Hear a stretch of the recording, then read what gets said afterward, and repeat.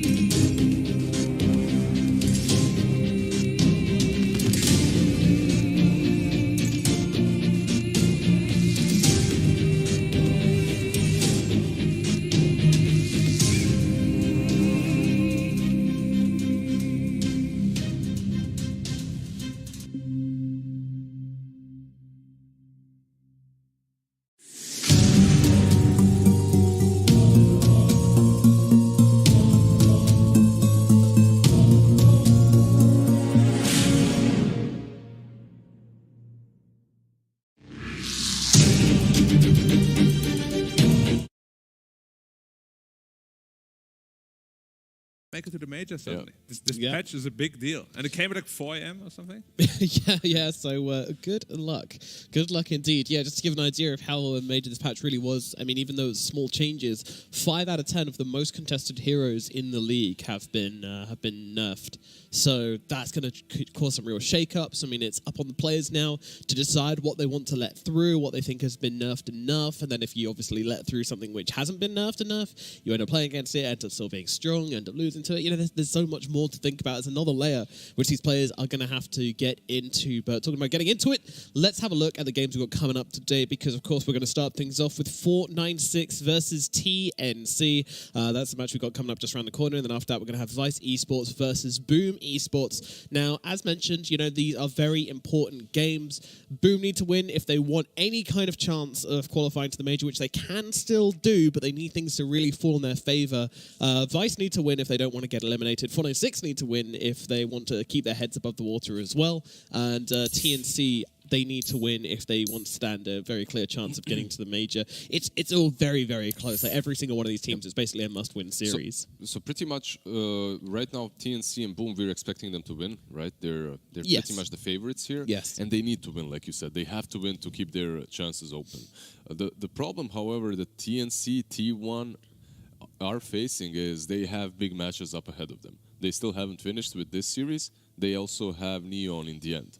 And if Neon and Fnatic respectively. And now if you figure it out that if you consider that they might lose those series, they're going to be having a score of 4 wins and 3 losses. Same as Boom if they manage to win Vice today, which they should be able to. If all those things align, we will have a 3-way tie for the major. So pretty interesting. Could be a 4-way tie even. Yeah, 4-way tie. There's lots of possibilities. There's only mathematicians can get into, unfortunately. I'm not smart enough. I did break down all the possibilities today, so obviously the second series is going to completely change depending on how the first series goes. But let's get into that this first series here. So as mentioned, 496, it's actually less important they win today than anyone else, because they still have a chance of clearing relegation if they don't win today, because they've got that match versus Execration tomorrow. However, obviously, they just want to get clear of relegation now. Like, it would make so much more sense for them to do so. This team as well, I've been told they're playing without Bombi. I'm done. Now, I mean, when we're looking at 496, almost every single time... What happened? We're talking about Bombi. I know. Who is in his stead? I don't think he's dead. I don't think we should be spreading that information. No, I said who is in his stead. Oh. No, not that. Not that. Jesus. No. It's a little bit of a different question. Yeah. Who is in his stead? 489, I think he's called. Oh, 489. He's also a core player, though. Yeah, but I mean... He was that player 458, sorry. Yeah, 458 is his name. Yeah, different. So 458 is standing in for 496. Good luck, casters. Enjoy that one. The thing is, casters are going to have it very difficult, but also the players, because Bombi was their... my favorite player of that team, definitely. And he was the position 5 of the team. And the position 5 and the shining superstar, upcoming one. I wonder what happened. Was he maybe, feeling too big because of all the compliments that we are giving him, or did he maybe get poached by some of the upcoming stacks for the second season? I mean, but that wouldn't happen yet. At the end, yeah. It would probably happen in 2 weeks' time.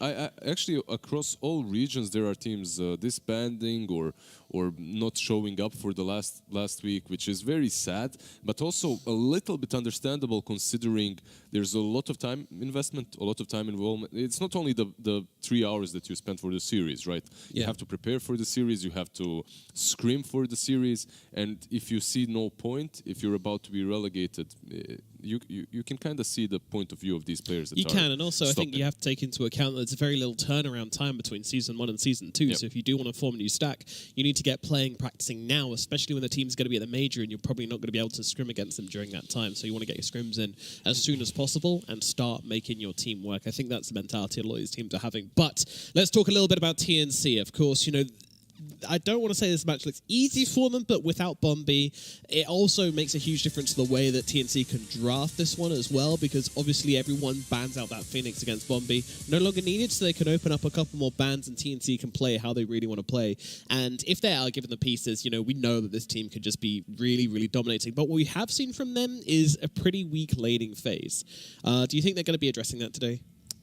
Hopefully not today, but in the past couple of days. They need to come into this match very, very prepared, because 496, they might not have the best standings in this tournament so far, but what always made them shine so far in the tournament was the laning phase, which TNC was exploited in many, many times. So hopefully they managed to work on it, but on paper, they were the favorites for me already. Now that Bombi is not there, and they have 4 core players, they're even more of a favorite for me, This series today's day realistically is a little bit of a snooze fest when it comes to predictions, right? Because we will all go for TNC, most likely all go for Boom.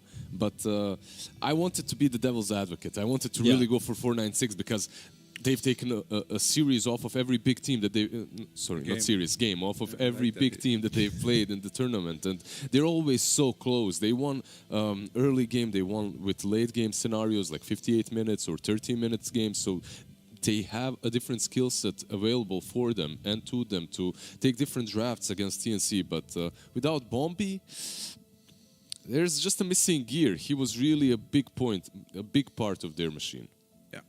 But, you know, there is something from the TNC machine which might be missing as well.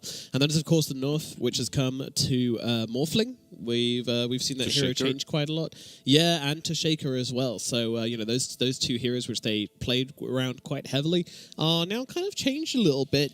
Meanwhile, a couple of the disputed heroes between these two teams, which would be Mars Disruptor and Earth Spirit, those heroes are completely untouched. So there's obviously those might get banned out instead now. Hard to tell. Really difficult to see that until we actually see the players into the game. But yeah, I mean, I think it's just going to be a case of them having to play as much as possible before this match, hopefully, and figure out which heroes are feeling good, which heroes are feeling bad, and also a case of trying to figure out who's actually playable, you know, especially out of these nerfed heroes. I mean, there were a couple of nerfs, as we said, but I don't think any of those nerfs were so big that it's like unplayable, you know? Like it's gonna feel a little bit weaker, like Puck won't be able to clear waves anymore. You might have to adjust the item build slightly, like buy 3 nil talismans to get that additional like spell amplification, you know?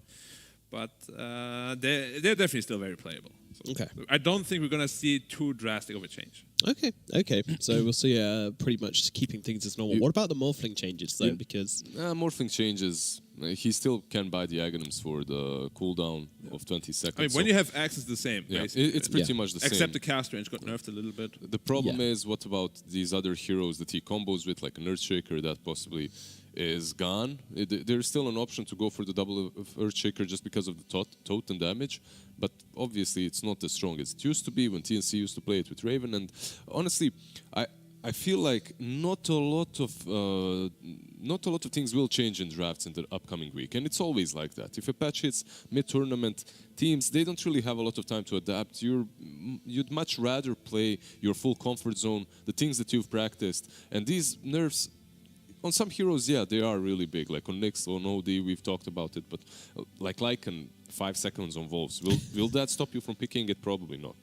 No, still very viable. Alrighty, well, let's have a look at the head-to-head comparison between the winning timings of these two teams. Oh, sorry, the winning the two teams' stats against each other overall. It's a new one for us, but nothing too surprising here. I guess kills per minute is slightly interesting that that's leading towards 496's favour.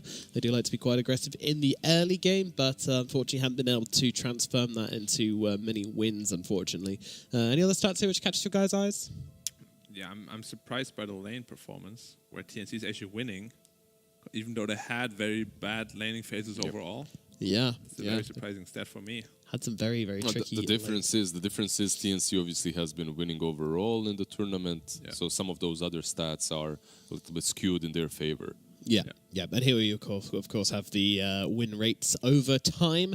So you can see in the very, very early game, TNC haven't had any games go that early. 496 have, and they lost that game. Meanwhile, later on in the middle patch, you know, TNC obviously they have a much higher win rate throughout the entire tournament. They're always ahead. 496, so you know, in that super late game, they've had a couple of victories there as well. So maybe some options there to drag the games out and play in that super late scenario. So 496. I mean, it's really hard to talk about them now that we know they don't have Bombi. It feels like a major part of their roster is missing. So TNC, you know, what kind of heroes do we expect them to draft today? As you said, I think they don't. I mean, they won't change very much. It's probably still a disruptor. I mean, they play IO as well. Puck is still a favorite of theirs, you know. But the biggest problem for me, or the biggest question mark for me for the team, has always been since the beginning the ping, because obviously, you know, if you play with 100+ ping playing that Mars often is very difficult. Playing pos 5s like Tusk and stuff, where you need to save really quickly, it can be very difficult. And we have seen that, Fabi's going more to those disruptors, who's just, you glimpse a guy, it's very easy to set up, it's And he's not even much easier taking to play. Aghanims from Roshan when it's Yeah, available. because he's beforehand. scared. They're two mobile guys. I Yeah. can't catch them. Yeah. Very difficult to cast that static storm. But if you have a ping, it can be a little bit And ping difficult. problems in Dota, I just always you never know how much does it really impact you. It just always sounds really bad, but is it that bad? Who knows? Only the players know. But The thing is, there are some players that have been professional for way too long in a positive sense, obviously, and that kind of, you're just in this good spot in which you never have ping, you're playing lands, you adjust yourself to that, you get accommodated. Meanwhile, you have these SCA, you have these CIS players that are struggling every day, there's electricity outage, they're always playing with high ping, so from some of these players you can see the adaptation period to be a little bit lower. It's easier for them to play with ping. Yeah, and of course, I think the most relevant player this applies to is KP as well. He's playing from Australia, saying he's playing about like 120 ping. And they're still picking him the Mars, though. They're still saying, like, hey, I have the skill shot hero, it's fine, you'll figure it out. And he is doing, he's still having game impact. There have been a couple of missteps, but, you can definitely forgive that a lot of the time.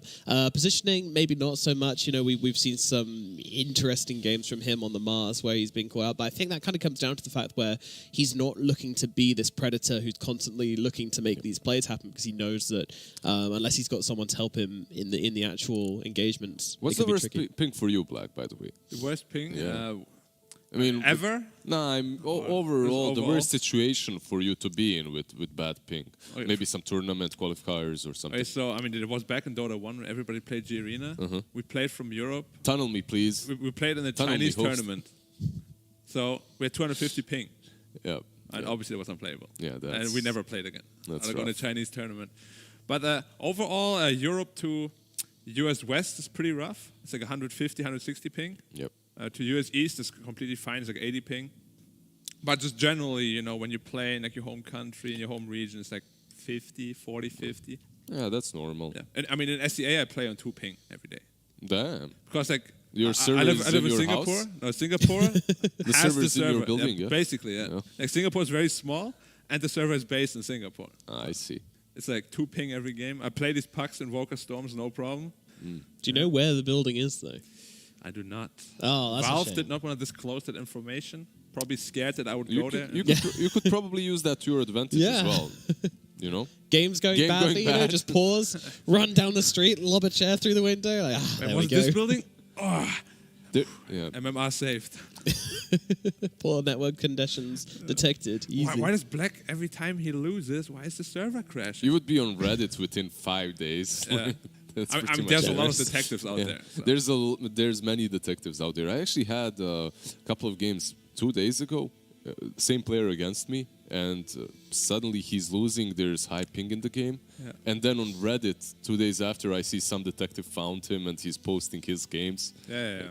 It happens all the time. You Got it. can't cheat in this game, man. Like, you Can't get away. You might be able to cheat, but you can't get away. Yeah, the You'll community is have too to- reminds- try hard. Yeah. Reminds me of the Arkosh situation as well, where they believe that they have found the carry player because certain BSJ's item slots match up perfectly with the carry player of Arkosh's item slots. And So, also, the he Reddit never streamed when they had an detectives. official game, stuff like that.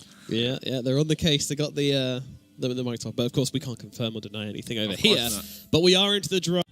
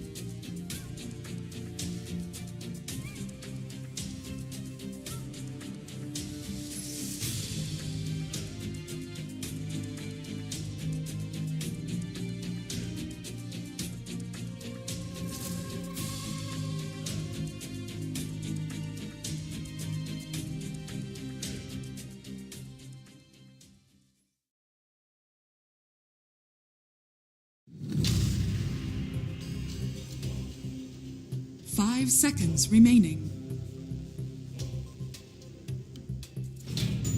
Dire team ban. TNC Predators turn to ban. Dire team ban. TNC Predators turn to ban.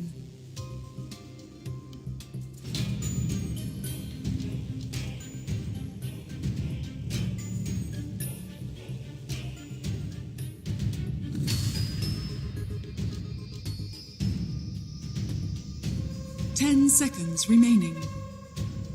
Dire team pick. TNC Predators. Earth Shaker.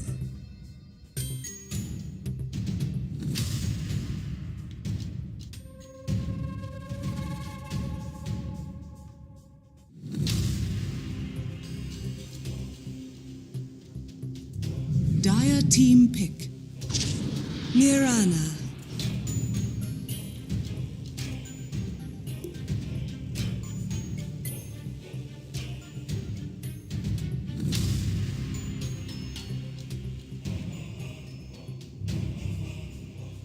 Ten seconds remaining. 5 seconds remaining.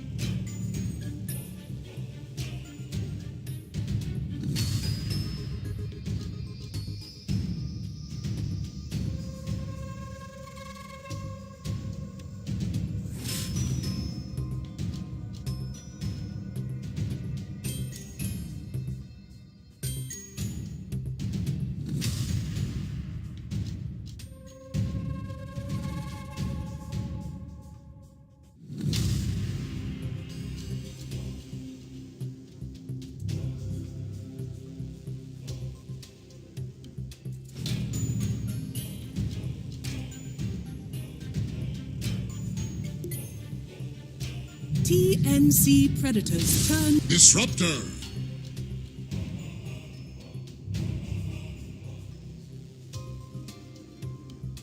Dire team ban. Our world devourer.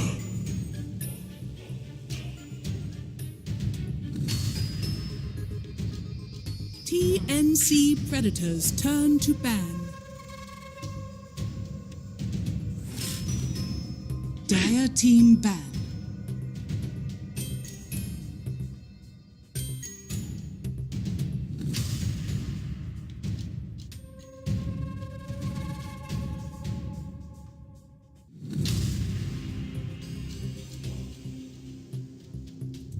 Ten seconds remaining. 5 seconds remaining.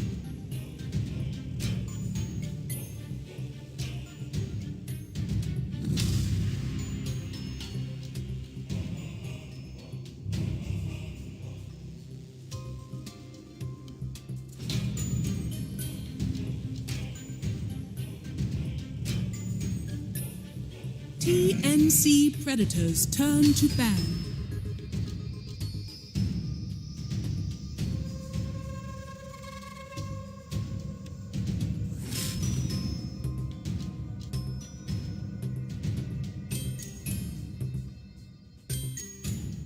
Ten seconds remaining. 5 seconds remaining.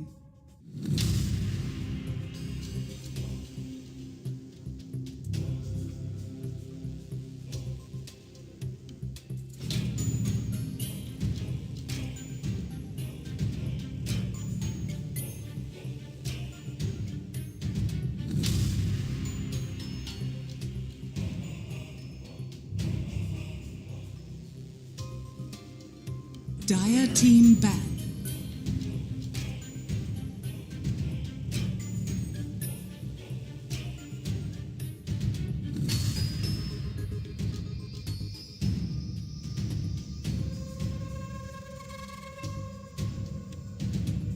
TNC Predators turn to ban.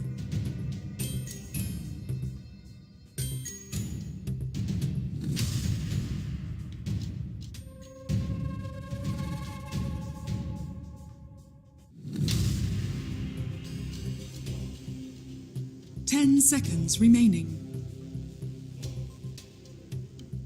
TNC Predators turn to pick.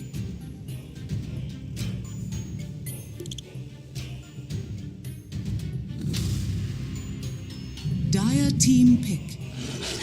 Beastmaster.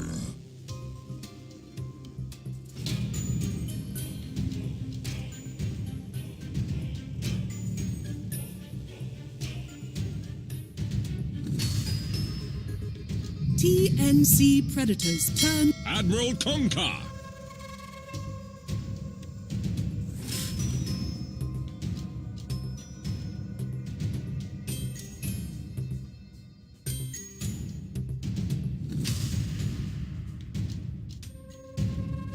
Seconds remaining. 5 seconds remaining.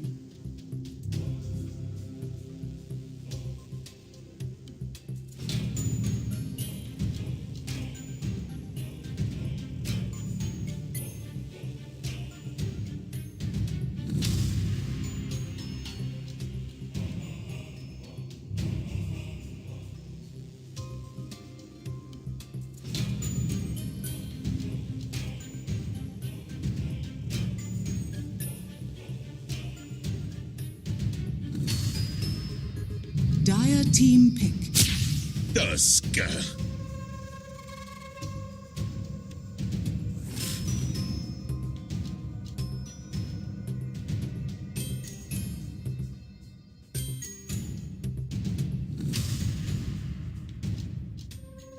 10 seconds remaining. 5 seconds remaining.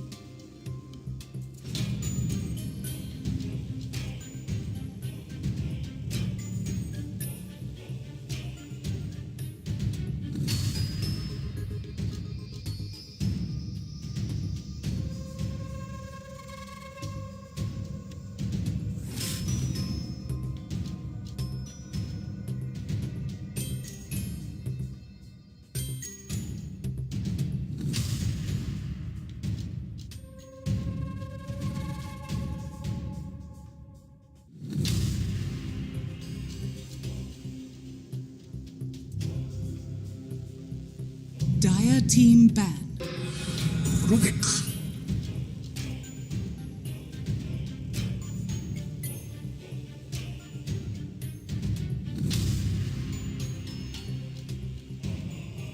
TNC Predators turn to ban.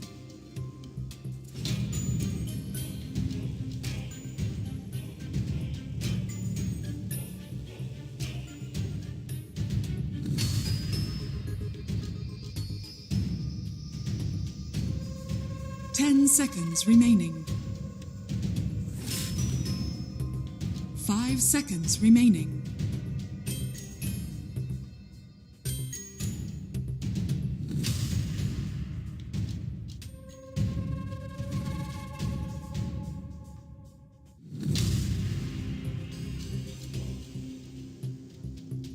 Dire team ban.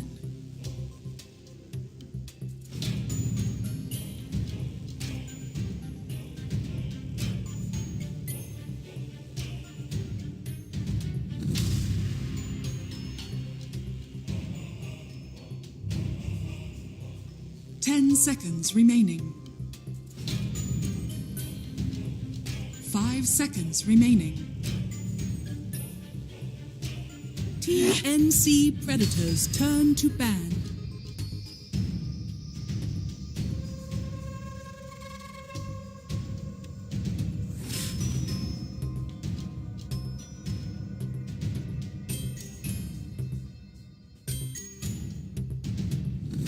Seconds remaining. 5 seconds remaining.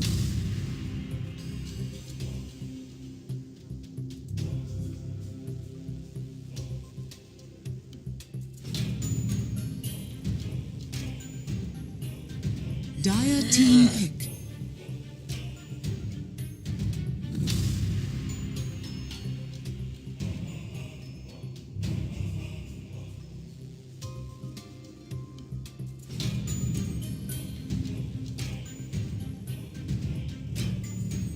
Ten seconds remaining. 5 seconds remaining.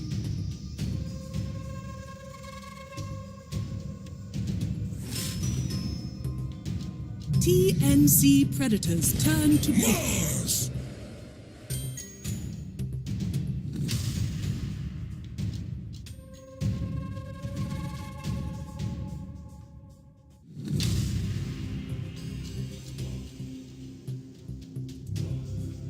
10 seconds remaining.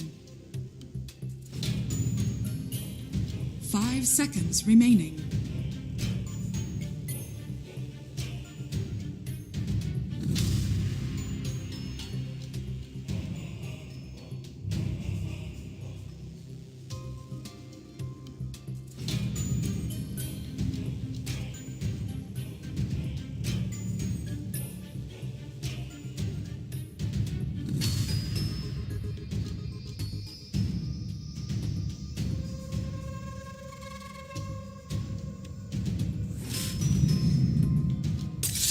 Alchemist, choose your hero.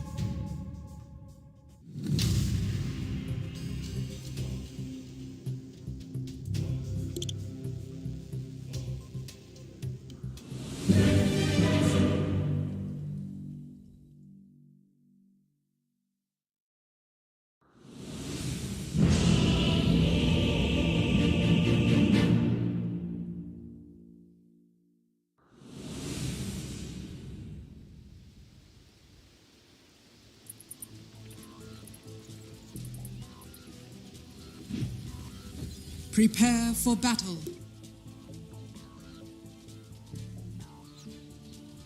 Ya estamos acostumbrados a que tenga.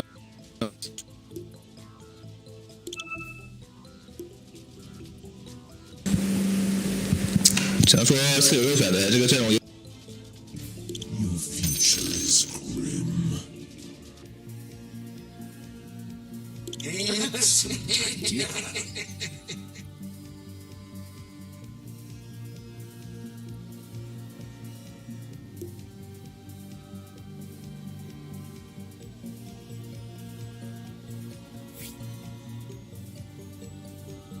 Let's shake things up.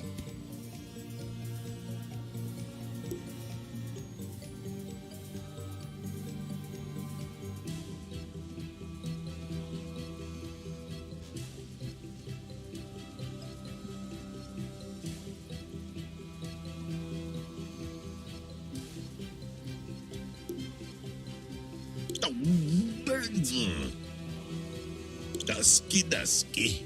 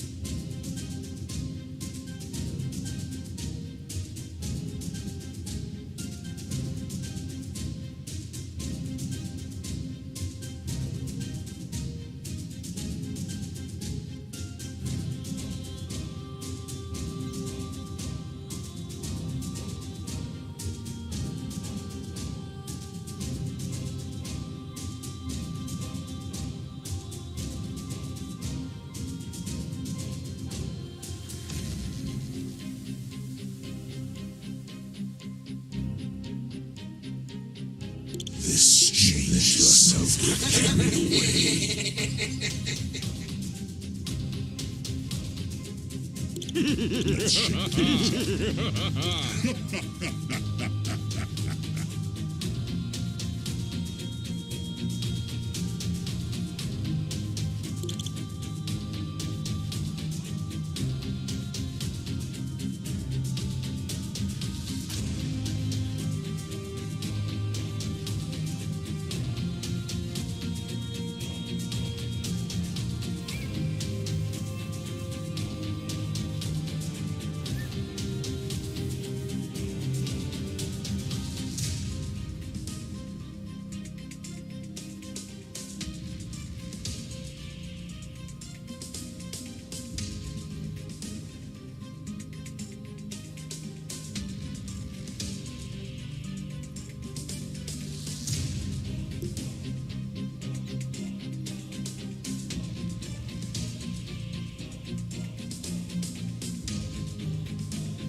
Your future is grim.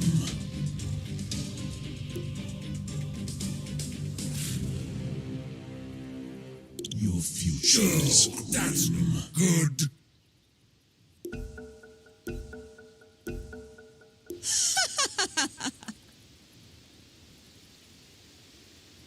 Step lively now. Your admiral is on board.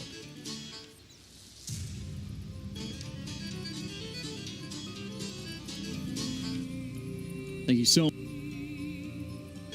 Team number 1, TNC 496. Our predictions, TNC? Yeah, for sure. I don't know what the 496 Your admiral is on board. trying to do with this kind of a draft. Right.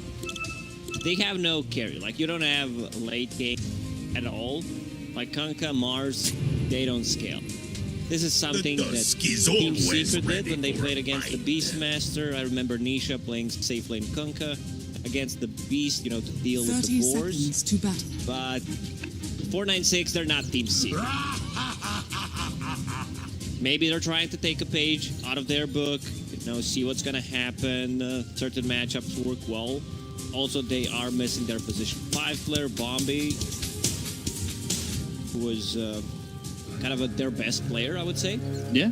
We've talked about Bombi with such praise, even despite the fact that they're towards the bottom of the table. So, you know, we always think that Bombi is definitely a playmaker for this team. And when you lose a big key to that, you know, it's very interesting to see how a team will react. They've got a lot on their plate right now with balance change, and then you've got Bombi who's not here. It could definitely throw things for a loop, and I honestly wouldn't be surprised if TNC kind of move fast and take the game pretty quickly if they're on top, right?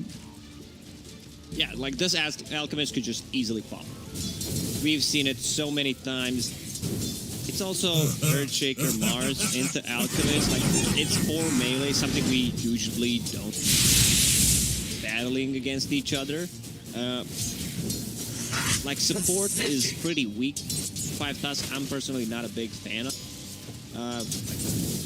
TNC, they're playing aggressive on the bottom lane. And Wickham having Revel's Greed. Zach Revel's Greed, do what you can and just obviously farm up. Seeing yourself already at only 1 NO for the moment. But I'm interested to see how Gabby does if we do see that pop up on the timing. You've got 458 on the Kunkka top. I mean, this draft looked really weird from 496.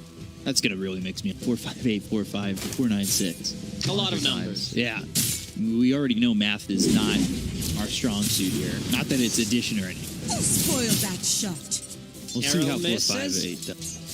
KP starting with the Wild Axis instead of getting 4 got nerfed. Movements from 350, 320. So 30 movements less. Like, we're doing math still, you know. The easy one. If it's something more complicated, I'm just not do it. Yeah. I'll try to leave it to chat to do my math for me. Just like, you know, I used to do in high school. I used to let the person next to me do the math and then just cheat off their answers. Very easy way to get A's. Doing the person and that's why you're here and not, you know, having a real job. Yeah, I mean, yeah, that's definitely one of the reasons, for sure. But is there... Do you see this being like the standard change for Beastmaster? Waiting on that I boar? think he just wants to shut down Beastmaster because they picked Kanka to deal with the boar, and KP's like, well, I'm not get the boar. Right. So he's just saving a point. I think you get boar on level 3 possibly. You don't necessarily, you can just save a skill point. See how that's gonna go. Because Beastmaster right now, he's farming gold. He has pretty much the same amount of CS as Kanka. Yards out onto red. God's rebuked by the body block. Some good fissure, but we'll keep him alive as the spear hits on a Febby. So they end up stopping that first blood from happening on the Mars. But that's not the first time that they have been able to... That was a weird interaction. Ooh, Hunk? Here should connect on Fisher. That's what I thought, right? Like he went over. Yeah. Hung gonna mid lane. Rubik against OD matchup that we did not talk about. Like, Rubik is an okay mid laner, like, puts a lot of pressure with Fateful, he scales with the levels, and it's a good matchup for him against, he gets better Astral, but yeah.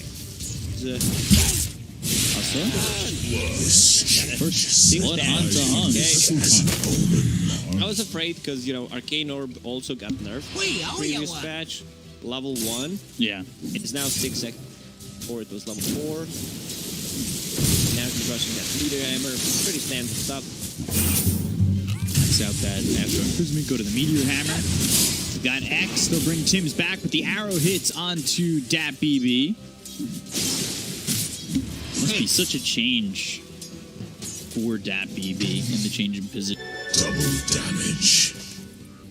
You're suddenly playing position 5. Yeah. I was Radiant carrying structures are fortified. I am carrying You this can team carry from from 5. position 5. I mean, it's a good thing, you know, when you're playing carry, you know what your position 5.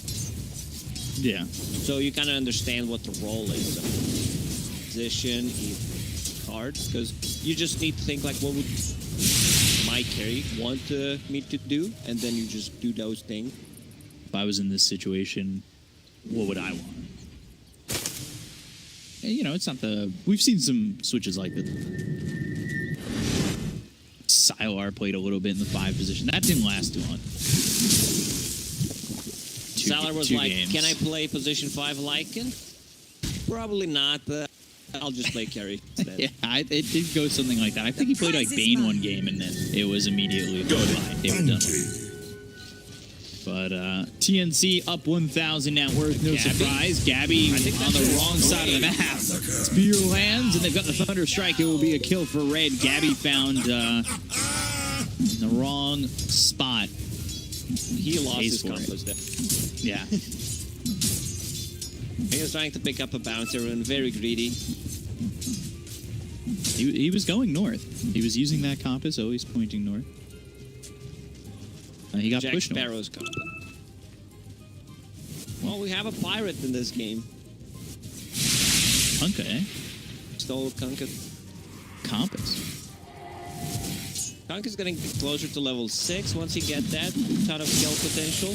And the X-Mark abilities.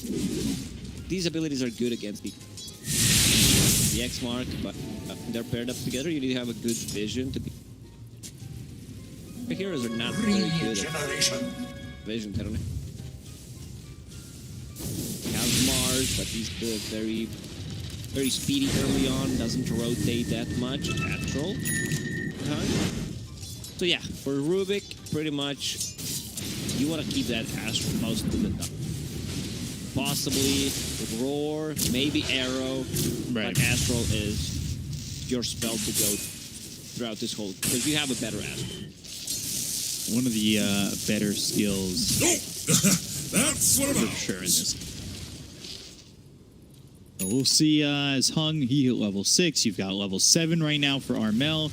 He's kind of just Radiant about a full level ahead of Hung.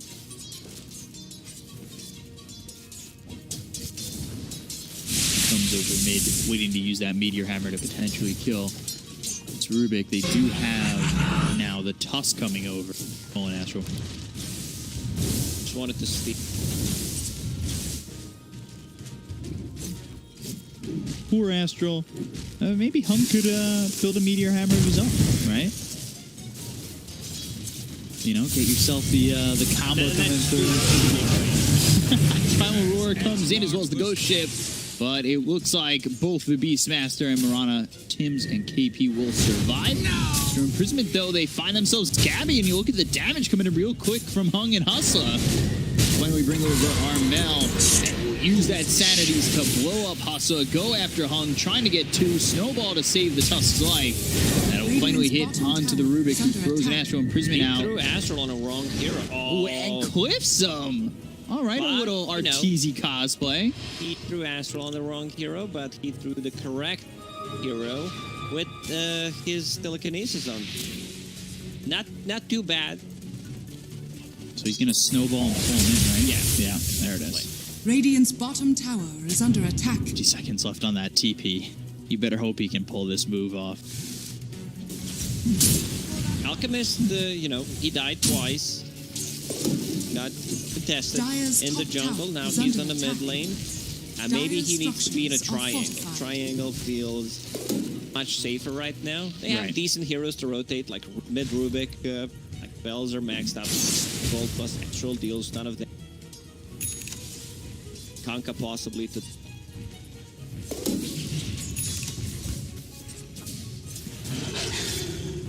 So, since they've killed Alchemist twice, are you missing a timing here?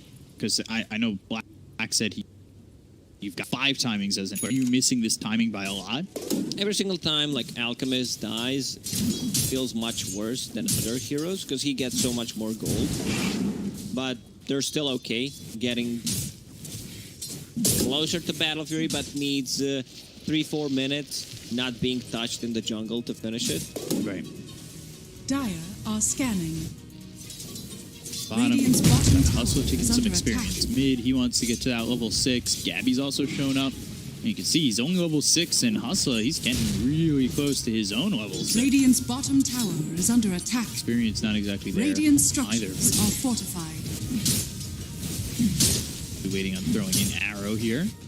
Imprisonment still there for the Rubik. KP moving forward. Under attack. And thinks about jumping on to 4-5-8. Second in the OD, and they'll use that Meteor Hammer, put some pressure on the tier 1 top, boars and all. Radiant's bottom tower has fallen. Trying to trade towers if they can, but not exactly that easy with 4-5-8 coming over. Is under attack. Defending. Got it. They're respecting the boat. So much damage. Kanka is actually super level. He's level 9, cleared a couple of stacks in the jungle. And now the spear coming through onto the Tusk. They should have the kill on a Febby. It's a Fateful to finish, and he also steals shards. Another kill here for 496. They're looking all right to start this one off. This isn't exactly as one-sided as maybe we would have thought. I'm just, looking at this draft. They're supposed to do well at the early stages. I'm just worried how they're going to transition. They don't have tower damage. That's also big. It's pretty much the biggest concern because it doesn't allow you to play fast. Your lineup is good. You have a lot of stuns. You can keep fighting. But at one point, you just hit the wall where you... What do we do right now? Kill the towers. You don't have that here. Even if you take the Roche, there's going to still be high ground defense with the Astral, with the Acid Spray. Even if you're 10,000 gold ahead, say 20 minutes in, TNC with this type of a lineup have a chance of coming back. But TNC right now, 1k gold lead. Alchemist just needs 600, actually 400 gold more to finish off his Battle Fury. Then the farming starts. Got himself a quad stack of Ain to go after. And needs to be careful about that one. There's a ward scouting it out. If he decides to farm it, they can easily rotate with the Kuka. He gets caught. Static Storm, Kinetic Field with the fissure there. They've gotten the lockdown. They'll use the Echo Slam. Not sure it was needed, but gets you the kill regardless. And KP drops after taking the tier 1 tower. Throw every spell. We don't care about those. 2 goes into 6. Another stack. Stack quintuple. It's a lot of Ancients that he's going to be ready to take with that Battle Fury. They need to protect him. He needs to have another hero with him there in case they decide to go in. Stack being pinged out. Let's see if they have a smoke. No Echo, no Static Storm. Kunkka is farming his Ancients. I don't know if they can contest this. He's already taken a majority of the stack. Coming over, it's a little bit late. Bebby spots that BB. To see. Whenever you say that BB, I'm like, where is Radiant's that middle Bristle? tower Where is is under that? attack. Get more so BB-8. That is. Droid from Star. It's the new one. Trilogy. No, I didn't watch it. I'm only watching good movies. True. So yeah, Beastmaster almost the Necro 3 done. Smoke 496. Urchik is actually. He has mana boots and almost just blinked it. 400 Wow. gold away from a blink. We've always talked about that timing with the Baby boots God first. broke Yeah. the smoke. This is fine to He's tank good. this game. I don't think you need to commit the Static Storm. Yeah. Radiant's middle tower So is yeah, under Baby attack. breaking the smoke, doing better than you would expect. You Radiant died there, but structures are one big fortified. ulti committed. Radiant's middle tower is under attack. Kind of worth it. You shake your I would say I expected maybe more from Armel earlier on, and when he got this Meteor Hammer, did he feel a little gun shy giving away Astral Imprisonment so much to the Rubik? And It's tough. It's really tough. Play OD Radiant's into middle Rubik because he tower can is under stop your attack. Meteor Hammer. He can use it on his allies. So you're not gonna full potential. Arrow Arrow actually mid. hits, and Mars is getting turned around. There's the Astral. And that on top of the fact that they went over towards top, and they're looking to get the kill here onto the Kunkka. 458 will use the Ghost Ship. They smoked for this, and at the end of the day, they don't get it. So, I mean, they had 496 split. 458 was by himself, and they can't get the kill with 3 heroes up towards top. Both of these teams have a lot of save. Astral, Tusk Snowball, like you can place Arena, Fisher, Stolen Astral. So we might see fights that last for 30 seconds and like no one died. Earthshaker has a Blink Dagger. They haven't any smokes left, but they already Dire's used bottom the tower is two under the last attack. few. Okay, Disruptor has one. Arena down, Primal Roar, Static Storm that's on top of the Beastmaster. Shards will come in and block out the side of man, 496. what a block. Astral Imprisonment through onto the Mars. And they will have another right click with a fissure, and Sanity's committed Dire's as they get the kill onto Red. That was such a good play from Baby. Got that kill, and now looking over is 458 as well as Hung. Bebby comes in, Snowball out. Bebby with the Walrus Punch on a 458. See, Echo Slam committed with the Ghost Ship coming in. Armel gone to 458. They're looking for more. Got the X. Can they time this right? Leap away. Totem not there, but they've got the glitch. So many ways to pull people back. He used all of his lead charges there, and they got Bebby as well. Wow, Bebby came in and 458 actually just cleaned it. So Kunkka, yeah, he didn't discuss his item build. Has Havoc Halberd towards Daedalus. Like, you need to be able to scale. Carry Kunkka. You need some damage. Also, Beastmaster summons so many. Radiant's middle tower is with under them. attack. Mars God's Rebuke. Fisher.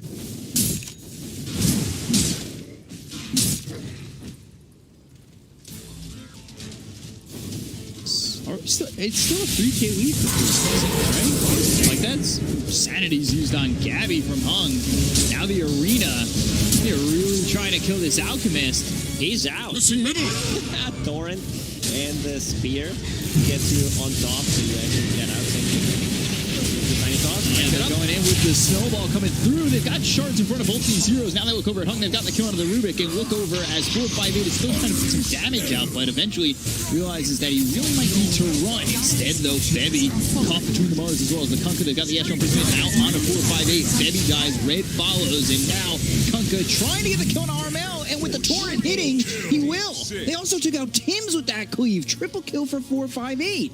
Kunkka is actually massive. Look at him cleaving off the neutral frame. KP. Ultra, where's the rampage? Okay, you know, they're doing the job. This is where their lineup is strong, like mid-game. I'm not sure if they can transition their lineup that one again. They start to go for Gabby and the beautiful Dota interactions. Thorin, yeah, just as he's getting pushed back, it hits him and pushes him over. I feel like it happens every single time. Yeah, that I think Walrus Punch too. We've seen that a couple times. Snowball hook comes across 3 heroes. That was really nice. They get on top of Hung, but Hung's not their issue. It's 4-5-8, and he is outputting a lot of damage. He thinks about retreating, doesn't have a lot of mana to work with, but this position for TNC, not the best. Kinetic fields, the fissures, just disrupting where they can move and play around this fight. And Radiant's middle 4-5-8 tower Cleve is under doesn't care attack. about kinetic field or fissure. He's very close. Full dataless. Kunkka's becoming a real problem, and they need A gift from the to tempest of really slow him down or shut him down.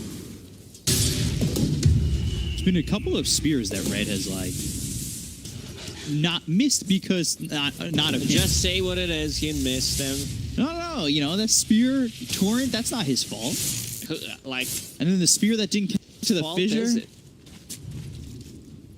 If you're Mars, who do you blame? Like, do you blame it on yourself? I don't think you blame it on anybody. You just were using Torrent, are you not aware of how it felt? Blame it on Ice Rod. Sure. Don't upset anybody on your team. He's not there to defend himself. You just blame him. For mid, trying to take the tier 1 mid. Radiant structures are fortified. Use the glyph. Almost a BKB for Mars. And Earthshaker. Shadows. Take Also has so much farm. 300 net worth already. Inklins and Shard queued up. Good shards. And now the arena. Arrow with the Walrus Punch. They've got a lot on top of the Echoes. Lamb comes in. Astro Imprisonment on the Gabby. The Primal Roar is going to come through onto the Earthshaker. Hustler. He's in some trouble with the BKB. Needs Papa Gabby. They'll get the kill on the Earthshaker. Take a 1-for-1. Almost looked really good for 496. And I just think that they needed a little bit more commitment, and they might have been able to come out really on top on that. The Astro Imprisonment, though, that does save Gabby and allows him to get his BKB on. They're still defending just tier 1 tower. Okay. Yeah, we should go back. No Mars Arena, no boat. I was worried 496 that are going to go in and maybe throw the lead. I'm calling it the lead, even though it's a beautiful lead for TNC, but it's an Alchemist lineup to expect them to be ahead. It's always that misleading net worth. Not that far. Dire structures are 4K. Radiant's Time, middle tower one has count, been two denied. count. That's okay-ish, you know. That's not bad when you've got Halberd Daedalus. I think you're in a good spot. And experience-wise, he's ahead by 2 levels. Above that Alchemist, so he's fine with that. Mel, potentially looking to go in onto Hustle, Blink, as well as the Astro Imprisonment, but here are the leaps as well as the telekinesis coming in from Hung. Well, they may have got themselves a kill here on Armel. He goes in deep, the spear connects. Static Storm committed onto this OD. Astro Imprisonment, but it's looking like the end for Armel because it's Hung's Astro Imprisonment. Hong Kong doesn't need to come. He was trying to steal an arrow from Mirana, which I mentioned, but having an Astral Imprisonment all the time just feels good. Yeah. Like, there aren't too many good spells you can Tusk, Alchemist, Beastmaster, possibly a Roar, but Astral just... By the way, I just want to say DAPEV, 0-0-11. Radiant's middle tower is under attack. He knows what the carry needs, and he knows the positioning that his 5 should be playing when you're supporting him. Putting up a stun, blink, that hits onto the Mars. They've got the Snowball Walrus Punch. You went up, but you don't come down. At least alive, that is. And Bebby gets the kill on a red. Bad at all. Dagger picked up for the Alchemist, working his way towards an 8C. Dagger instead. That's what allows him to close the gap. I believe that was the reveal. Dagger on the out. They're inside a pit. A lot of attack speed, minus armor. And they contest. Like, this could easily backfire. Mars is out in 10 seconds. They just need someone to scout things out, possibly a Torrent. Earthshaker has a shard, but it got nerfed in the previous patch. It's still a very good shot. Yeah. Aftershock, now just Fallen to the radiant. So, I think that's fine. It's still probably top tier shard. One that you still buy all accounts and go for is it. under attack. Yeah, it's just so good. Yeah. Like, having an ability to Radiant's stun bottom tower after is you under use attack. Fissure is a setup for many spells. F8, he's going in. X to pull himself back if anybody were to come over and try and mess Radiant's with the bottom Kunkka. tower is under attack. Now they're going to TP towards top. TP over to the side. He's got Blink Dagger. Astrum isn't coming through, though. And now they've got the Static Storm. They're right and ready for KP over on the side. They're locking him down, but they don't get the kill. They look over as the BKB's been popped by Gabby, going after DapBB, killing him for the first time this game. Another Astro imprisonment from Hunt from such distance away. It is such a tough task for KP to even survive. Yeah, it's insane. The cast range with Lens and the level 15 talent. Plus you get the cast range from our Primacy. This is not the cast range. When you click on Astral, it's not showing properly. You can see it's well further than that.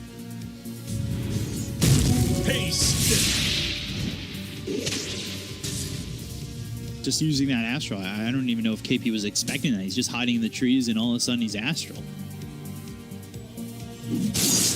Disrupts the fight of TNC. They do finally get a kill there onto Disruptor. 1 and 12. Finally dies on position 5. Imprisonment. Whoa, that was such a big brain play, Tims. They don't have vision there, but he thought, trying to guess where he came from and almost hit him with the arrow. Maybe he could do it this time? He's nowhere near. Gabby got Swift Blink at the BTB. So, still extending the time on getting this AC. Delayed it for a Blink Dagger, delays it to upgrade that Blink Dagger. Hasn't ages, so didn't want to waste AC. Maybe waiting for the Mars, but blinks in, goes to the back line. Irina's down. Attack speed. They kill DapBB to start. 4-5-8 finally falls. Double kill for Gabby with BKB being popped by Red. 2 heroes down right now, waiting for the BKB to end on Mars so they can get around him, and that's exactly what they'll do. It seems like this is the first time that he's able to get the Astral Meteor Hammer combo, as Gabby gets a triple kill and takes the life of Red. Love the Swift Blink pick. He has so much gold. If he invests into AC, needs to swap out possibly a BKB, and he will get Swift Blink anyway, so he decides to get it. He's in. Yeah, looking for DapBB, who fought back. So from 0 to 3. That BB means that buyback. Yes. Fabi's doing a really good job playing this Tusk from position 5. He already played it before. Okay, Gabby is just getting pickup. He's just running in. He's not scared with this Swift Blink. He just continues to run in. Is under attack. And this is where it's the difference. Fortified. You had your game 4-9-6. You had your fun with the lineup. Once they get the BKBs, once Alchemist gets 5-6 slotted, it's gonna be. Radiant structures are fortified. Onto mid-tier 2. It did look for a long while that 4-9-6, they were keeping themselves in this one. Oh, what a play, man. What a play from 4-5-8. He X-marked himself, blinks in, uses Heaven's Halberd to disarm him so Alchemist doesn't get the last hit on tower and goes back. It could have been perfect, He goes in, gets the deny on top of that. See that he's an extremely skilled player, and knows his stuff, like knows his Dota. He's definitely been the shining star right now for 496 in this game. Like, he's had quite the performance, 7-1-4, only dying that one time in the previous fight. I've really liked what he's brought to the team so far, and I think, all things considered, I know they're down 12K, but 496, for the most part, have adapted well to putting DPC from 1 to 5, losing Bombi and picking up a guy and having a balance patch the same day. Like, overall, I think it's looked pretty good from them. 496 looked, I would say, first 15-20 minutes of this game throughout this whole season. Even though they're probably going to lose the game, still, there's some signs of life. Sure. Hung's had a pretty good performance. He's 2-3. He's added to the game so far. Getting really farmed, though. To be 6. Now he's got that AC. Radiant's bottom tower is under attack. Need to be careful dealing with this Alchemist. Take us. Right, Shadow potentially here for a big push, a big fight, and maybe time to go for the high ground. Headband picked up. Yeah, give it to me straight away. Tower is under attack. Cast train, intelligence, exactly what the hero needs. Are scanning. Radiant's bottom tower is under attack. Bottom tier 1 and potentially going to work with this creep wave for more.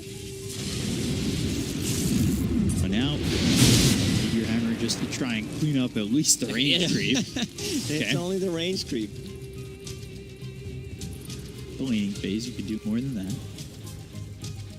All right, maybe he got the range creep. Gabby takes the rest. That's not the worst thing in the world. Paladin sword found for 496. Specifically, Hung who cleans that one up and gets it. Gabby already has his Paladin sword. That item is so good. It's probably one of the best.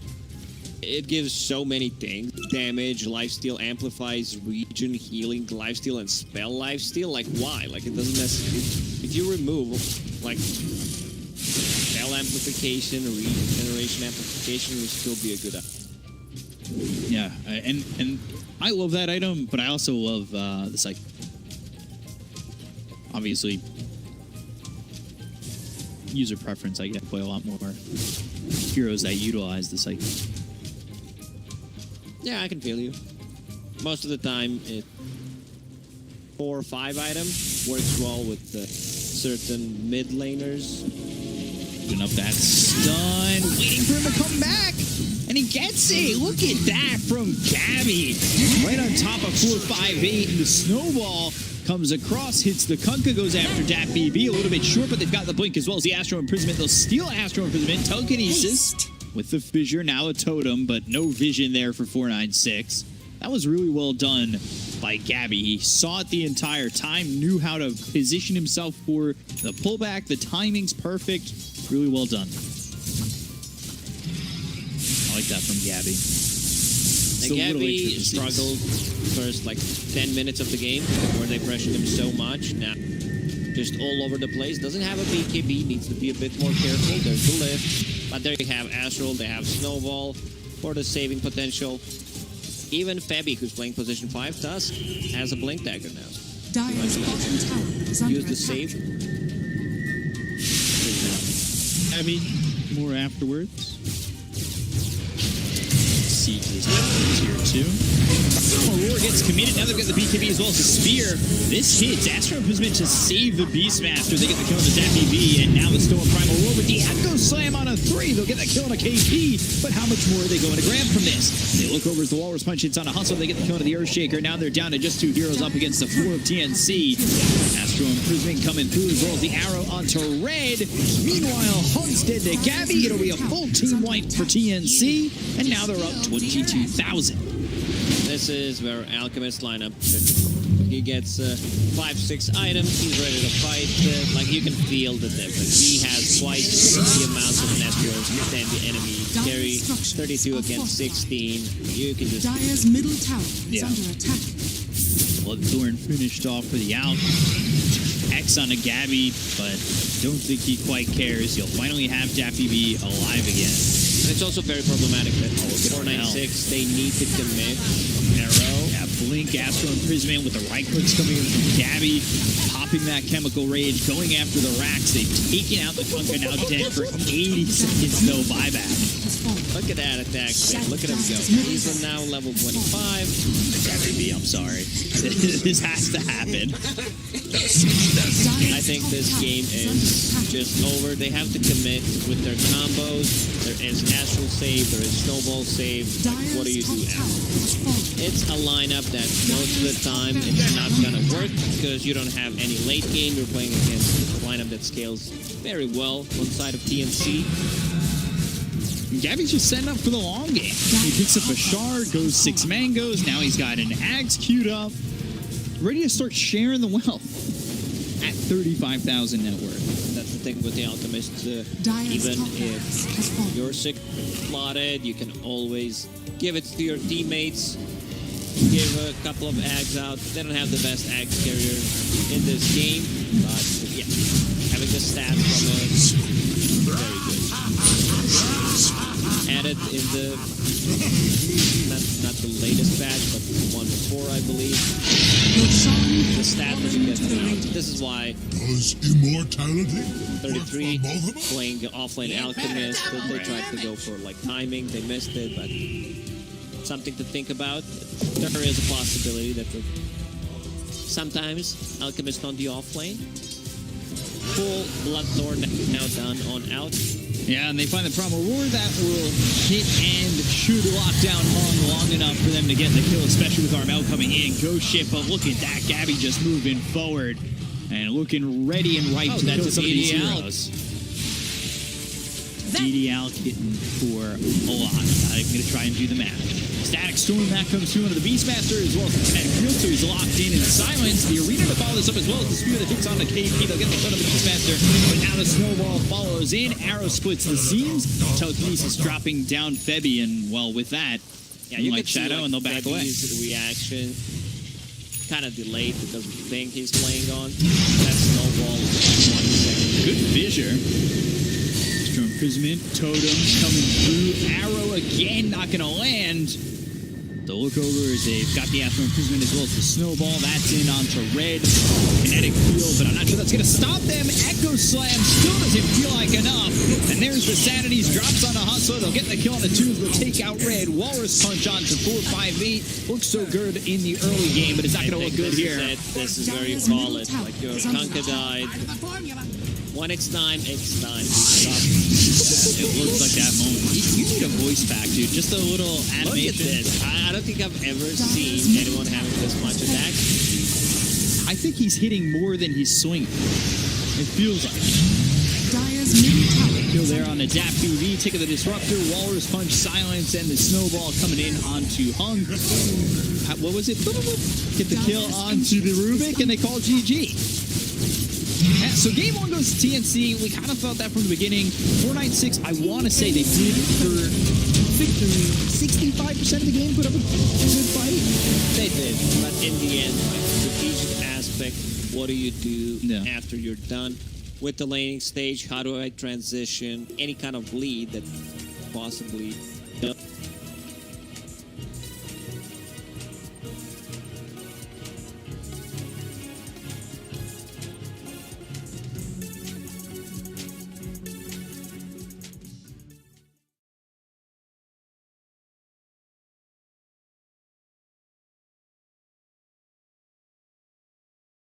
They end up dropping.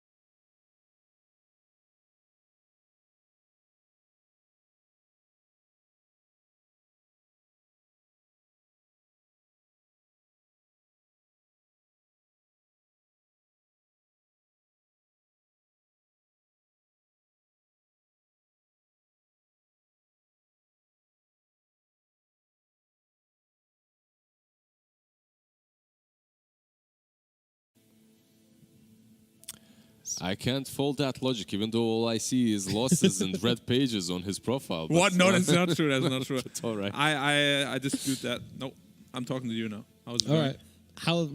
I mean, I've given up on Dota at this point. I've lost so many games. So I guess I'm how talking do to I myself. win? How do I win? You don't lose. Damn, didn't think about that. I mean, I don't know. Dota is just, you feel like you're winning 99% of the time, and suddenly you lost. Yeah. And you don't even know why. It's like, huh? Why? What about some real life advice? So, give me, even though none of us are single, there might be some single people watching this. I want to hear your advice for all the those single single people out there. Yeah. Okay, so yeah. on my stream, I get asked a lot, right? Like, Do you? yeah, like how? I mean, I'm sure that makes total sense. You being such It's a- like, what is like the number one advice you would give me? I'm a very shy guy, whatever. I always say you need the number one importance, and you can probably confirm. Secret lab chair? Yes. Other than that, we're not talking about equipment. We're talking about personality here, right? Confidence. A woman, even like me, I'm 3, 4 out of 10. But because of my confidence, I look like an 8. That's 8. Bro, in my eyes, you're a 10. Thank you. You're a But only because I'm shining confident, star. right? No. No. That's what you think. That's your secret. You know how... Secret sauce? Yeah, that's your secret sauce. That's your secret ingredient. That's your... It's your secret lab. Yeah, secret lab. Secret lab sauce. Secret lab sauce. It's just that one crazy drink that makes you think that way, that makes you think you're powerful. My love potion. Yeah, your potion, but it's not actually the potion. The confidence True. only comes then afterwards. I think there's a difference between false confidence and confidence to be yourself. You know? Sure. But I mean, you need to be confident with your own self before you can Yeah, even yeah. like other people. But a lot of right? people hear like, "Oh, I need to be confident," and then like puff out their chest and go, Yeah, not like walk into a bar and go, "Ooh," just slam a chair over a table. And go, why won't look girls at touch my me? arms. Why won't men touch me? You know, like both sides of the coin as well. So By the way, you can't got- fake anything for to, sure. to all the people in the chat watching Dota stream and hearing nerds talk about your confidence and how you should pick, get. But it's how you win games like this as well. You need that confidence, just go in and pick, conquer, carry. Yeah. It's the same theory, but you need to have confidence in yourself to play that conquer, carry and win the game. But he picked it and he did not win the game. No. So it's false confidence. So now they need to come up. They can't lose that confidence. It was though. false confidence, though. That's Yeah. why. It was false It confidence. was false yeah. confidence because if you he was saw- really confident, he would have created much more. At the beginning, it worked. Like early game, it worked. But when they could see through Yeah, the then you start crumbling. You're like, it's not me. It's like, I'm not It's creating anymore. you can't adopt these fake personalities. You need can to for a go- while. Yeah. That's why every successful streamer is never a fake personality. They're always themselves. Never. No. Yes. Yes. I see. Well, we've done some profound exploration of the human psyche Yes. in this segment. But let's talk a little bit more about the Dota. Which heroes do you think you want to see buffed next? You know, because we've had the nerf patch. Maybe we got a buff patch on the horizon. Or who do you want to see coming back into play? I can start this. I want to see Skywrath back. We haven't seen that hero in so long. But that's so it's such a delicate hero. If you buff him a little bit too much, He's very overwhelming. delicate. He's a delicate bird. Yeah. Very, very Like he delicate. just as a deals so delicate much damage. person, I relate. What would you buff? Because he deals so much damage already. I don't. What was his shot? I can't even remember what his shot. Just is. buff his damage even more. Make Minus it- 50% status Make him resistance even stronger. That's 50% stats for instance. on the silence. Yeah, What's that? Oh, see, that's not great for him. it's really because- good. Like you jump in, you silence the guy, you hex him. He's hexed for over 5 seconds. Now, Skyrat is in a position in which, if you really play the hero a lot, you can make him work in games. There's Pro with save. Save He's does like, it. you Yeah, need to true, snowball, true. right?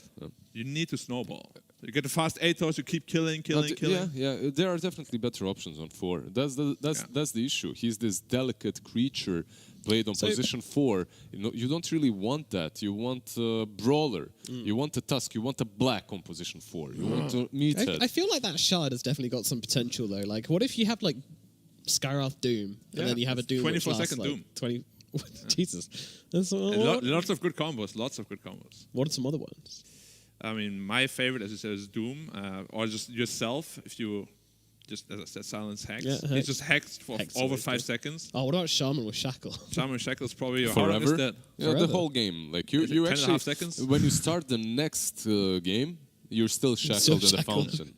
So it's And that's not all. You can find the ceremonial robe, and it's another 10%. 60% stash. Then you're shackled in the real life as well. Yeah. You can't In your take chair, it. you're like, come out the screen. You're unless like, oh, no. you have secret lab chair. Then you're fine. Then you're fine. Or a HyperX headset, in which case it'll protect Reflected, you. yeah. So Yeah. wait, the chair gives you status resistance? IRL. Is that the lore? IRL, yeah. Is that the IRL? Yeah, exactly. So if you're ever can't stunned check in them real life, for example, someone gives you some really shocking news, you'll be able to process it much better. Yeah. I'm Yeah, pregnant. because you're like, comfortable. Okay. Yeah. You're in a secret lab chain? All right. That's fine. Cool. Cool. All right, 496 opening Spirit up Breaker. with a Spirit Breaker. Speaking of status resistance, Yep. there you go. How much is it? 70%? Max level? Something like that. Maximum amount of status resistance 80. Is it 80? I actually don't know. I think it's like 80. I just don't cast spells on him. When he You has don't because Just you ignore can't. him. You cast the spell on him, he just shakes wasted. it off. it. Yeah. Endurance run. A pretty cool approach to the game from 496 with their opening because, yeah, this is unconventional. This is what we wanted. This is pure aggression as well. Coming out from your first pick, if you pair it up well with something, you can perhaps dominate the mid game. However, Oracle is such a good answer to it from TNC because it also shuts down the Darkseer possibility with the Spirit Breaker. And it purchased the Bulldoze as well, which is like his best tool. Brewmaster. Brewmaster, yes. So kind of balancing the ingredients here. They've got the Spirit Breaker to give them that single target stun, the annoyance factor, the discombobulation factor, and then you've got the Brewmaster Discombobulate them, yes. further discombobulation with the split and a bit of team fight in there as well. I kind of like what they're doing here. That's a good answer to Oracle generally because you just have that Storm Panda run in Invis and you up the Oracle. He's out of the fight.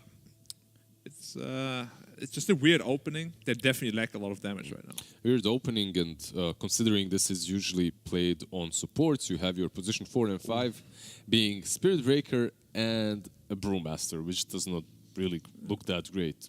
These two cannot accomplish a lot together early on in the game. Those rotations are going to be very lackluster as well. Oh, look at Gabby. He went like, I got this. You got the Morphlin.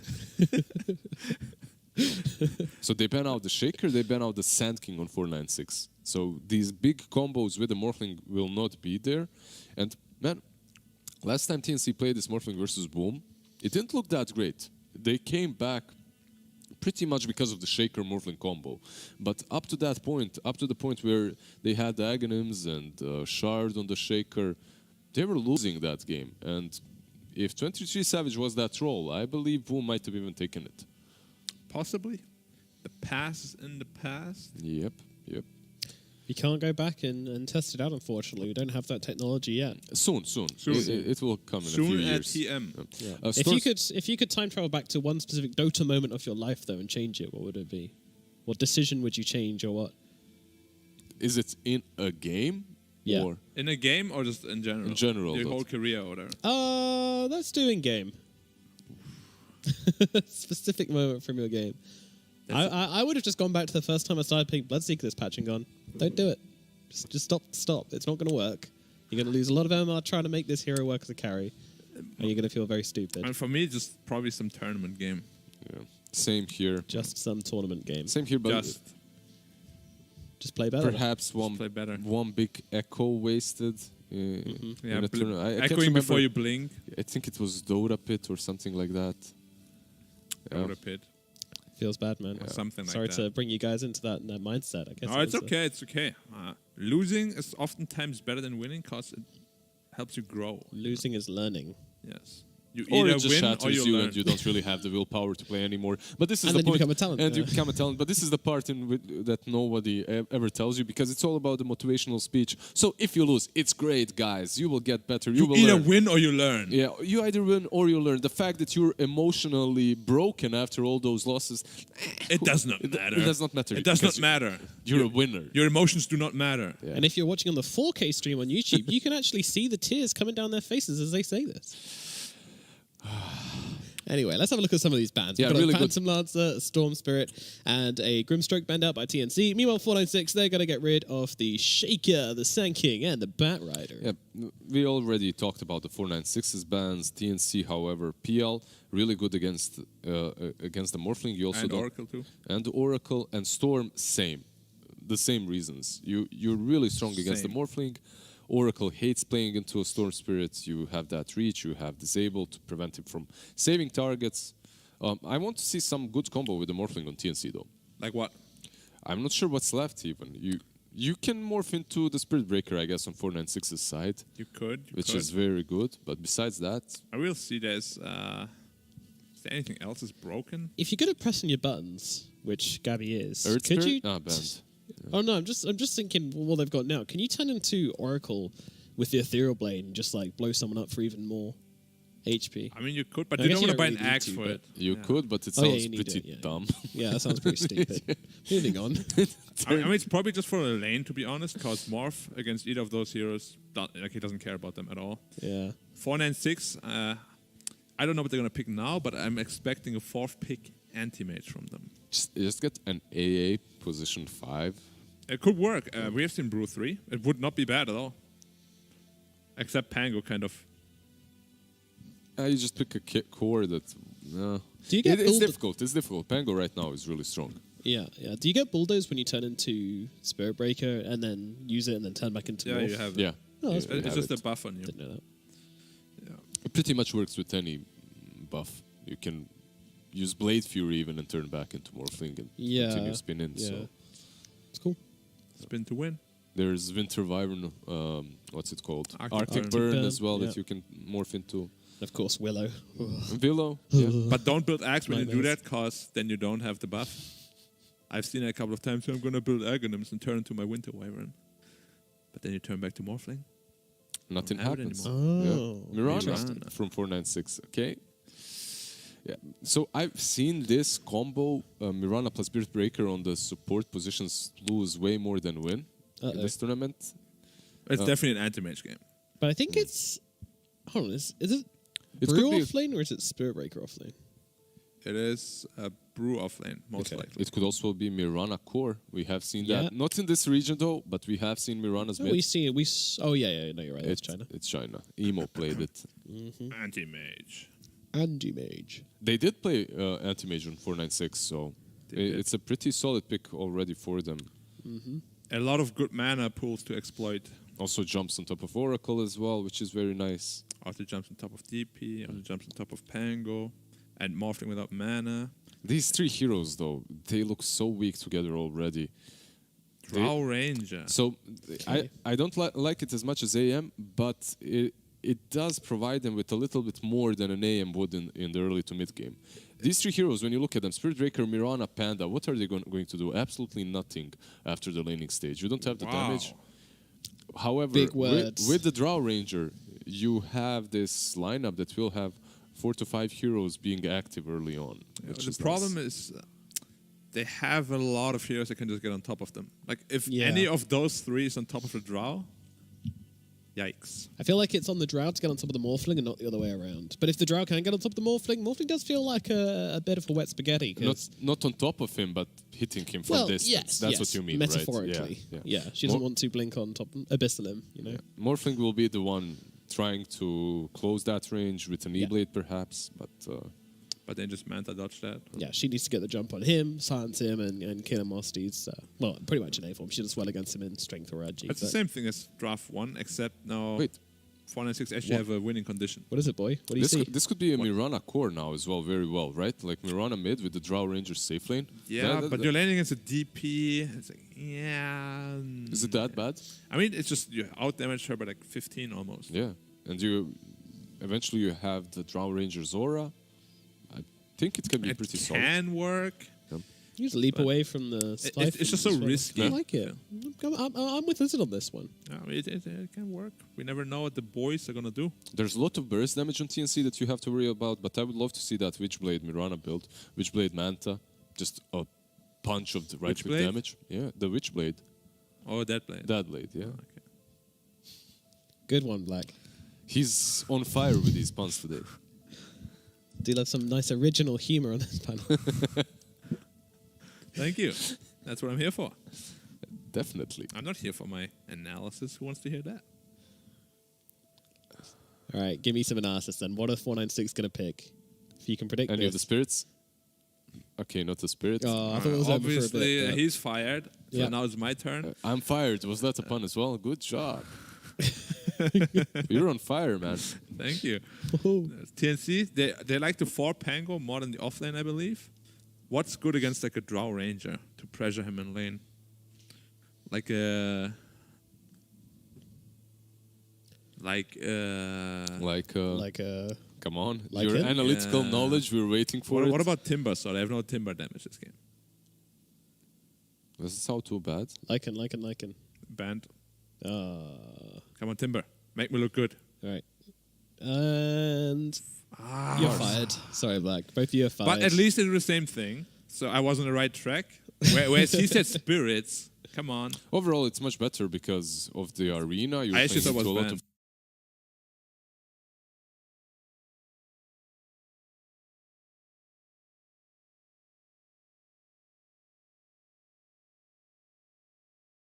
TNC Predators turn to pick.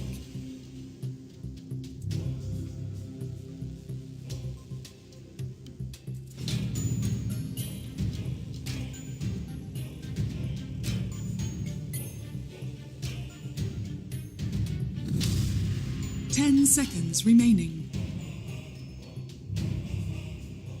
5 seconds remaining.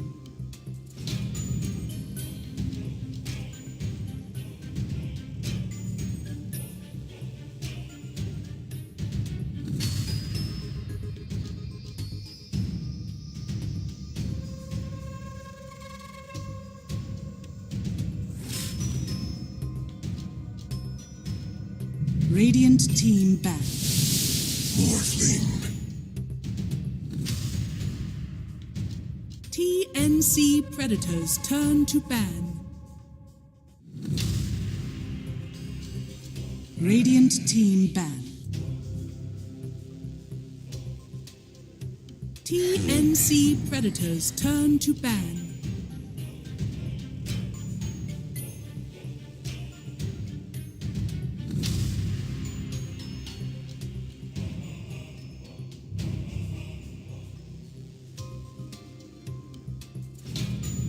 Ten seconds remaining. Radiant team ban.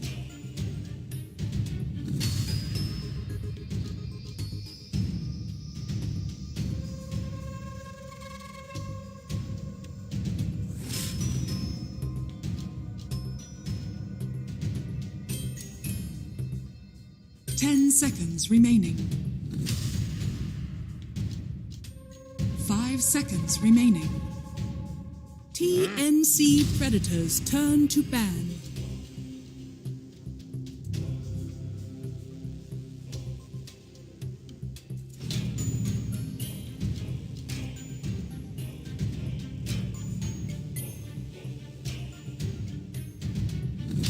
Ten seconds remaining. 5 seconds remaining.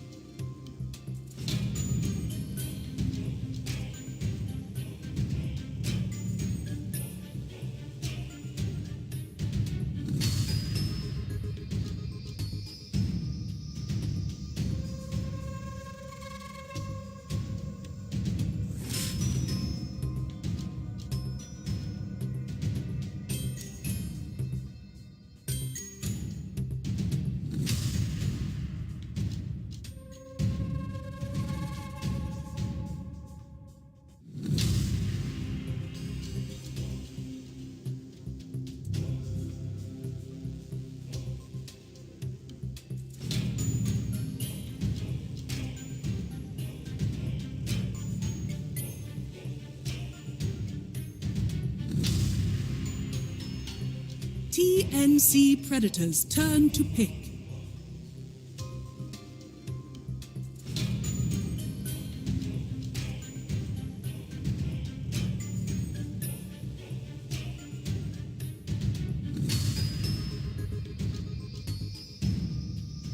10 seconds remaining. 5 seconds remaining. Radiant team pick. Points away.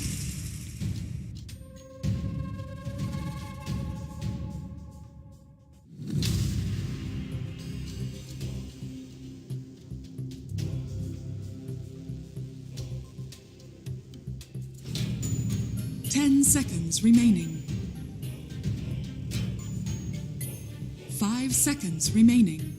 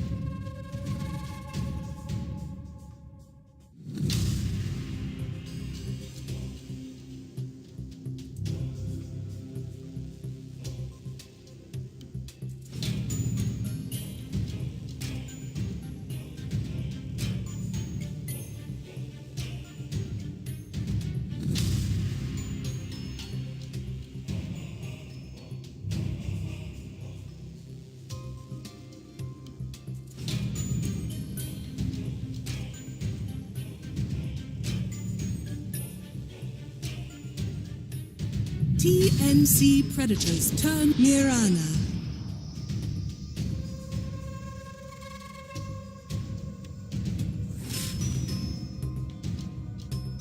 Radiant team pick. Death tables it.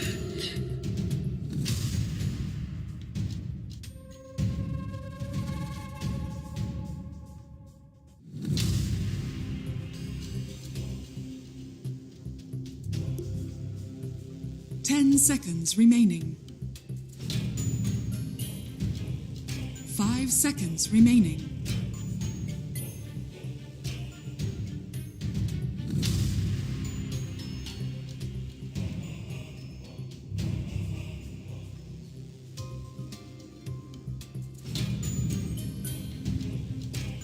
Radiant team back. Drow Ranger.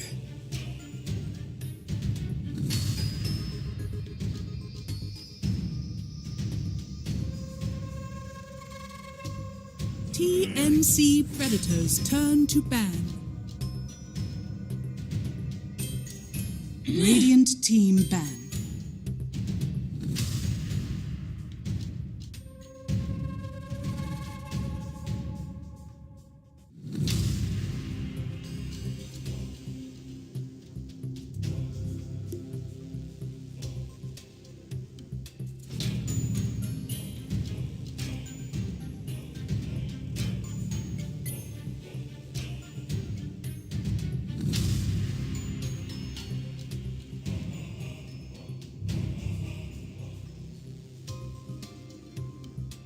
Seconds remaining. 5 seconds remaining.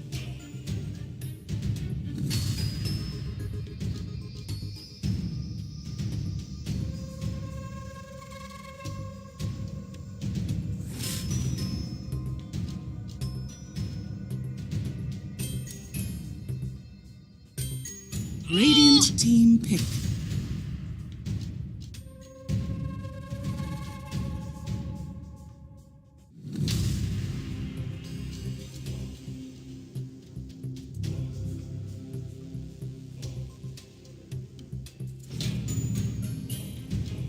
Seconds remaining.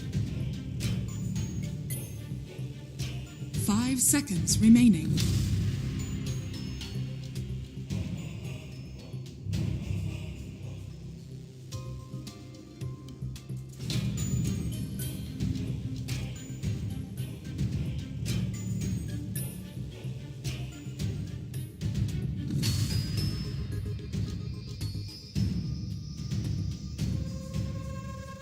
TNC Predators turn Lena.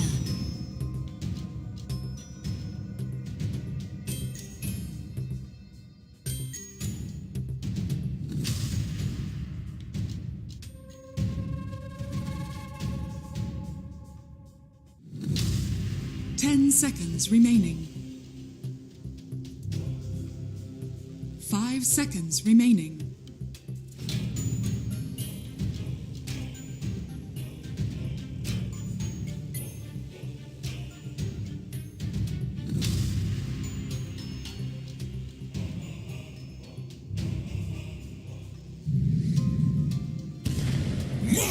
You may now select your heroes.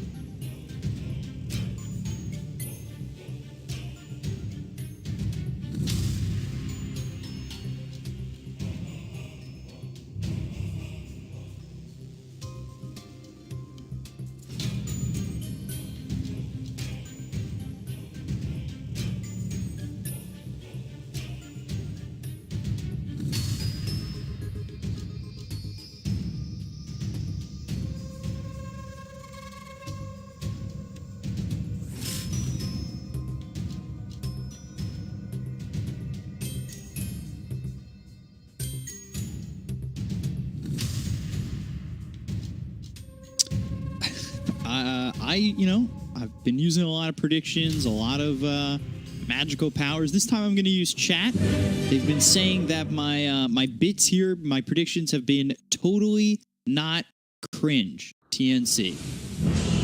I'll go with Black. Like, his analysis is too superior for any other Dota analysts that are out there. So,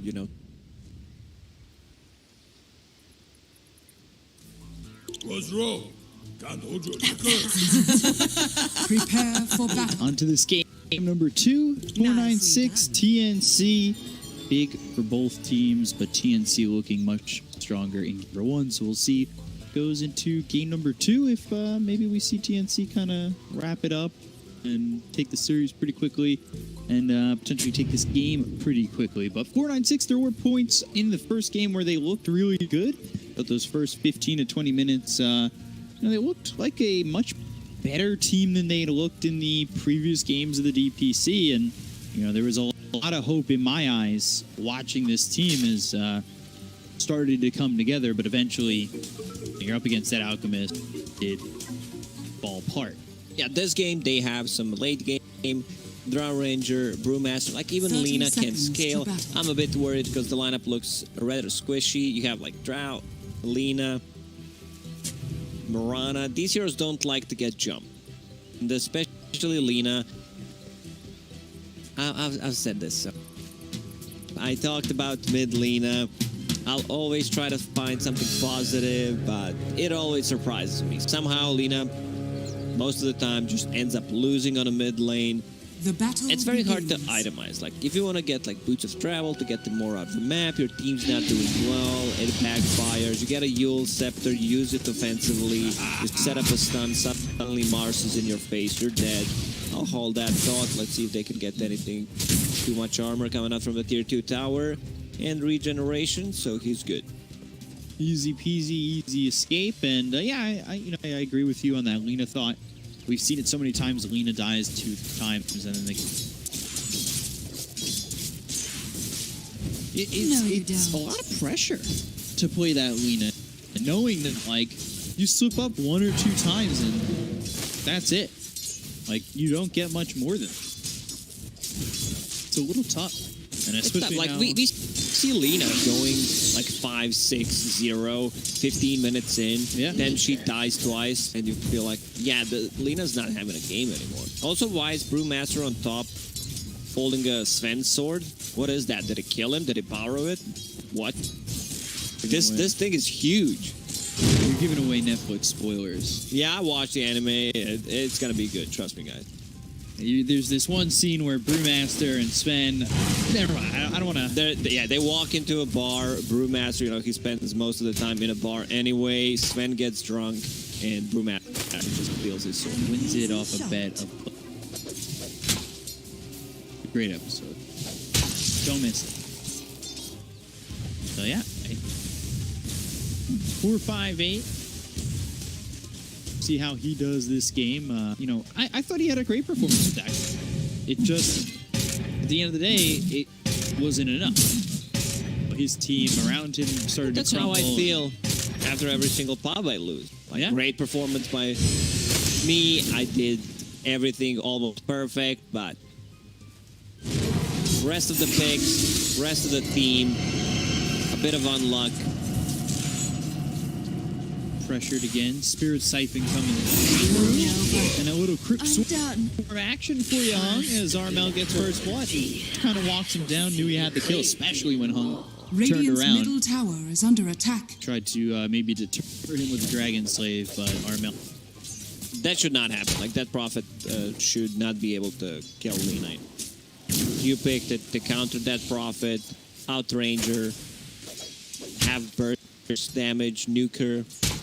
Something that Prophet doesn't like to play into. Hung now on a high ground.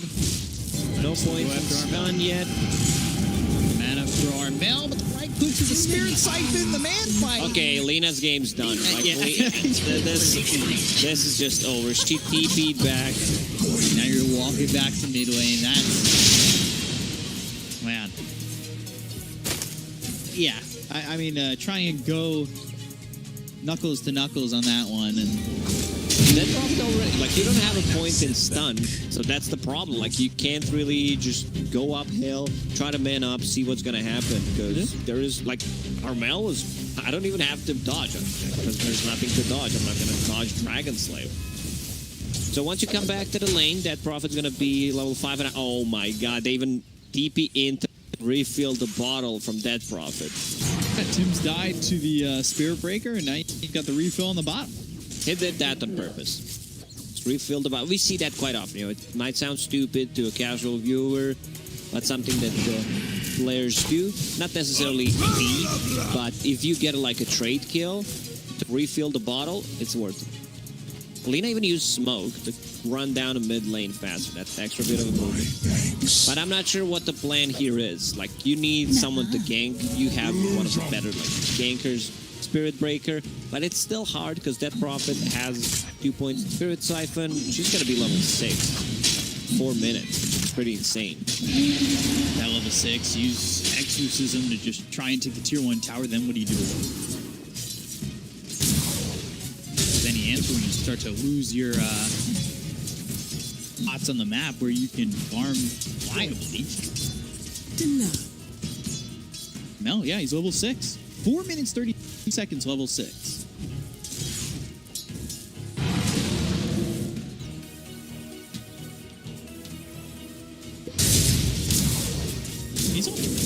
It feels like they do want to make a move. KP bottom, taking a lot of right clicks, stat PB. Due to add to that one. Cool down for another 5 seconds. The rest of the team is probably, bro, you have to hung in there. You know, they all feel the pain. You know, when your mid laner is getting this dumpstered, everyone is like, yeah, you know, we're gonna have a rough game. Yeah, you can definitely feel it around the sides of Fortnite. Bring this one back. It's not that they're down by a lot of net worth either, but it's only 5 minutes into the game. Like, I don't expect them to be down 2-3K. Like, it's not time enough. But things can really start to spiral out of control if they're not careful, especially with Armel sitting here level 6. Like, you've got the ability to put the pressure on. Siege creep, exorcism, move forward. You've got Bebby to protect you. This Pangolier, go for the tier 1 tower mid. Close down the map. Radiant structures are fortified. Whoever shows up is just straight up dead. Lena's level 5. There's not enough burst damage to take out the Dead Prophet. Dead Prophet just hit level 7. That was on cooldown for 6 seconds. We'll go on to the Spirit Breaker. You come over, you try to defend. Well, now you're just giving up lives. I'm trying to TP away. See how much damage he took so quickly. Radiant's middle tower is under attack. Exorcism back onto the tier 1 tower. May not be Exorcism that kills the tower. It definitely put the pressure on, and well, they've got another kill out of it.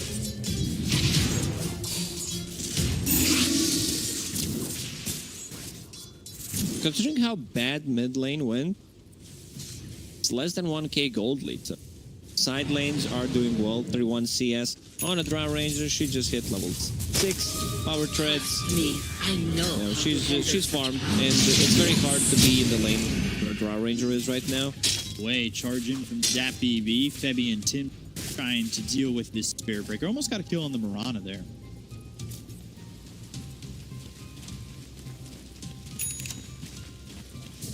When you take a look up top, Gabby, red, just back and forth. You can see Gabby leading the net worth over this through by a little bit, and actually got 100 gold with a drop. So most open for the Morphling.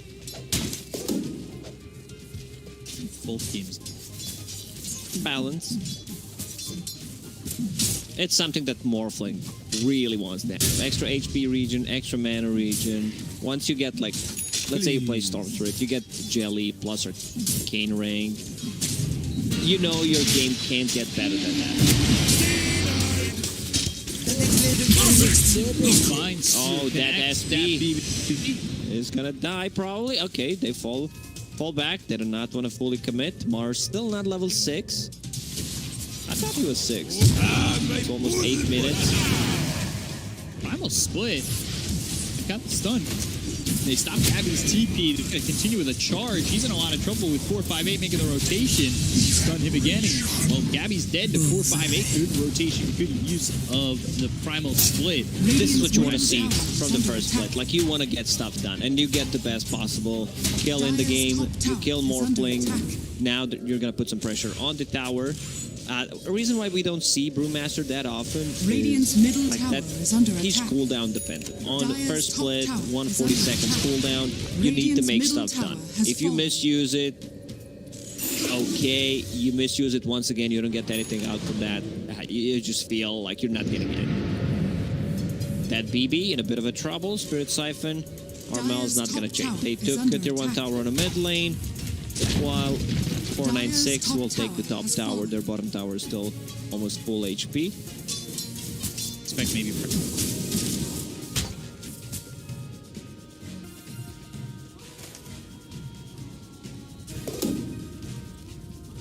Armel going around, finding some neutral items. Picked up an arcane now.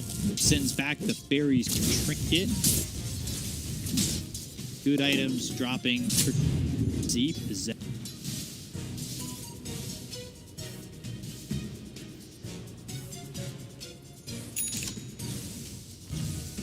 Just build on a Brewmaster. Rush that good straight away. There's a ton of magical damage on TNC side. So no surprise there, but you know, not even a bracer, not a bottle.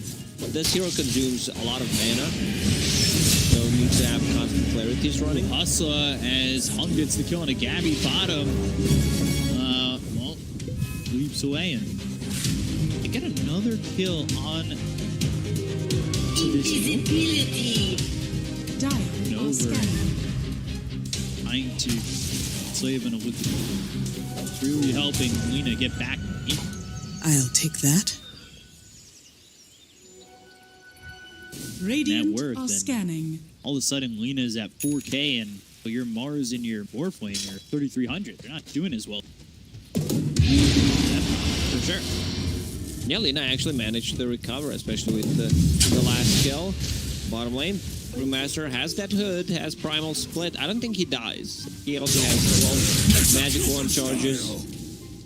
DNC just checking out how much damage they can deal to him. Almost almost like they're poking and prodding, hoping that he would use the primal split. Nobody else is really here with him except for the Mirana.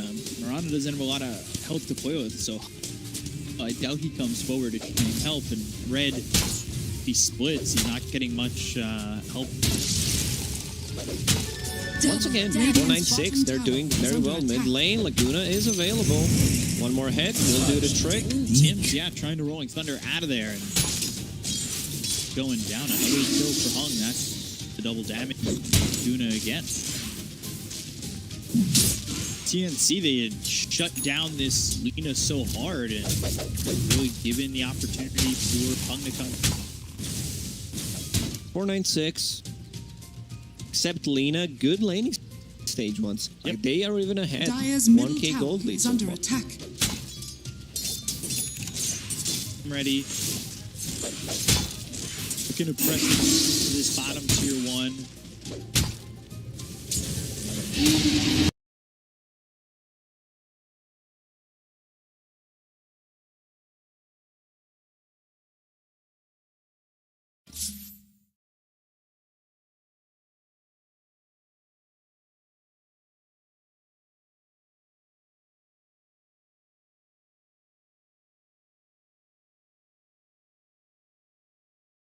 Radiant structures are fortified.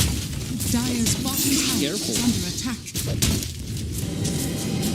I feel like TNC have utilized enough the lead that Armel had over Lina. Just 500 gold. It was rousing a moment ago. Charging on the KP. Almost promised for the save. They're going to try and go after this. Here Red without a primal split, so maybe an opportunity to get a couple kills here. Take out DPC, find 4-5-8. Now the spear landing on Red and a swashbuckling from Tim. They'll get it. So TNC, 496, back and forth we go. 496, overstayed their welcome. Yeah. Tried to get kill on tier 1 tower. Brown Ranger was out of mana, didn't have enough to use silence there. No primal split. Very weird decision making. Like we can feel the inexperience kicking in when they want to do a bit too much. Radiant's bottom tower has fallen. Like they just killed 4 heroes. You don't necessarily need to force another tower. Just reset, wait for your cooldowns. Possibly with the Moonlight Shadow, try to get a setup. Spirit Breaker is level 7 Radiant's now. bottom tower is under attack. I love this build at Spirit Breaker. When like all your abilities are good, like what do I go for? I do not want to, you know, look dumb, so I'll mix it up a bit. You know, put a point here, put a point there. Something that I do as well. 2-2-2. Gabby's been spotted. Charge out again. Already moving into the strength, trying to survive. We'll see if anybody can come over in time to save Gabby. Waveform back to the tower. Febby's right by him. They've used the primal split. There's a lot of commitment coming in. Radiant's bottom tower is under attack. They don't even get the kill onto Gabby. It's a tough one. Once Mirana finishes her Spirit Vessel, it's going to be so much easier against the Death Prophet, against the Morphling. That's going to be a big item. Even though it is dispellable by 2 abilities from Oracle, Morphling, farming a Mantis style, still very far away from it. Radiant's bottom So Lina tower is under actually attack. recovered nicely. She has boots of travel, has Ether Lance, decided to go for the cast range style. I'd still prefer if she, you know, mixes things up. Maybe get Ether Lance talent so you don't need to go for the cast range. Instead, you get a damage, which allows you to scale. Putting it down and zoning around DPC. They'll get the kill on the Spirit Breaker. If only you bent to my will. A parallel. Keep the ring. Still Rolling Thunder, they still working with False Promise. Maybe they can play aggressive if they want on TNC. I'll take that. Still farming away, going man to E-Blade.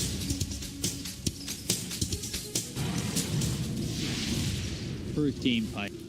Yeah, I saw him doing a Blink Dagger. It's a good item on a Drow Ranger. You don't necessarily need to get straight away. Like Manta style Pike as standard into probably BKB eventually. But with the Blink Dagger, you know, some of these Southeast Asian players, they like to risk a lot. Yeah. And like Blink Dagger's fine, which you can upgrade to. Before Blink Dagger, I'm not going to say it was not picked up that often on certain heroes because you couldn't upgrade it. Now with the Swift Blink, with the Arcane Blink, and the Underwhelming Blink, you know, it's still a possibility to get it on the heroes that you wouldn't necessarily. I've said the Underwhelming Blink for that one. Dire's middle tower has been denied. The worst one.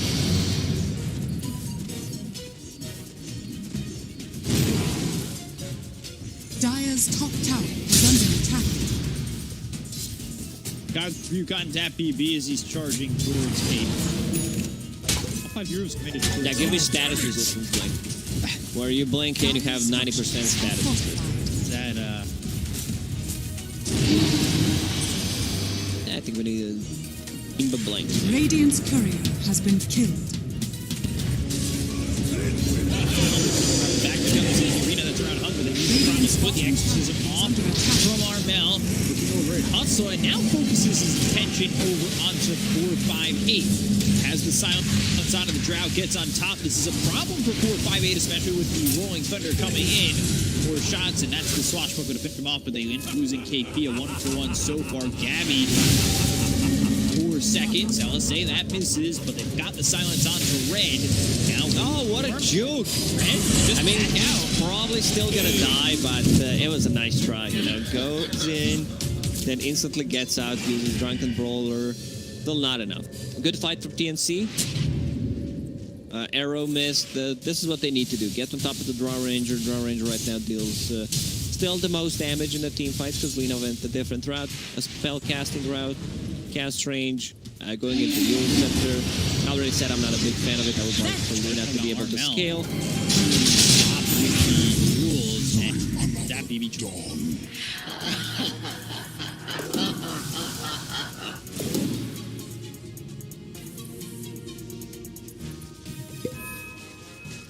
bottling an arc. That's always one. Death Prophet that. Right? She will have it for the next fight. Just keep it in. Exorcism will be up. And then you can try to take a fight. Possibly turn that into Roche. People skip.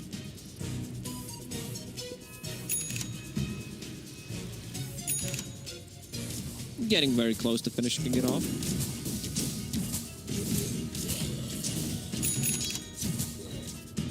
I think she takes Aquila now that he dropped. But you can still hold the Possessed Mask, like when you're farming, if you need to like recover your HP. Right.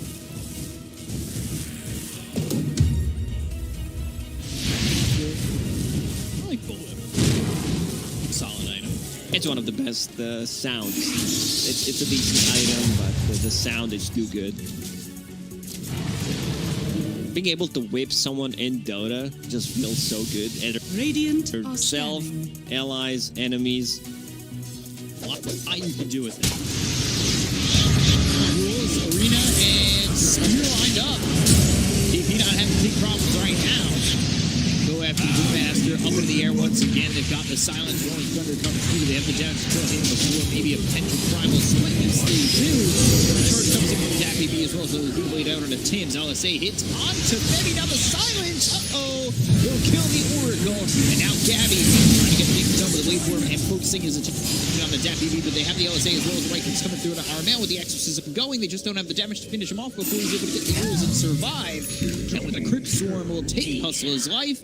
Hung and 458 are forced to retreat. That with the arcane rune, I believe, being used. Yeah, she popped it right before the fight started. Febby, something that he loves to do. Like potentially throw his body. They invest heavily to get a kill on him. He buys back. I think they can get Roche from this, but possibly with the next exorcism. I love the build on that run. Yule Scepter, Power Treads, tanking up, getting Heaven's Halberd against the Draw Ranger feels so good, like having the miss chance against the Brewlings, as well as some status resistance and the heal amplification. This item just fits that Prophet so well. Look that forward, Red with the blink, now the primal split, Laguna Blade to the right click on a Febby. Got the kill, the Cyclone onto the Mars. Now the rules hit onto the Lina. Gabby comes over, Daku strike, thrown over on do enough. They're trying to get the kill to that. They've got the LSA coming up from Hung. Now they have the disarm on the Lina as well. The Gus hitting onto the Death Prophet. They get the count of 4-5-8. They'll look over the Lina. Hung low, Hung gone. See you later. Arena down, but it's only going to be around red. That's fine with Armel having the Spirit Siphon as well as now the Illusion Rune that gets popped. Go after red. Throw that spear, but it won't connect. They've got the Yules once again. They have the control. They'll look for the Brewmaster. Godric juke into the trees. Clap. Crypt Swarm, and into the maze they go. Ooh. Oh no! Away! I think he blocked it there with an illusion, which allowed Brewmaster to be able to blink out. 496 not respecting the tankiness of the Death Prophet. I just talked about our items. She was sitting at the tier 2 tower, so you get extra HP, which is also amplified XP region, and you get extra armor, like the miss chance. 20%. It's very hard to pierce.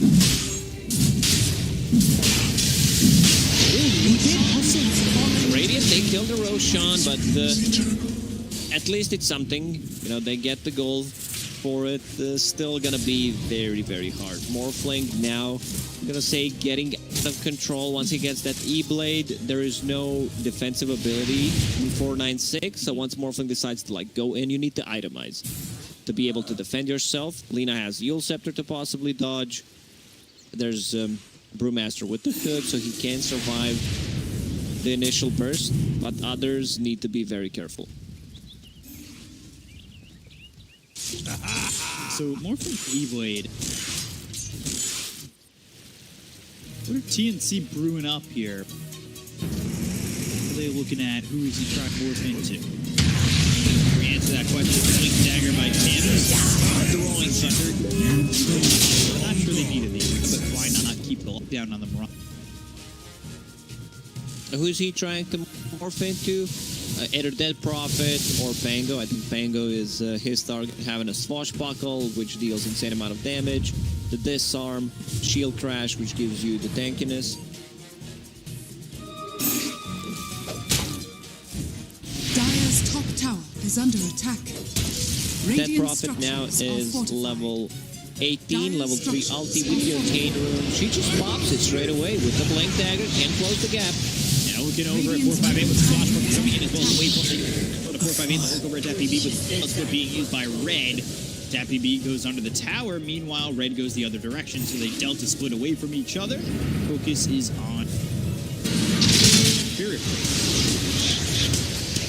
The air, safety, from the speed that lands, no problems there. Armel with another one. KP. Now KP has a blink. Yeah. When he's landing his spells, all good. When he's not, due to lag or delay, we can call him KPing. A lot of clever ones. I do not prepare this stuff. I really don't. I'm not at home, sitting about and thinking, what am I gonna say about this certain player? But yeah, now he has the Yule Scepter, Blink Dagger, much easier to set things up. Lina, Invis, let's see if that's done. It was not even close. False promise save. Gonna bleed Arena down, but it's gonna be a win. They're able to leave as the charge comes through from Dappy B. Does stop the Pangolier in his tracks for a second. They will still find this Lina. Swashbuckle silent. Down with the Spirit Siphon and the Crypt Swarm is enough for Armel to be godlike. As well, Dappy B, he's dusted, trying to run. Look how slow he charges, but now, alright, picks up some speed. He's on the gas, and gets out of there as now Hustler. Well, he's the one who's caught instead. With honor! Another exorcism is up. TNC is just rolling pretty much all the runes. They had 3 arcane runes so far on the Dead Prophet.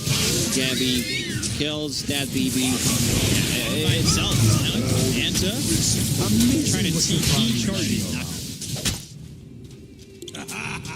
So buyback from that BB. It's slowly falling apart. TNC is kind of a slow team. They're really not that aggressive early on, but once they get things going, get things into motion, it's going well. This is their time. They need to start putting some more pressure on the towers. Still tier 2 towers alive, even a tier 1 tower on the top. to play with. Now it's low ones. Rolling Thunder with the arena land, the spear onto Hung. Gets pushed out of the arena thanks to the Rolling Thunder. Might have been enough to get some distance escape on this, but there's the E-Blade showing off for Gabby. They'll get the life of 4-5-8 rules up into the air. They take out KP. Us, I believe, landed an arrow on that one. Now they'll focus their attention onto the Marauder. Under the tier 2 is not going to help you as Gabby turns into the Spirit Breaker, charges you, takes you out. 496, they're not giving up. They have the ulti coming through as well as the LSA. The false promise can be there to save Tim's. Silence hits onto Red. He'll fall to the right click and the adaptive strike of Gabby. As DPB and Hung are trying to be the only survivors left in this fight. Slosh buckle, it hits onto DPB, charge Radiant's away. bottom tower is under attack. All the way through. Dire's top tower is under attack.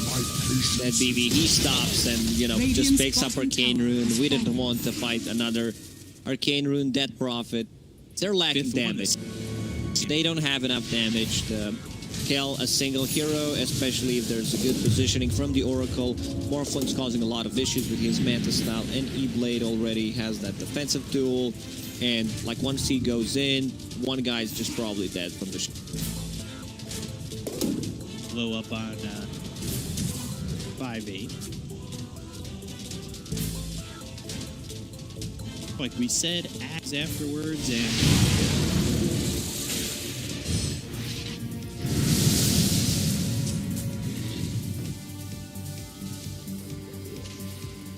did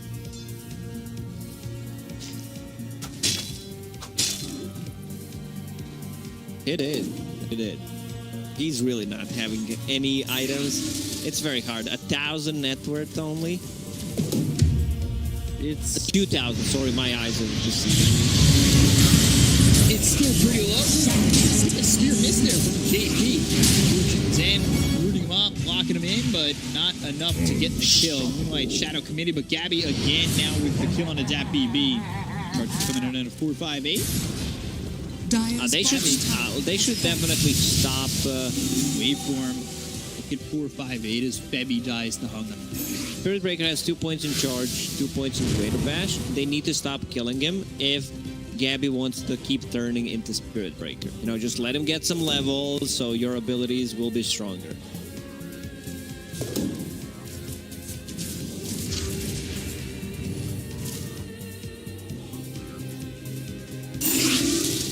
Bit there. So cast range on LSA is going to be insane. Cast range talent, Ether Lens, and Psychic Headband. Aghanim Scepter done. So that's the burst damage, pure damage coming out from Laguna Blade. Could be able to burst Morphling, maybe DP, but it's going to be hard. Death Prophet is super tank, almost 2.5k HP. If Strength Power Treads are on. Illusion.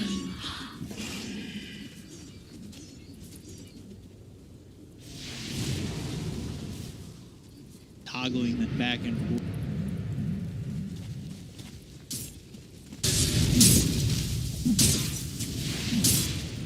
Magic. Valve, if you want to sell a product, I think you should collab with Nike or any shoe brand and get treads that actually Radiant swap. are scared. I'd buy it. Radiant's top tower is under attack. I'm just thinking about like all the possibilities. Having Dota 2 Nike feeders. This is our newest collection called Feeder Collection.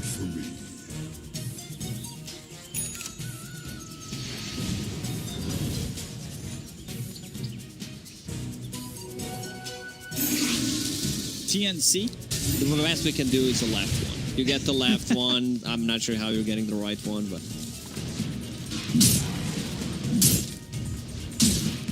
Like he wants to make a move. Actually, the whole team was going for that Ags. 1,000 gold away from that. Radiant's middle tower is under attack. Backstab, but they think so as KP and Armel. Finding KP, Primal Split.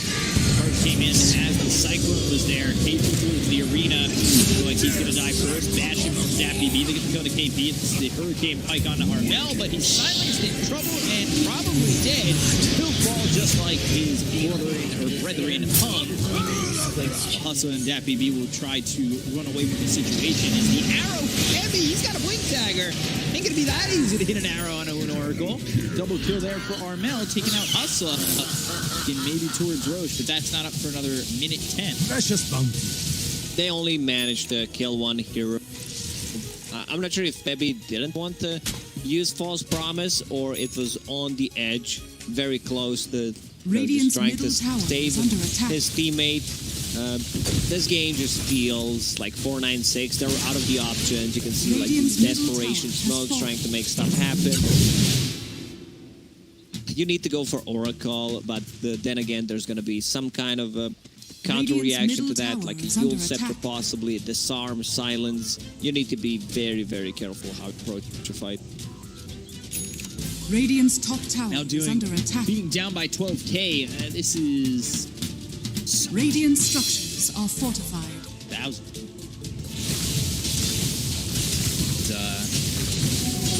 Not looking that great. 496. All right, 458's going to come into that TP.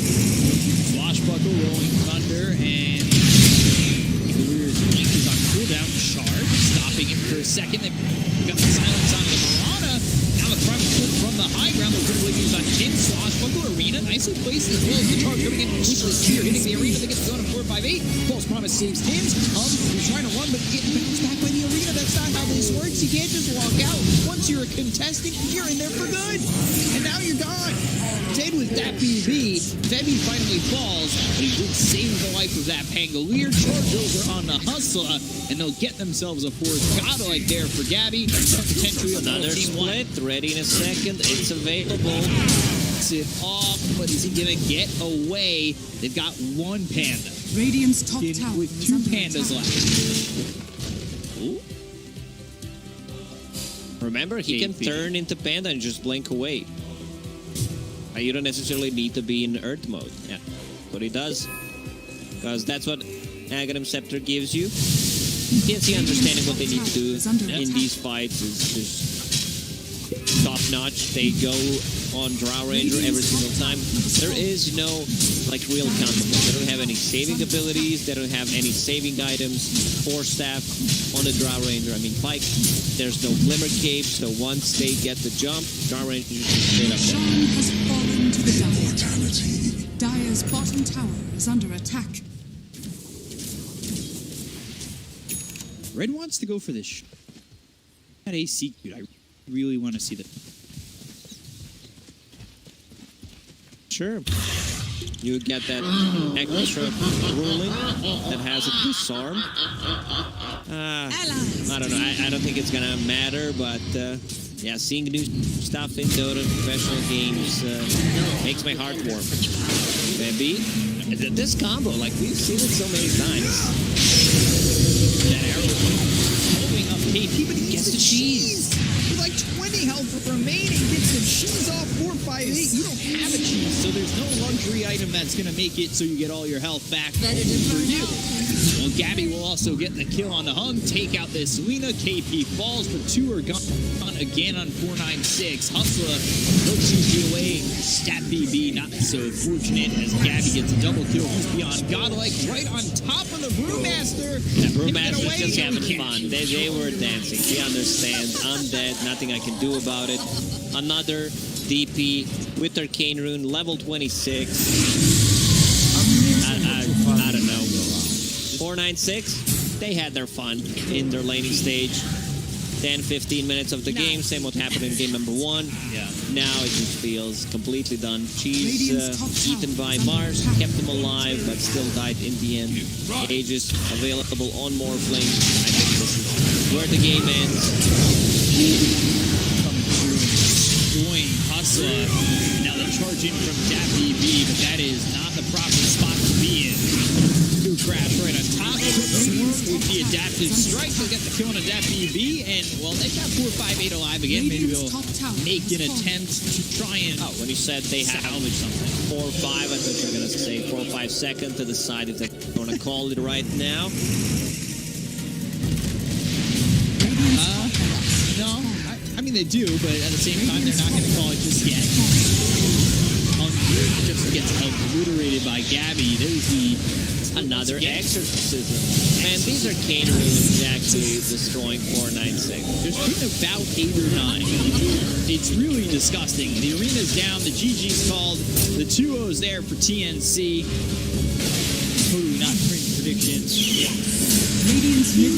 TNC is just the better, more experienced team. Pretty much everyone expected this kind of a result. What you don't expect is your mid laner getting as dumpstered as it happened. You know, straight up die, TP back, die again. Lena's game was kind of over. He managed to recover.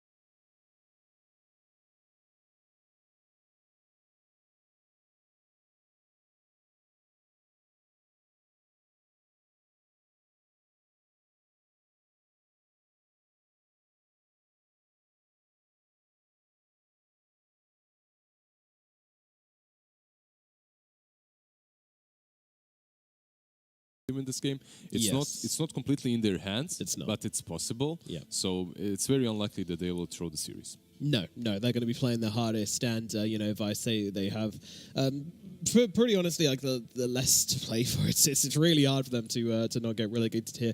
Let's have a look at the head-to-head player matchup as we'll be looking towards the mid lane. Of course, it's going to be our boy Bob Weiss, and it's going to be Makoto playing on Boom. Bob Weiss. Old Bob Weiss, Nicole's favorite player. For sure, it's just the name that makes me chuckle every single time. I feel like he needs a Bob- pair of aviators on, maybe like a lowrider car to drive around in. My man Bob, he's coin flip. You never know what's going to happen in the mid lane with him. That's why I like him so much. Very likable guy overall. It can backfire. Now it could potentially happen what happened in the previous game where Lena against Dead Prophet. I could see Bob being that Lena.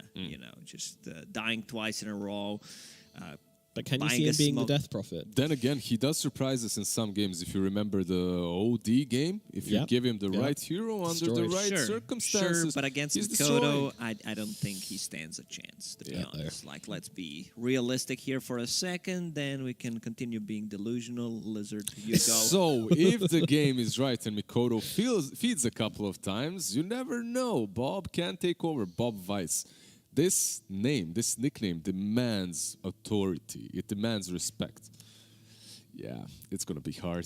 It's going to be tough for It's a lo- Bobby, that's for It's sure. a long shot. It's a long shot. Yeah, as I said, this is a test for them, really. Like, there's a smidgen of a possibility they could take a win here and there. I think it's not entirely unreasonable they might be able to take a game if there's some mistakes made by Boom and if Vice plays some outstanding Dota, which, they've come close to before.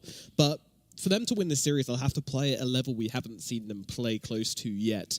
That's pretty much what it's coming down to. There's just so much talent on the side of Boom Esports and so much at stake for them where they're just not going to be messing around. But hey, maybe the pressure gets to Boom. Who knows? But 23 Savage looks last series like he was so hungry to go to, like he's doing everything in his power to get to this major. I like to think he's on like a death course. He just wants to play Vici. He just wants to play that team. He just wants to get to the major and play them in any way he can, and no one is standing in his way to do that. But of course, it's not up to them. A lot of the case, even if they win the series, it's still on T1. If they do, TNC, and they need TNC. TNC and T1 to lose. The thing is, if they do win this series, they're on 4-3.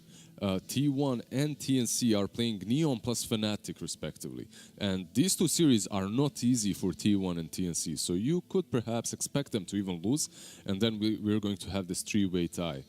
Either way, the last week of the tournament will be extremely interesting because we'll either see those top three-way ties or the middle pack.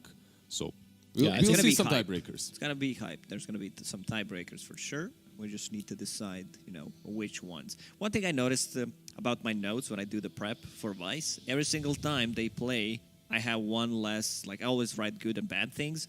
I have one Less good thing? Yeah, one less good thing to say every single time they play. Oh. Like in the end, I was running out of options. Let's see what they can do. One thing I dislike about the team is that they're like counterpicking themselves. Last series they played, they picked Storm Spirit and Ricky into Puck. They lost that game in 15 minutes against T1. I'm sorry. One of the negatives is they counterpick themselves. Like Yeah, a they very did. small one. They really do. They really do. All right. Yeah. I mean, my notes are an absolute mess, by the way, because I was trying to figure out all the different permutations. So, like, if 496 win, if 496 lose, if TNC win, TNC lose, and all different. And I've just got like pages and pages. I'm just looking at this today. I'm thinking, When did I ever expect me to be just like reading out my... So guys, let's take 15 minutes to have a look at how everything can go down. Can you remember, if you scroll back through all your notes, the first hero that Boom played in the first series, was it perhaps the Bounty Hunter?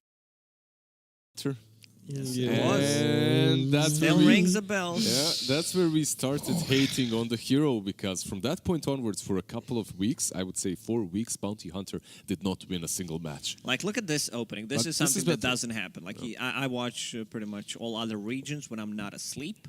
So, I don't think I've ever seen this before. Like, Phantom Bounty Lancer, PL, yep. Bounty Hunter opener. The PL on its own, being first phased, is not that great. Yeah, but versus Mirana and the Beastmaster, it does make sense. It's a really good hero versus the Beast in the lane. Versus the Mirana, you're not really that pressured too there. But you are giving them a chance to counter pick you in the next 2. Yeah, this hero can be flexed. Like, you cannot play this hero at any other position than position 1.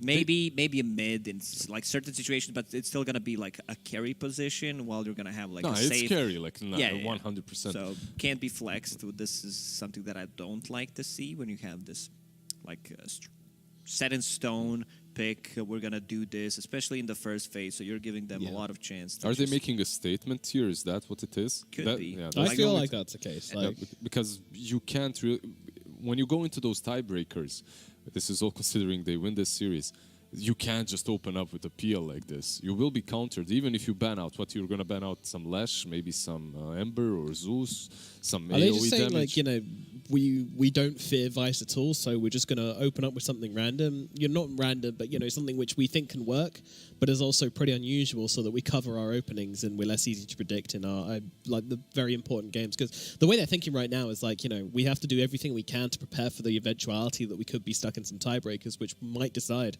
whether we go to the major. Everything we do from this point onwards is in preparation of that. What I'm thinking when I see these picks is how are, like, if they qualify to a major, how they're gonna, like, if they open up with things like this, that's very punishable. You play from the best teams from other regions, you should get punished. So even if you go there, like, you can't afford to open up with something like this. Yeah.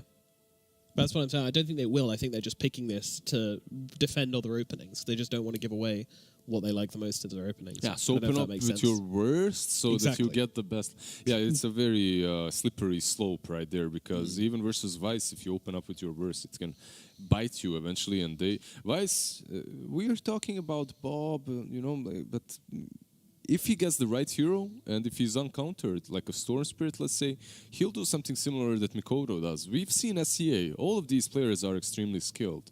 And strategy plays a part, but it's very minuscule in comparison to the individual skills. So you have to be careful here. And Storm Spirit banned out by Boom. And also, like, when it comes to team skill, that's going to come down to team strategy. That comes down to communication all the time as well. We have to respect the fact that Boom Esports are playing with 23 Savage, who is not going to be communicating excellently with their team. There is a language barrier there, which could come into effect if the going gets tough. You never Looked know. all right so far. Yeah, sure. Dota is universal language. You can just ping, spam the pings. You can use the Voice lines. Yeah, voice lines. Davai works in every language Just I've go. heard. Everyone knows what go means. Go, farm, fight. Like, it's easy to... Like, I played with a lot of players, that... especially back in the days, like 2011, 2012, where players didn't speak English, especially some from, like, CIS region, and you could still play Dota with them. Like, it didn't really matter. Well, Or you just learn Russian if they don't speak English. That also... The majority was English speaking, so, they had to adapt. Alrighty, well, we have got ourselves some picks now, as we have the Coddle and the Ember picked up by Vice Esports. Meanwhile, Boom, they go for the Rubik and the Mars. I like both of these middle pairing of heroes for both these teams. Which one do you guys prefer? Yeah, both are fine. You have the Kotal Ember to deal with the PL later on. You have the Chakra Magic and Sleight of Fist combo. On the other hand, you have a very stable offlane duo with the Rubik and the Mars.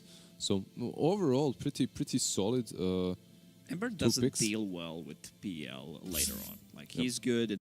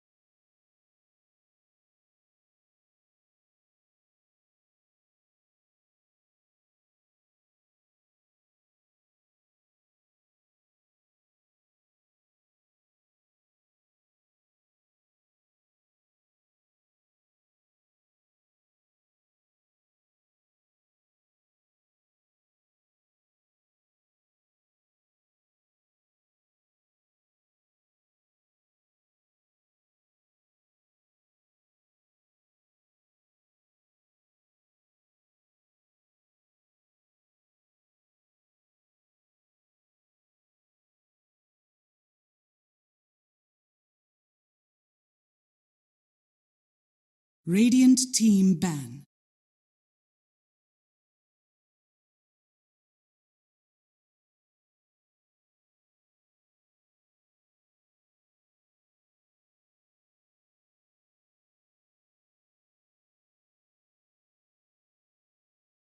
Ten seconds remaining. 5 seconds remaining. Dire team ban. Radiant team ban.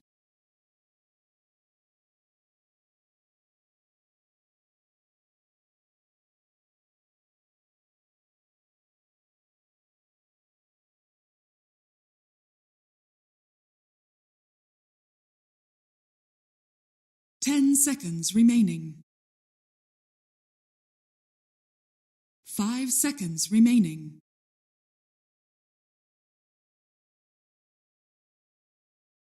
Dire team ban.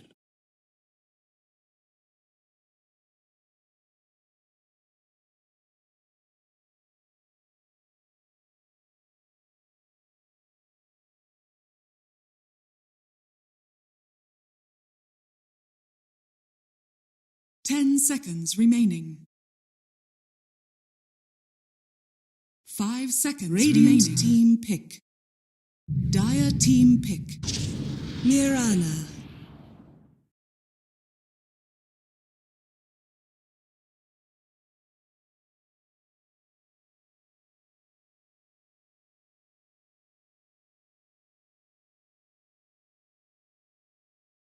Ten seconds remaining. 5 Radiant seconds remaining. Pick. Bounty hunter. Dire team pick. Beastmaster.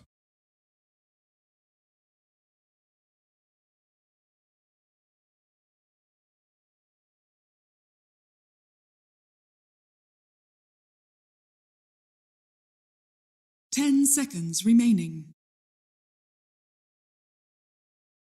5 seconds remaining.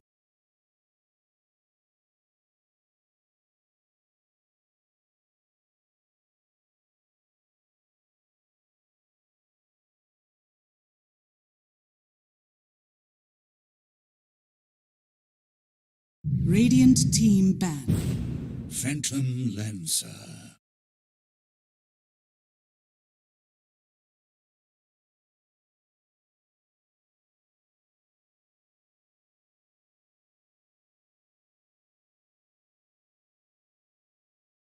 Ten seconds remaining. 5 seconds remaining.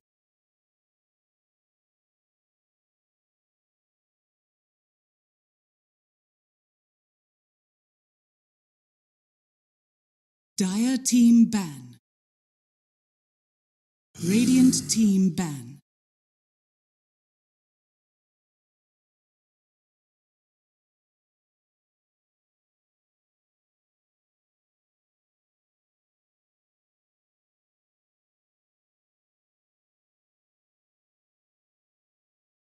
Ten seconds remaining.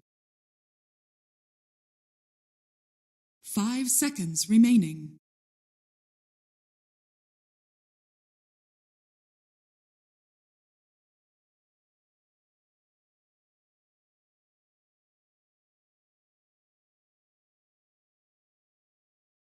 Dire team ban. Radiant team ban.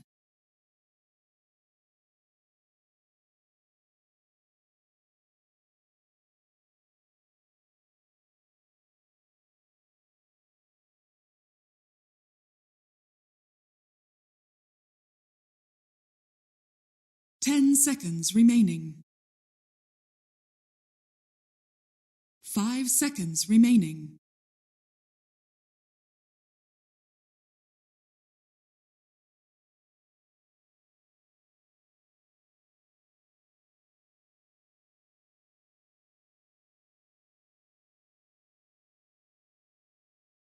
Dire team ban.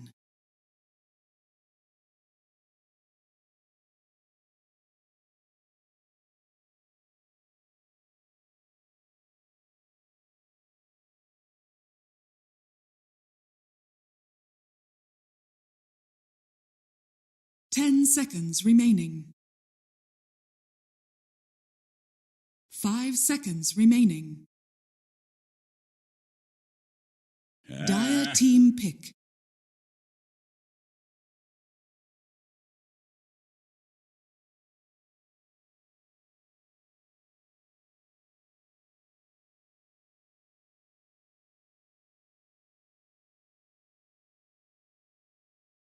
Radiant team pick.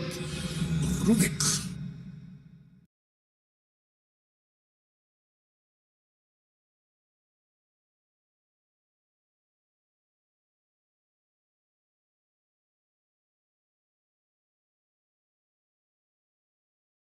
Ten seconds remaining. Dire team pick. Keeper of the light.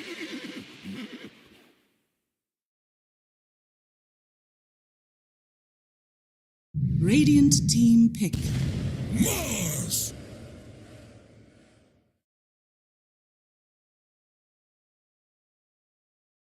Radiant team ban. Ember Spirit.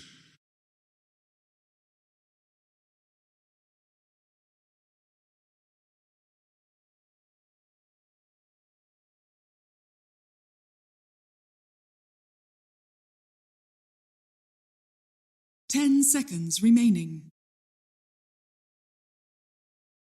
5 seconds remaining.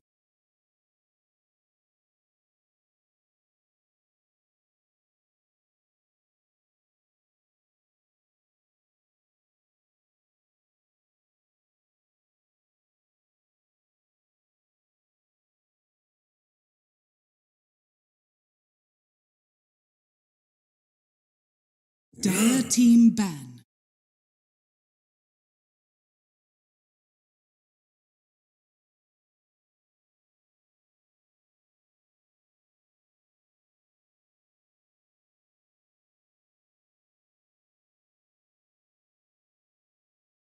Ten seconds remaining. 5 seconds remaining.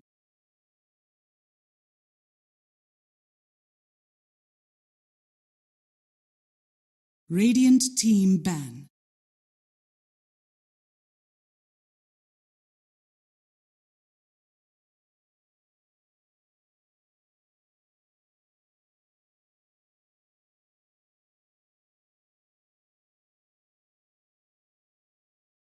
Ten seconds remaining.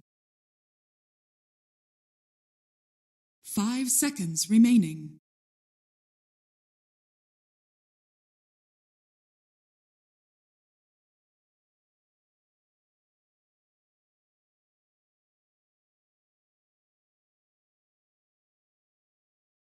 Dire team ban.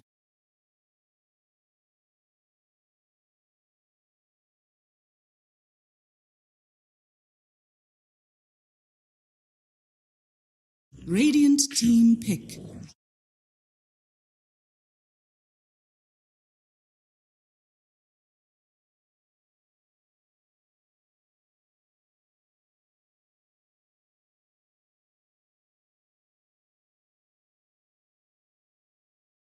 Ten seconds remaining. 5 seconds remaining.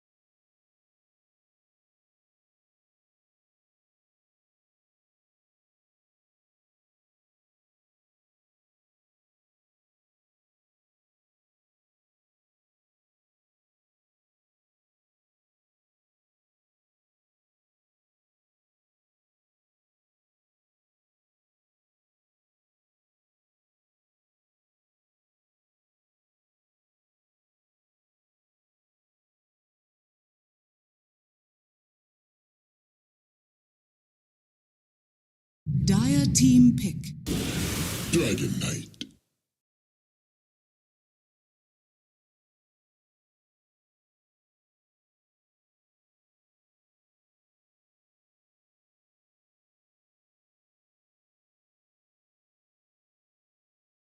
Ten seconds remaining. 5 seconds remaining.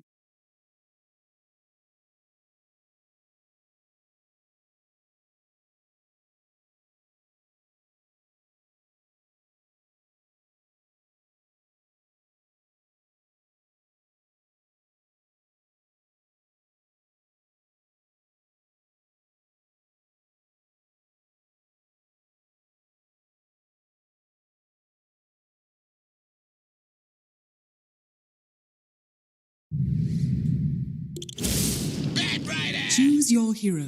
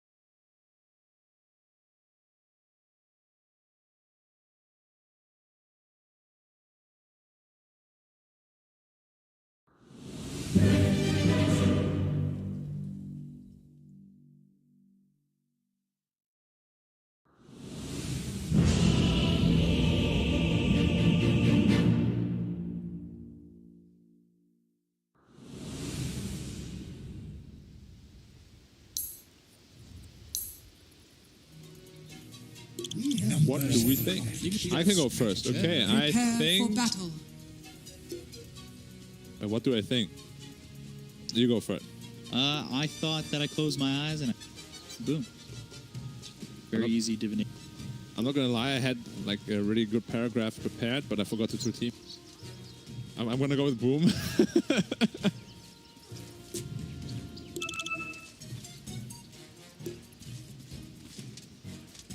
Don't know how I forgot those two team names right away. Well, he just gave them to you. Boom against Vice, Yeah. game number 1. I'm gonna go with blank, Boom, man. of Sometimes course. it happens. I don't know, like today also I said Alchemist, suddenly I had something in my throat. I went like, I don't know what happened. But yeah, I'm gonna go with Boom simply because Do you want to wait on that sentence? Because he didn't even notice. yeah, He hit, I like, just 3 times. walked up to the high ground, and 30 well, now seconds he's to first blood. So He has Bob will stun get it. though. Not something he wants early on. Because especially when you're laning with a call, he wants that brief fire. So it's not terrible for high. He would have lived if he just ran away right away. But if he just went back down the stairs, I think he's fine. He got hit like 3 times before he reacted. Maybe he was tapped out, changing his music or something. But for me, the main reason why I went for Boom is I just believe a lot in 20th Savage as a carry player. I feel like he's really the guy that can take over games and will take over games if given the chance to. And he outclicks the Beastmaster. Wow. And they immediately pause. He's like, FPS drop.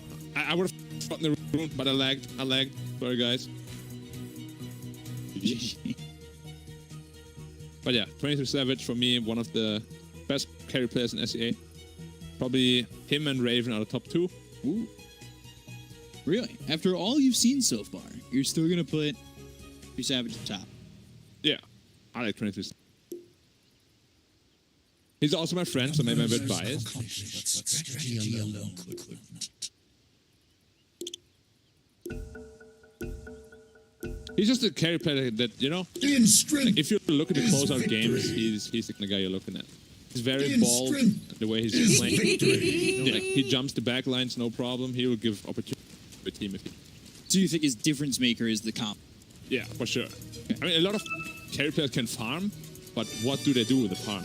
That's always the big difference maker. Well, that's why they brought him in. That's the big difference maker that separates him. True, is the confidence that he had, and we saw it in the first series that he played with this team. They went up to high ground, no problem. He had huge lead, and he used it. Jump the back lines. You should. But I have not seen this new Bad Rider in action. On paper, it sounds like a massive half damage to everything except heroes. We'll see how much it slows down his game. I would imagine by quite a bit. Jungling is quite difficult now. Can't farm ancient stacks anymore, even with 10 stacks. So that whole level 7 back into the jungle. Unless, actually, maybe they didn't apply that half damage to ancients. No, they did. They actually did half damage to everything. Previously, they said deals half damage to ancients now. Hold that thought. No, nothing there. And now it got halved again. So it only deals 25% damage to the ancient compared to the previous value, which is a huge deal, obviously. Like, you can't kill them anymore. But yeah, we'll have to see. Excited to see what Mikoto can do. Addition. Safe lane DK also haven't had in forever. One of the better heroes against Phantom Lancer. You can itemize into either Radiance or Mjolnir. Your splash is always going to be good against the PL. Pretty good answer to him. I mean, this is the first episode of the anime right now, right? It is. Safe playing Dragonite, you've got a Mirana playing with him. Yeah, I mean, Luna is missing, Volca is missing, but other than that... This is the first episode. You don't introduce those characters until after. But here you see the problem already. He has the stun level 1 that he had to skill. It just feels so bad to have that in the lane. Like, you're with a Coddle, you want to spam that Brief Fire off cooldown. Now you're just sitting there at full mana the entire time because the stun is useless in that. Yeah, and usually you'll see DKs, especially mid, they'll sometimes even skip Dragon Tail until... It is definitely... Like, he really sabotaged himself there with that first blood. Yeah. Of course, it's the first blood, though, you know, you don't want to give that away. But, I mean, I don't think they were... Even if Hyde leaves him, he gets away. I would not skill stun personally. Yeah. Because, he could have been especially with this lane. Fire getting that too. I mean, I don't know. It's an interesting decision, but especially with this lane, you know, it seems very... a little bit of self-sabotage there. But of course, you know, heat of the moment, first blood in your reach. You always want to go. A lot of people would have probably done this. Yeah. Kodo up against Bob. We've talked about Bob quite a bit. Vice. And, you know, we talked about Makoto, playmaker, always trying to be a highlight reel.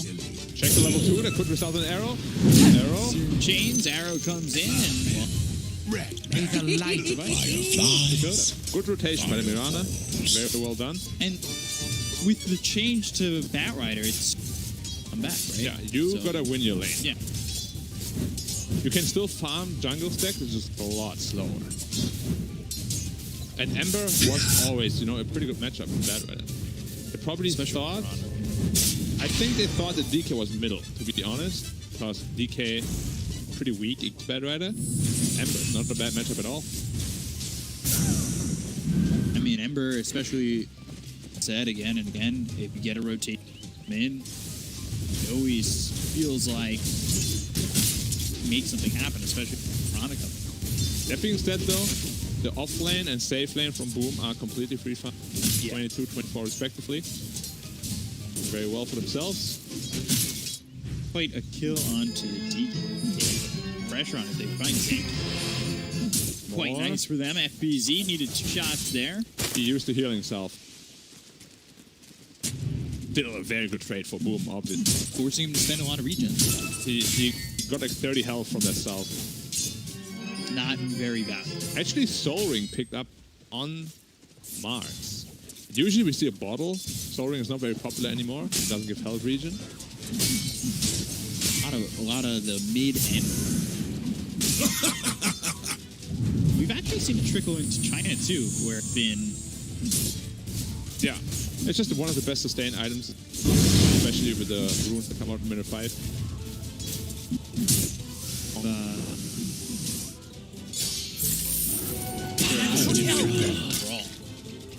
Bounty rune, 2 apiece. Out kicked again.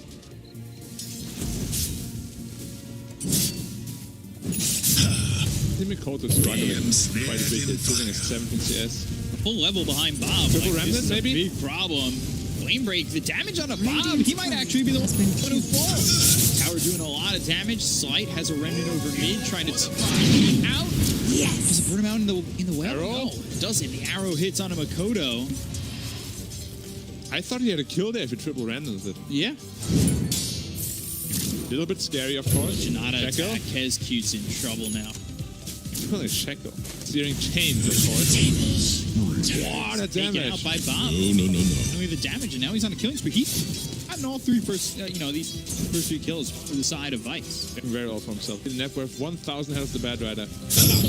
Warnings, no lasso available. Still sitting just level 5. He has no bottle yet. Hurt too much. Wait. PL still could be 3 Another blast. The Illuminate and the Remnant. Makoto. He's going to drop, but Bob will fall in return.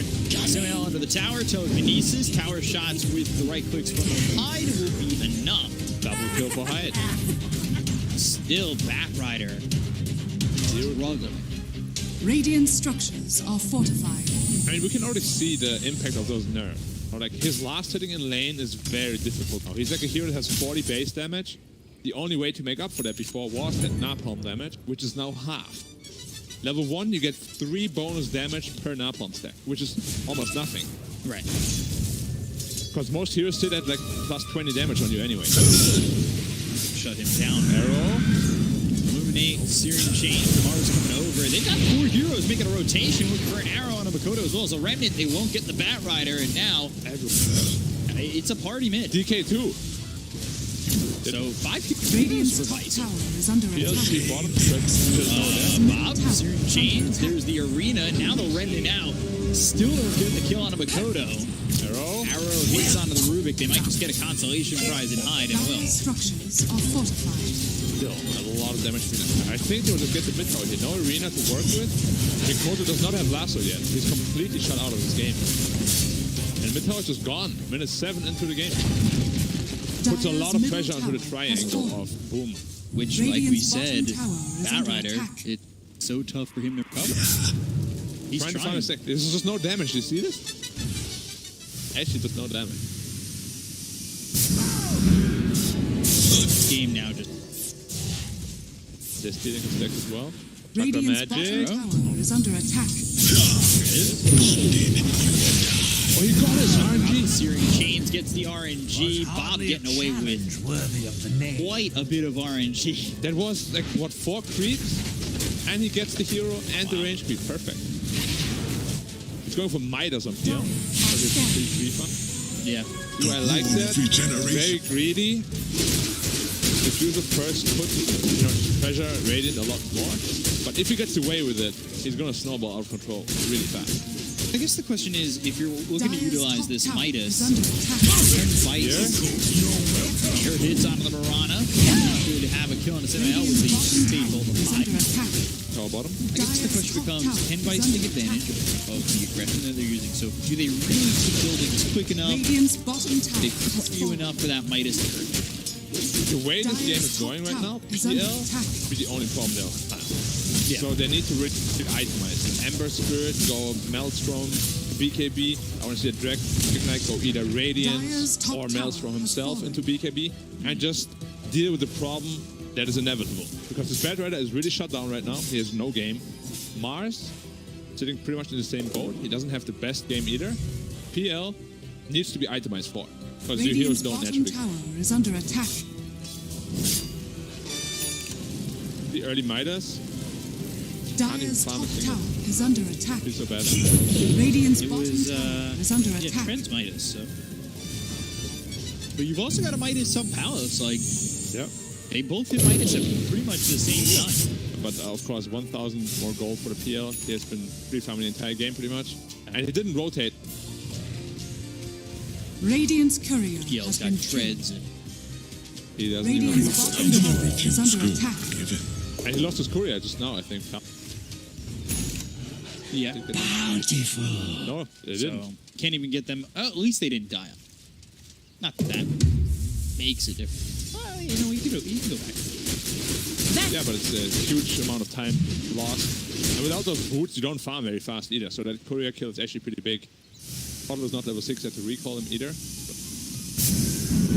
Wait. I mean, you're giving away that smoke. Like, if you're putting all your summons there.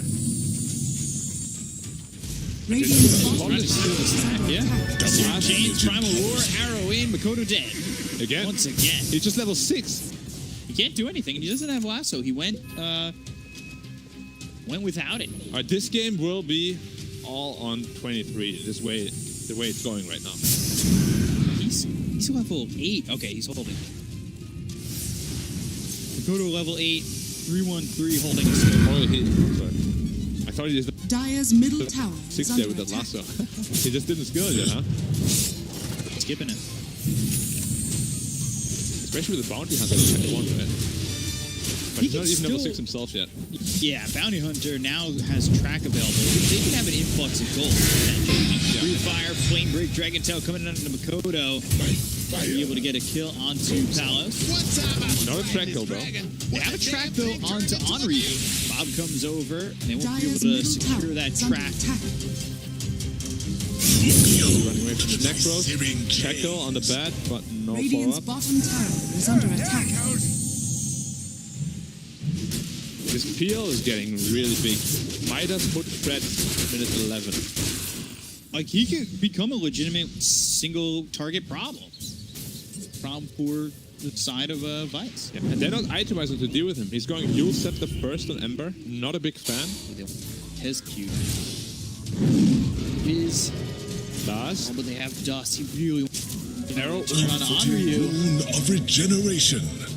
Dust, half duration. 2 seconds left. I'm about to roar. And he's out. Top lane, they're going for Makoto once again. They've got the Dragon Tail 2 heroes here. Bat Rider just cannot catch him. Yes. He just bought his recipe for travels, I believe. He did. Very late travels. Chains on high. Blast coming through. This combination is brutal. You get the double searing chains, the double sleight of fist. It's so much damage. Yeah. Playing the cards very well, but gold lead still in favor of Boom. All on the back of the PL. Itemizing into Radiance on DK, big fan of that. I would just love it if Ember went for Maelstrom himself. Dire's structures are fortified. But out. Or they block their ancient camp too. They're smoked up. They might be able to catch him here. Check out. Tough kill if you're able to get him by himself. Searing Chains. Arrow comes in. Now another Searing Chains with the Remnant Smoke. They still cannot kill this man. Arena Spear. That all lands onto the Ember. Can they get this one? Bob low. Remnant with the sight of his Searing Chains. And wow, still surviving. Still the track on him.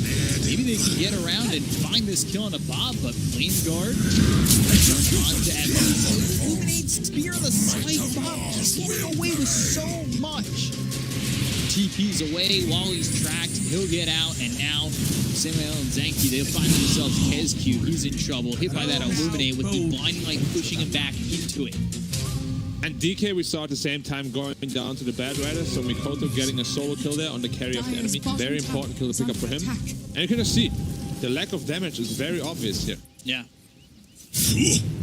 Oh, and he is going into Maelstrom now after seeing that. Very, very good by Mr. Bubbles. Calling in Palace. You're down bottom, and he'll get the tower. Dire's bottom tower has fallen. PL needs another 1,000 gold for the Fusel. He's gonna be really, really strong then. They don't have Maelstrom yet, they don't have Radiance yet.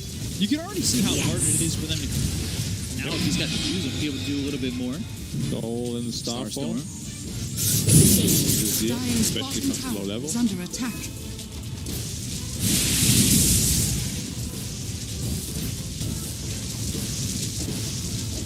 It's very hard for Dire to refight right now. They have a bounty hunter who can't really fight at all. No lasso on Bad Rider. Also doesn't really have any items. Really. Very poor on the Bad Rider. And of course no Diffusal Blade yet either. He's not where you expected. Definitely. The nerf hammer is big, sure. Radiant's top tower is under Half attack. damage on everything. Brutal. Radiant are scanning. Basically, it brings them back to like a couple of years ago, where people itemized, you know, Ling, 4 staff, one out of there. Of course, the playstyle is vastly different now. Radiant's top tower is under attack. 100 gold. Stats online. They do have a Maelstrom now. At least they have some sort of AoE damage to deal with it. Flame Guard only level 2, so that doesn't really help too much either. Starstorm only level 2. Smoke up again. Radiant's top tower is under attack. It's still very tough to fight into this Ember with the sleight of fist. Can you see it? And they Fuck find magic. Telekinesis, Illuminate again. Execution's got another kill. He's throwing Lasso on Ember. Lasso onto the Ember, but Blinding Light pushing them away. And now Bob, well, he's just in onto Makoto, who pops in the roof. Trying to make something happen. Shuriken tossed and hitting onto Mirana. They've got the spear. They'll get the kill. That's a track though for them. Now they're trying to pull away for the rest. KezQ continuing to try and track these heroes. They find themselves 23 Savage. They'll get the kill on the Phantom Line, so they'll take him out of this exchange. And with that, Boom are forced to retreat. The real PL got caught out by the Beastmaster to roll on him. So well done. And now with all that damage, the new items they picked up, they do have the damage to kill the PL very easily if he's singled out like that. With the Necronomicons, DK stun, everything. Super well done by Vice. They're definitely outplaying my expectations here. Dire's middle tower is under attack. I did not. They'd be able to take every outer tower. Like now it's a T2 gone. Minute 17. Super.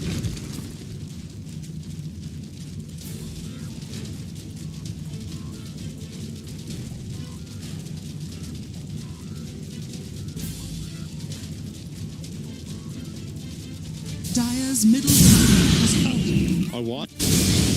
That is true. Necro 3 picked up on Beast, going straight into the BKB. I wouldn't mind seeing an Agatham Slater on him as well. Here with a PL. Honestly, this Bad Rider really can't do anything. He's gonna have BKB soon. Oh, KezQ now here on top of no lasso. They're trying to body block him. This is ambitious. Might be a dead bounty. Does. This is a dead catch. Get out of here. Track. Creeps coming over. They're trying to keep on top of the bounty, and they'll do exactly that. One for Bob. 10, 1, and 4. I hope he goes into the BKB rather than the Yule. That gives him a much stronger timing. Yule just doesn't really do much. There's no Orchid to dispel. There's nothing really to dispel at all. I'd much rather see the BKB on him. Almost Relic on Dragon Knight. After they pick up that Radiant, it's going to be quite tough for 23 to really have teamfight impact. Mischance, Maelstrom, Ember, be very tough on the teamfight. That's probably also when they're looking to go into Roshan Pit, Radiant. So he picks up Paladin boost there, building up into the tart. No Yasha, straight into hard. It's going to be a tough PL game late game, I'm not going to lie. Yeah. The way it looks right now, they have a lot of heroes that are itemized into counter, and I like it a lot. The way it looks, it feels 1v. This is top tower tough is under for attack. Savage to make them work. He's working with Makoto, who we've seen a star and such an impressive helping hand. Playmaker. He got owned them. He just got Radiant structures are shut fortified. down. Yeah, good Granted, rotation he's from got Radiant. a full BKB. He just bought out on a full BKB. Dire's top tower has fallen. Still need that Blink Dagger though to really make good use of it. They still do have the Raw though that obviously goes through that. And if he's rawed and singled out, they don't have save for him. So he can die very quickly. Only sitting on 7 armor. Radiant's bottom tower is under attack. 300 gold. So Radiant the Radiant are is up. scanning. And we'll see if they try to go Roshan after that. Shadows. I think they should, simply because I don't think Daya can teamfight them at all right now. A good way to force a teamfight is obviously to go Roshan.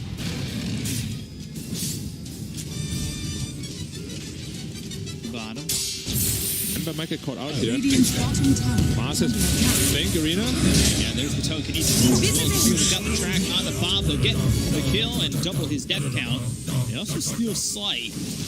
That's a kill that's As you can see, very value when you get track as well. Super important, especially with the bounty. They do have a very good comeback lineup and a snowball lineup with that bounty hunter PL, of course.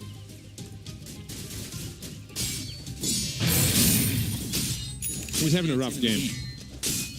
He didn't have the best lane. After lane, didn't go so well for him either. Okay, now picked up the Radiant. That's his power spike. And we'll see if they do want to go into the Roshan pit. Because again, Daya does not have the best team fight. The best team fight they have right now is the Arena and the Bad Rider, but the Bad Rider gets roared straight into Roshan.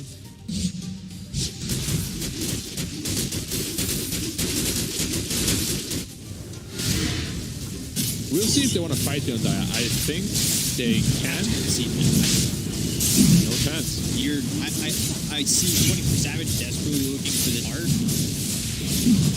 Maybe they have a little bit Korea more flying confidence. in, and Korea flying out. They're coming over. I don't think it's Too late. Aegis on the DK picked up. Shackle, BKB has to be extended. Yeah, well, there's the Primal Roar. These heroes are together. FBZ, he's been stunned though, and they've got the arena available. They'll use the Seer that hits onto the Dragon. I think it's going to pop. 23 Savage rips him apart. Now they look over at Palos, who's been tracked up, out of mana, on the run, and in some trouble. Doppelganger looking the other way. Blinding Light hits from Zenki. Palos gets hit by that shuriken as well as the Blade. They've got the Starstorm that finishes off FBZ, but not until he spears up the Marana. Samael's dead, and 23 Savage is going off. Doppelganger once again right on top of Onryu. Blinding Light isn't going to be enough to save Onryu, not looking likely. Palos now out of the Elder Dragon form. They'll get the kill on Onryu. Look over at Palos. They're trying to maybe take out Zenki. He's got the TC. They got the Breathe Fire. They'll take out the Coddle. Look over at Palos. Leave him under the tier 2 tower for now, but Makoto thinking about playing aggressive. A big fight for Boom. All on the back of a stolen Raw from Rubik. Wow. He roared the Ember Spirit. Ember Spirit is a huge portion of the damage right now. He gets taken out first. And they just don't have to sustain damage without him. We can see it here. They roar the Bad Rider, but he steals the Raw immediately. Gets the Raw onto the Ember Spirit, and fight is just over right there. So him up onto the high ground. 23 Savage rips through him. And then, I mean, I'm surprised Palos doesn't die here, but you look at the attention that comes out from 23 Savage. So for a second, Doppelganger, Blinding Light push towards the Coddle. He starts going around the pit, and Palos is just focused by an illusion where he's escaping. He doesn't end up dying. He goes on the more value targets. Like, he knows the backline should die first. Unfortunately, the Bounty Hunter died, so they didn't get track kills on most of them. But very good recognition from the Phantom Lancer here to just kill this team. Because if you go on the DK all the way, probably he's going to respawn and the whole team gets away. Not worth your effort at all. Now, even though they concede a Roshan, 1,000 gold ahead. Almost hard picked up. See how many problems they already have dealing with that PL. 2 or maybe even 3 of those. Yeah, 2 for sure. I don't know if 3. Yeah, definitely one of them wasn't, but I don't know about the last one. I believe one of them. 2 of them were, 2 of them weren't. And then all of a sudden, Phantom Lancer, 500 gold. He's rich. Yeah. Suddenly 2k ahead of the DK. They were pretty close at the Roche fight. Now closer to the heart. He's up the Nullifier, Scotty, Basher. Yeah, but again, it looks like a pretty single core PL this game. They can deal with him in late game. Can. He has a good support cast with like a Bad Rider stun, Lasso, Rubik lift, Mars Arenas, but he will have to be the big damage here this game.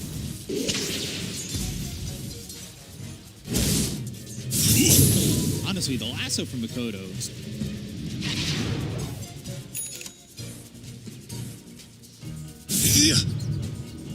Hold on to it. He's got Breathe Fire right now, but almost has a blink.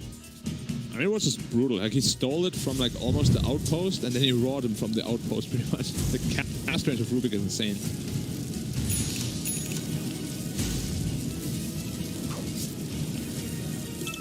$400 gold, so BKB on Beast.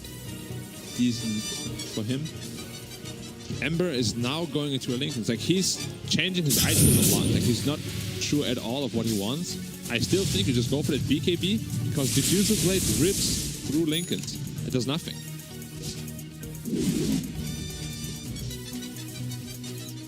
And he's committing Radiant's bottom tower is under attack. the Lincoln Sphere. Not a big fan. Of course, Lasso, you know, it's good against Lasso. But if you're BKB, they don't have damage through Lasso to kill you. I mean, his team is recognizing that too. Beastmaster even went for one. Straight away, DK is going for one as well. Are scanning. They've Radiant's got this bottom hard. tower is Thinking under attack. Nullifier. Yeah, Nullifier for smoke up here on Radiant. Nice. Over and well, Onryu use the primal roar coming in on the canister. They can take the bounty hunter pretty quickly. He'll pop the BKB on the other side of the fight. They got themselves a kill on the high, so they're taking the Rubik as well as this bounty hunter. The bounty hunter support just coming through Savage as well as Makoto focus their attention on the Semi. They'll get the kill there, but now it's 4 around 1. Savage in a lot of trouble. Be careful. Makoto comes in and gets the lasso onto the Beastmaster. 23 Savage goes after Zanky. Once he's Kato dead. No blinding lights. No way to help. No way to get the chocolate match onto Bob and give him those double kills and double shearing chains. They also finish off Onryu. That she is dead on the side of fight. Those over Palace. Bob Palace trying to fight. Going after 23 Savage. He's got the heart. He's got the doppelganger. Trying to run Palace with the Dragon Tail available in just a second. But slowed up by the Diffusal Blade. So Palace still trying to catch up to him. Does have a blink dagger in 7 seconds. Doppelganger still getting him some distance. R is low, so can't actually jump and feel comfortable. This one does go. So the blink dagger is low. The spear that locks up Bob for a second. They might end up losing FPC. They will.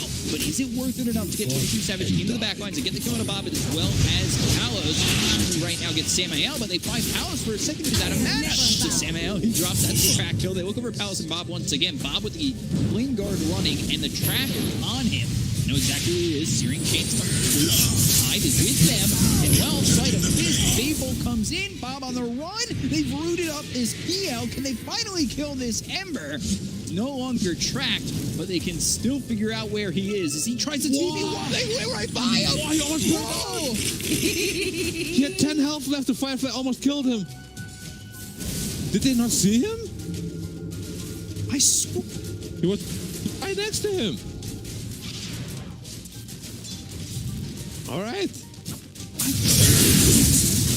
thought they saw him. That was pretty, yeah, very interesting. I mean, he almost burned down. Maybe they thought they had to kill or something. I don't know. That looked really, really weird. Because you do have the flying vision also, don't you? The rune of haste. That's what I thought. He was like right next to him. His wings touched him. Yeah. I swear they saw him. Oh, no. He's not the wrong. Yep, Bounty is dead. The prize is I swear it was flying vision at night even. So there's no way they didn't see him. Just saying. I think they thought he was gonna burn out. BKB available though. No raw. No arrow gonna hit, but they've got the Searing Chain. So they're going to follow a lockdown to get the kill on the 23 Savage, who will run out of the arena. The arena gets defeated by FPC. They've got the Lincoln now picked up by the Ember. Light Shadow under the Shroud. They look over as the Lincolns still have Lasso. Elder Dragon Form was used. You need to be careful if you're Makoto. Nick forward, and that includes FPC. So I fit Searing Chains. But now the Lincolns is popped. They've got the Lasso to follow this up. Bob, you went in. You put yourself here, and now that's where your grave will be dug. They get the kill on FPC. They'll return a 1-for-1. They'll buy back on the Mars. They'll get the kill on Hind, and now it's going to be another dead on the side of Boom. They look over the way to Army, even though there's the BKB. Savage has a double kill as he looks over at Palace. They've got the Dragon Tail. Samael following it up with an arrow that hits on FPC because he doppelgangered. They get the kill on a Palace as well as Samael, but they will survive on the Mars. Man, 23 Savage letting his Mars be a pincushion to all the arrows. Finally, a Shuriken toss on a Zanky. They're going to continue to chase out of the Gato, look for the full team wipe, and eventually finish it off. No, just a matter of when. Yep. You can just see this PL, like we spoke about it. This heart comes online. We have seen it time and time again. He's just unkillable in these fights. He's dishing out so much damage while tanking so much damage himself. You just cannot deal with him. Structures are fortified. At all. Really struggled to find any answer. And Bob completely putting himself out of position. I mean, he did that to himself, as you said. Like, he jumped in there. He wanted that fight. Radiant are scanning. Maybe the communication wasn't there because his team wasn't immediately with him. I mean, they also aren't as mobile as him. Maybe he was like underestimating, you know, how mobile they are with their blink, they're gonna DK or whatever, but he got taken out immediately. And as I said, he's a huge portion of their damage. If he dies early, this PL is free to do whatever he wants. Yeah. He was full health the entire fight, basically. They can't hold him down. Now Bash up picked up on PL. 1,000 more gold until Abyssal Blade is online. I think they keep blocking the ancient camps with the sentry ward. Very cute. Slowing down the PL by quite a bit. Still 18k. Still 18k. Yeah. Getting all these kills, track kills. There's super good. Yep. Zin. Hit him. Near the outpost of the Dire. I'll know this. Radiant's bottom tower is under attack. DK needs BKB 100 gold away from it. Then probably he needs a Mjolnir. Over. Blink as well as the lasso that comes through on a Zanky. And Audrey returns for a second, but then turns back around. Not a track kill. Need to get this out. No problem. Got plenty of time. Now DK up. He has his BKB up. Pick up for him. Bob going to Agon Scepter. It's good. I just don't like the Lincolns. Yeah. Initiation on Bad Rider. Looking for Makoto. FUZ. He's hiding in the Roche pit for a moment. Maybe he'll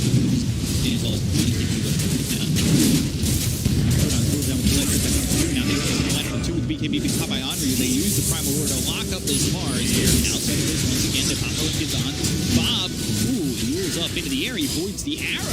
If the Gogo House passes BKB going for just a couple seconds longer, we'll see how long this is going to last once that BKB runs down. As the side of Vice starting to try and get out of this one. Bob's kind of left by himself. As Seven goes after Palos, they tracked up this Dragon Knight. The arrow comes in, but it's blocked by an illusion. They get to go to Palos, and they'll look over towards the rest as FBZ gets taken out here by Onryu. The Remnant's back, but is it far enough away? Doppelganger thinking about moving in. There is a tier 2 tower and a tier 1 tower that still stands mid. They can take what they've got and take out the tier 1 tower as well. At least they got the Mars kill who fought back for dead for a long time. But if you're this DK, you cannot jump the backline. You need to protect your supports from the PL. It's a lot tougher with an Abyssal Blade on the PL now. He's just running in and causing so much problems in the backline. They need both the Ember and the DK on top of him. Middle tower is under You just attack. don't have the room to jump the backline. Even though you want to, you just cannot do it. Because if you do, the PL will just completely wreck your lineup. He is. And they just have to address him. I feel like they're just ignoring him too much. Like, it's obviously hard to kill him, you know, but he's the biggest problem. The other kills do not matter as much. And he's getting to the point where he's Radiant's just unstoppable. bottom tower is under attack. Yep. Pistol Blade's still online. 3.4k max health. Like 100 health regen. Hood. He might be at the point now where he's not killable anymore. Like, they might have missed the timing on the Radiant. Structures are fortified. Roshan is up there doing his smoke. Roshan this. They know though, they know. I know. Bottom, but now Dust on a bounty hunter. Poor staff avoiding the arrow, but the slight of here comes in onto this bounty to get the contest people can throw down the arena that's around Bob as well as Palos. Palos, is that BKB available? Bob looking for an opportunity to jump in. They'll focus their attention on the second is Savage only has about half his mana pool available with the pop is out of Bob. Now they go in, but Kodo's sitting low health, but he does have a double damage as well as the blink and the lasso ready to go. The spear doesn't connect, but Bob's sitting really low. But Kodo may be looking for an opportunity to blink as well as the lasso, and he does. He goes on to Onryu. The short toss is going to pop the Lincolns of Bob. They'll get the Kodo Onryu. They'll take the Beastmaster. He does have buyback, might be forced to use it and will. So now he'll come back into the fight, but they're a little bit worse for wear. The question is, do they want to go in on this? Is going to be Savage yet? He says yes. Samael, he'll end up dead. He's not going to have buyback. He's empty 47 seconds. The sight of his searing chains comes in on the Blue as well as the bounty hunter. They work over as the spear lands and connects. Down goes Bob. He's got buyback. He's already used the buyback out of the Beastmaster, but he gets caught again. Now he's got no bounty. He's lifted up in the air. The track is on Henri. He's dead for the second time. They call that on top, but this might be a little bit late. They look over at Palace with the BKB as well. Right clicks in the Elder Dragon. They get the kill to FBC. Palace on the run. He's tracked up now out of mana as the double ganger is used by 23 Savage. Fable from such a distance from Hyde as they continue to go after Palace. The blinding light may keep him alive as they get the kill to KSP. The chicken the bounty hunter. Look over at Hyde. Finish off this Rubik token. He says as he dies, in the air is Bob, but he's got that flame guard. Looks over at Makoto who blinks away and throws out this flame break. Looking over at Bob for just a second.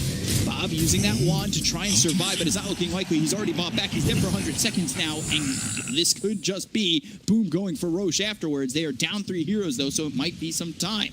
That's the dieback on the Ember. Again, we spoke about it. This might just be the territory. PL is untouchable. Full health the entire fight, pretty much. Just completely unchecked. You see it here. In one.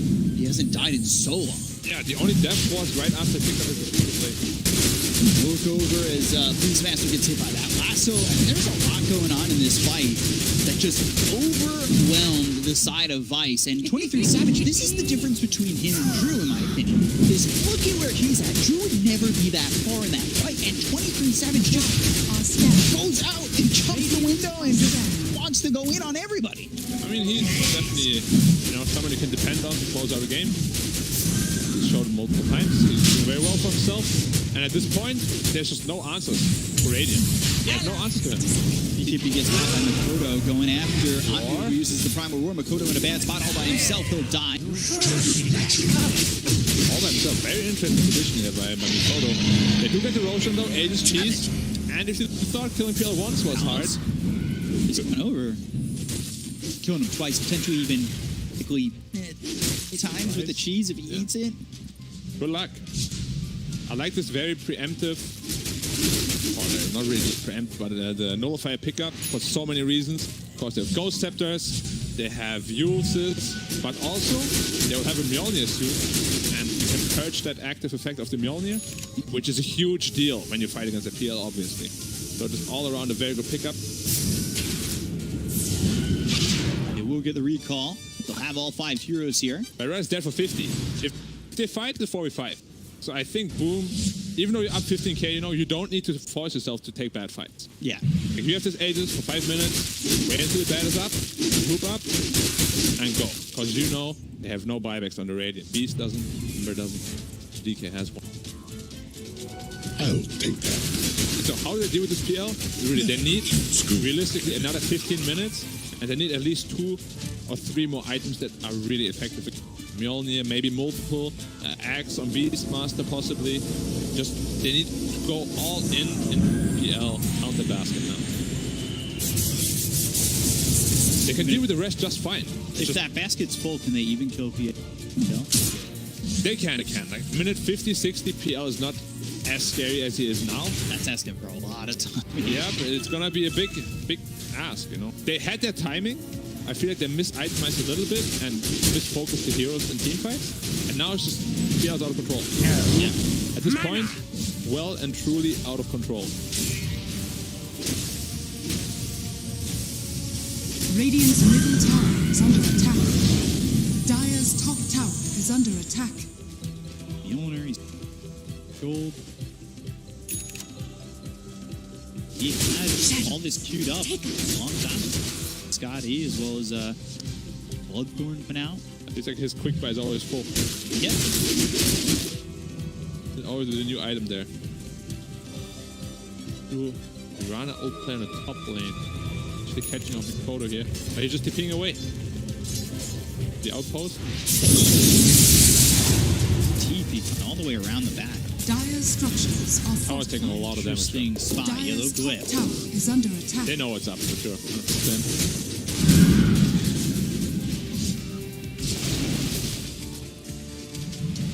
Remy freeze, but still Boom. From behind. All the way around.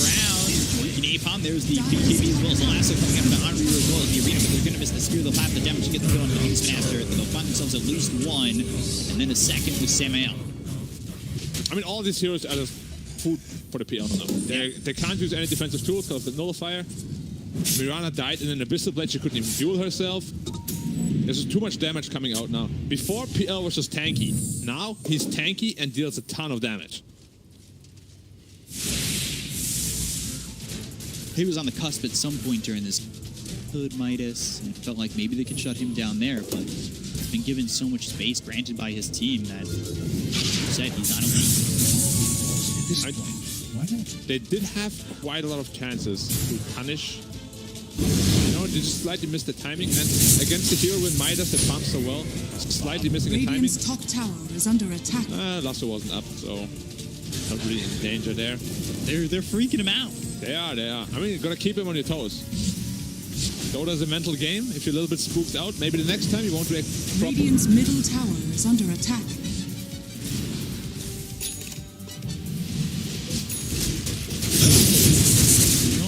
Mjolnir is step one to our solution. Definitely a good step. Going in on a bomb. They've got the spear as well as the arena. Just dead. Quickly. Radiant's middle tower is under attack.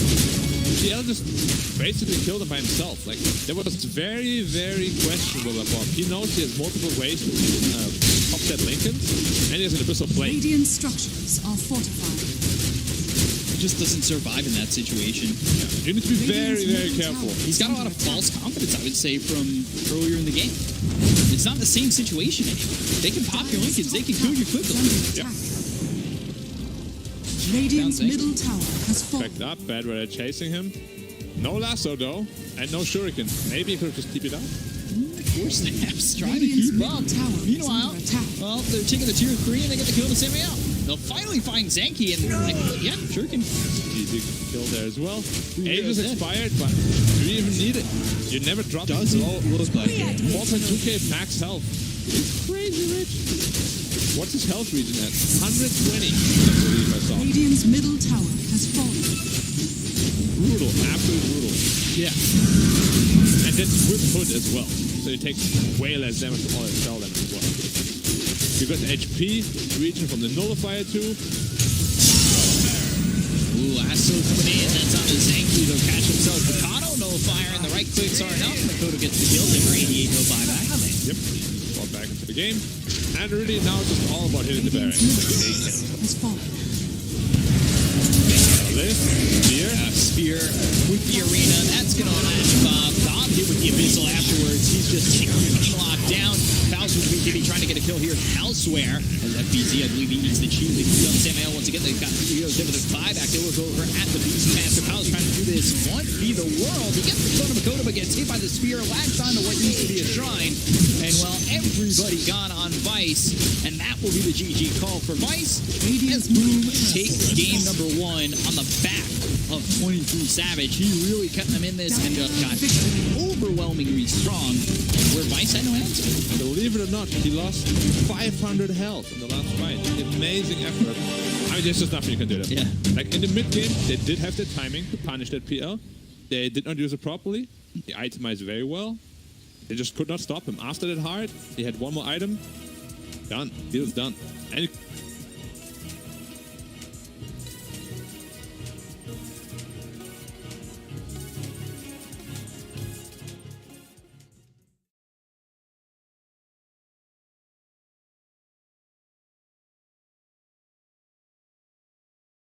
But again,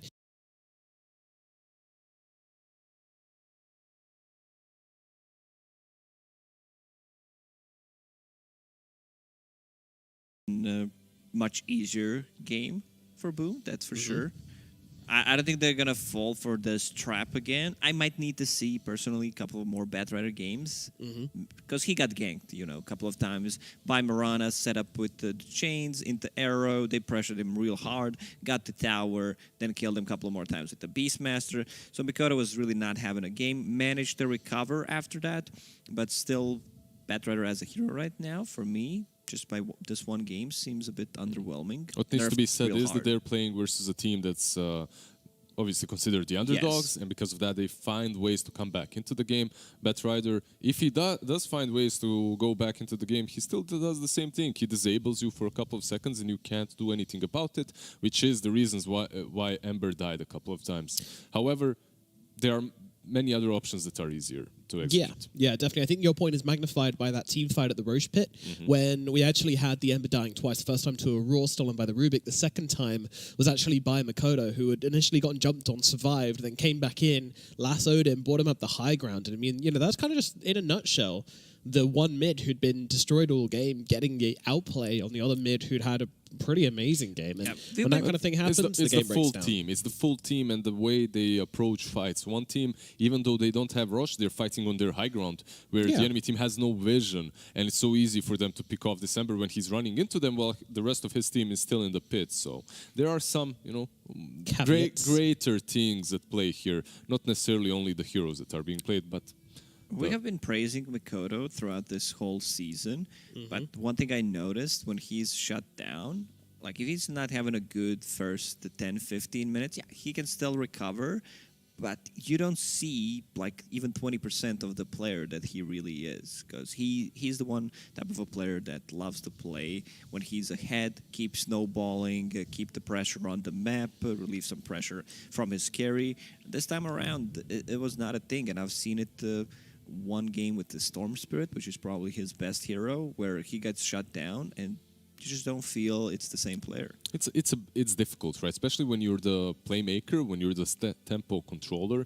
So much easier to play the game if you dominate the lane. Because you feel strong, you feel that one item ahead or a couple of levels ahead, and it's much, much easier to call shots. It's much easier to rotate across the map. Let's go here, guys. Let's go there. Let's make a kill here. Yeah, we can definitely kill him. But if you're a little bit far behind, you're always like, maybe I want one more creep wave, guys. Maybe one more creep camp. Just wait a second. So all of that definitely does come into effect. Do you think that might be something which Vice have now picked up on, hence why they bullied him so heavily and tried to draft into him and just to kind of, got all over him in this I think first they game? just heard Lacoste praise Mikoto throughout the weeks, and they realized that's the target that they need to bully. So get him. Just get him, boys. So Nearly Vice, they pick Nyx Assassin, which is a counter, one of the best ones against the Batrider, and they get the better. So they're like, yeah, we'll show you that this hero, how to play him in the laning stage. The alpha move. Very. On the other side, you have Phoenix-Mars combination. We see that quite often these two heroes are strong laners. They scale well, a lot of team fight options. You don't have to complicate stuff. Like you see Phoenix-Mars open and you're like, okay, that's pretty solid. Very simple from Boom Esports. Vice Esports, if this was yesterday, I'd love their opening way more, but because of the patch that happened during the night, it's a little bit underwhelming. Now, what's interesting is that Boom Esports have banned out the Storm Spirit. Versus Nyx Assassin, it's not great, but it used to be one of the best heroes to pick up versus Batrider. You had Storm Spirit and you had Queen of Pain. Those two you would usually like to have on your side.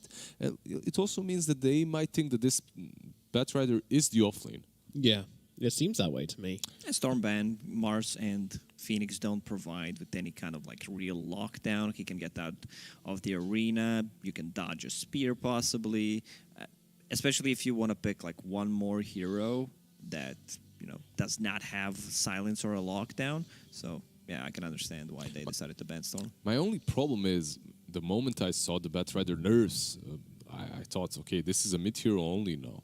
You don't have ways of killing creeps fast enough. That sticky napalm is way more difficult to use in these ways with travels. Like long time ago, travels go onto the long lane, just push it out, TP to your team, make presence in a fight. In the same breath, though, surely it's then harder to recover from mid if you do get shut down because farming the jungle is. What about offlane, where so you're difficult. usually shut down? Just go run at the enemy for a bit. Yep. I just get shut down in a different lane now. So they did make one thing happen for them. They banned out the PL. It's one of those heroes that's extremely difficult to play on the offlane as a Batrider. So perhaps Boom Esports find it a little bit more difficult to pick against him. But there are still others. All the built-in BKB heroes are fine. There is a chance of a Slark as well for 23 Savage, even though we don't see it very often at the moment. Something that's popular in Europe, where if it's a mid Batrider, and most likely it's gonna be, you pick mid Slark, you have high chances of just dumpstering him, especially if you rotate someone. But it's a good matchup for Slark. They picked Ogre, something that we don't see that often. It's attack speed against Phoenix Egg, so you don't necessarily need to have like someone hitting the egg. You can just cast it on anyone, and you will still be able to Or kill on everyone it. as well, if you're lucky enough. And also good laner. Like Ogre is just the daddy. You know, he's high armor, high HP region, can easily trade with pretty much anyone. Especially with Mars as well, just hit him. So we have seen Slark mid even in SEA, I believe, in the first 2 weeks or in the Chinese region, and it didn't work out that well. One thing that EU has got handled, though, if you're picking that Slark mid, you're picking a playmaker on the safe lane. So if Boom Esports does decide to do that, I would like to see something a little less greedy on the other core. They go with the Abaddon. All right. Is this the SA Abaddon core, or is it just a normal position 5 Abaddon? Yeah, I saw that game yesterday. Did not K1, go aka Hector, was playing safe lane Abaddon. Didn't end well for them, but it's kind of his classic. I feel like it's just going to be 5 here. They don't necessarily need to overcomplicate things. Great against Ogre's Ignite, great against Lasso, sticking up palm charges, and then you can pick a carry that you could not pick into Batrider matchup. This probably... So, you still think that this is bad offlane, right? But it looks so horrible with the nerfs and with the fact that you're now playing into the Abaddon, man. I think you just put Batrider on the mid. Put him on position 5 and Ogre offlane with the Midas. Ogre mid, okay. Ogre mid with Midas, sure, Let's why not? go. Let's go. Let's do Get it. the Batrider shard. Save your homies. That's what I think that is shard best. looked really solid once or twice. Yeah, but I've been wanting to see some more of it. But so far, I have been left wanting. Okay, so this pick with Monkey King is alright versus Mars in the lane, alright with Ogre, but I don't like it versus Phoenix all too much. The egg makes it way harder to use the Wukong's command properly, the Fire Spirits negate your attack speed, make it a lot harder to get your stacks on, and there we go, the Slark. Double down. Telegraphed. Yeah. Double down on the Batrider counters. Yeah, this bat is not going to be having much of a game here, I believe. I really hope they haven't picked this for Bob now. I feel like after last game where we kind of saw him finding his shoes a little bit, you know, finding the right fitting shoes, and then they're gonna first phase him a bat after that. It seems harsh. It seems rude. But our poor boy Bob getting punished. Yeah, the last game it was last pick Batrider, and that didn't look too good. Now it's first phase bat into Abaddon into Slark. He should struggle. No one wants to play this. They could still, you know, flex Slark. It could be mid, could be... So they could put one more hero that can be played at 2 lanes. That's why Esports banning out Morph, even though it sounds greedy, but Morph can also be considered as a playmaker. So they ban out Beastmaster on top of that. Usually we see Nyx Assassin when he's picked. If Beastmaster's not picked, you just pick Beast. It's a great counter with the Hawk, with the Necro units. Nyx Assassin doesn't get to play the game. Not sure how would they manage to fit How it do you in. lane Maybe it, Mars mid, you know, maybe Mars safe lane. It's like there's a possibility that they could have picked a Beastmaster here. So yeah, I can go with that.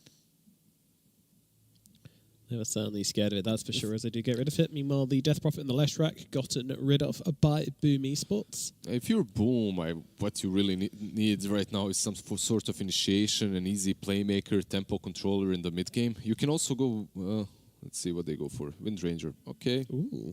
Don't suffer way too hard against the Nyx Assassin, so that's kind of nice.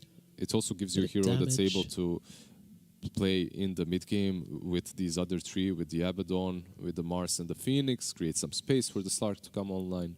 Not my favorite overall. I haven't seen any Wind Rangers do well in the SEA region, but it does fit the role, and it doesn't get shut down by Nyx Assassin. So, how does it work if you wind run through the Wukong's arena? Take damage? No. Just run through it. Just run through zoom through it. Easy. Just dodge him. Alrighty, and the response to this is Vice Esports going with an Arc Warden. Wow. And that's going to be Palos on the Arc Warden, Enryu on the Monkey, and Bob indeed on the Batrider. Guys, what are we thinking about this Arc Warden pick? And then your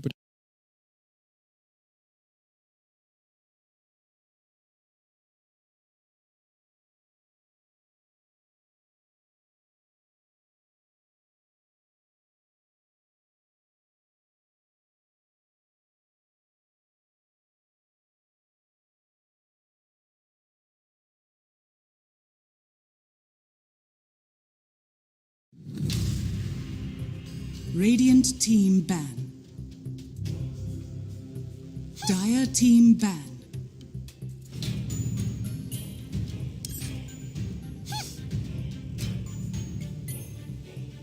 Radiant team ban.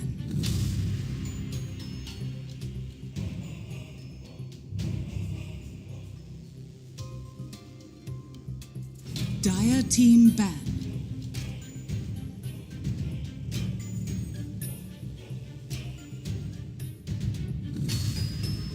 Radiant team pick.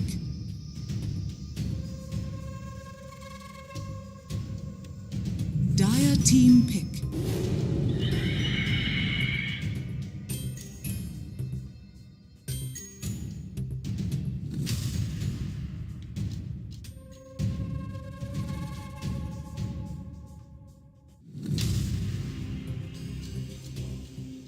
Seconds remaining. 5 seconds remaining.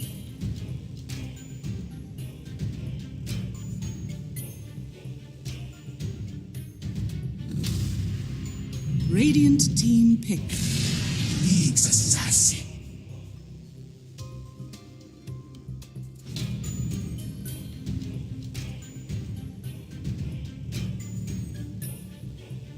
Dire team pick. Radiant team ban.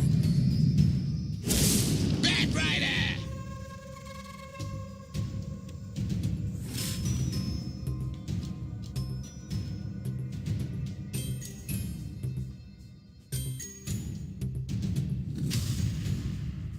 Dire team ban.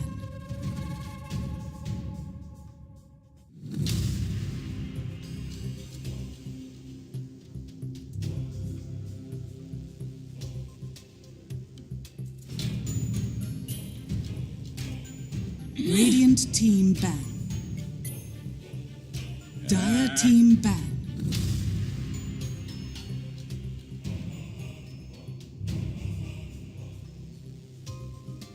Radiant team ban.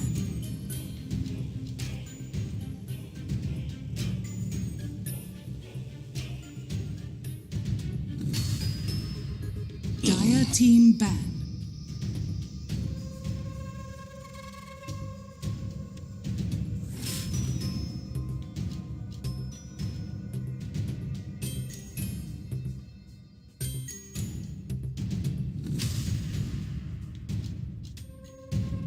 Seconds remaining. 5 seconds remaining.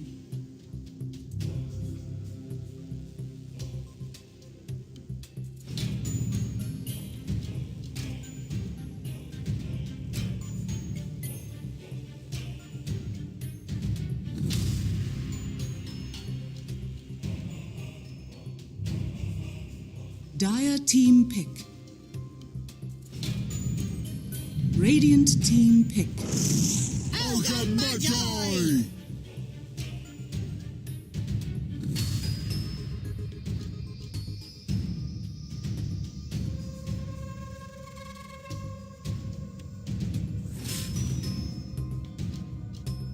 10 seconds remaining. 5 seconds remaining.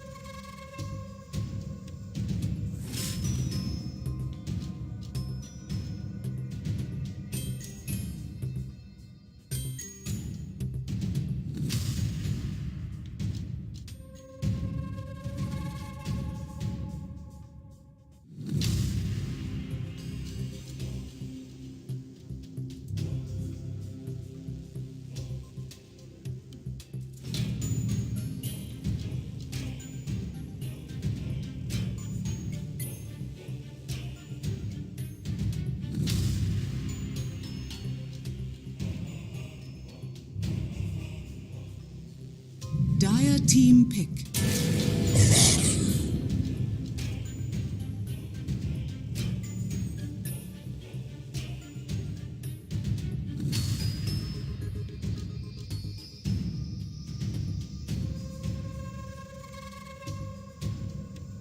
10 seconds remaining. 5 seconds remaining.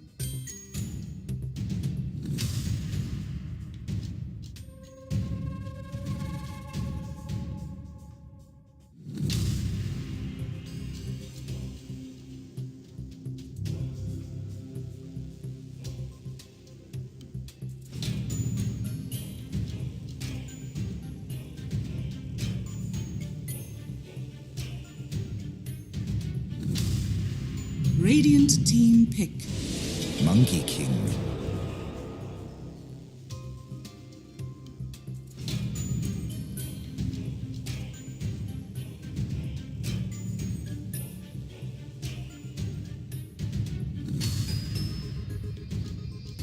Ten seconds remaining. Radiant team ban. Slark.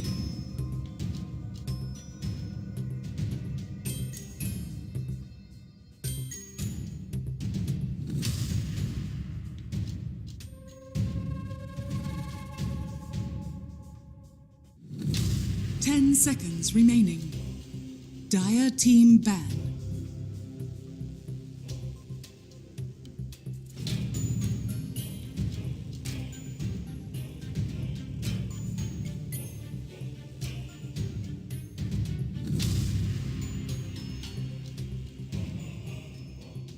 Ten seconds remaining.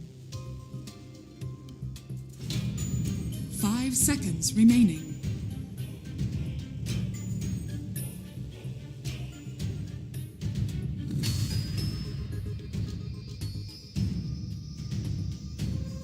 Radiant team ban.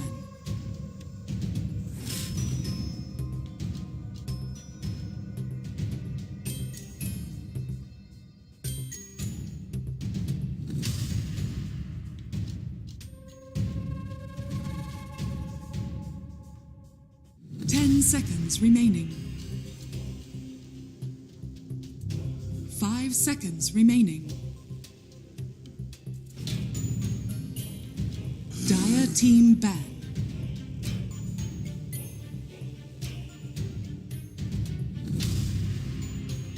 Radiant team pick. Dire team pick. Wind Ranger at your service.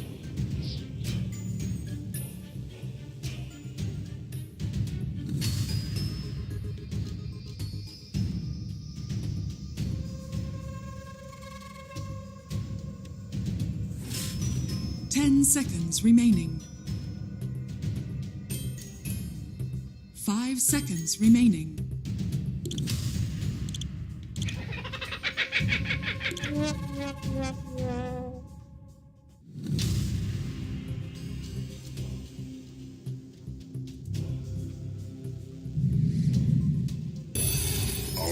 You may now select your heroes.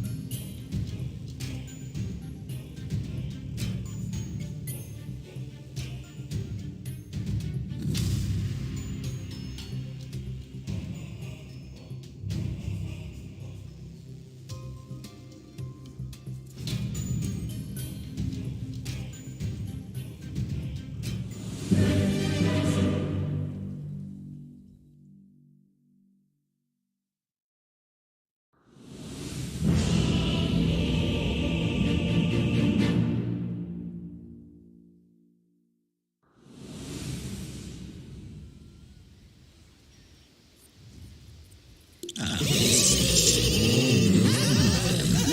know, through the divination of reading my own mind this time, I feel like that one's very, you know, I'm running out of ideas over here. Okay. Well, I went with Boom. There you go. Simple. You got it. No curveballs. I have to go with my boy Lacoste. We are one and the same, except he is a little bit older than me. He's more wise, so it would be foolish of me to not follow.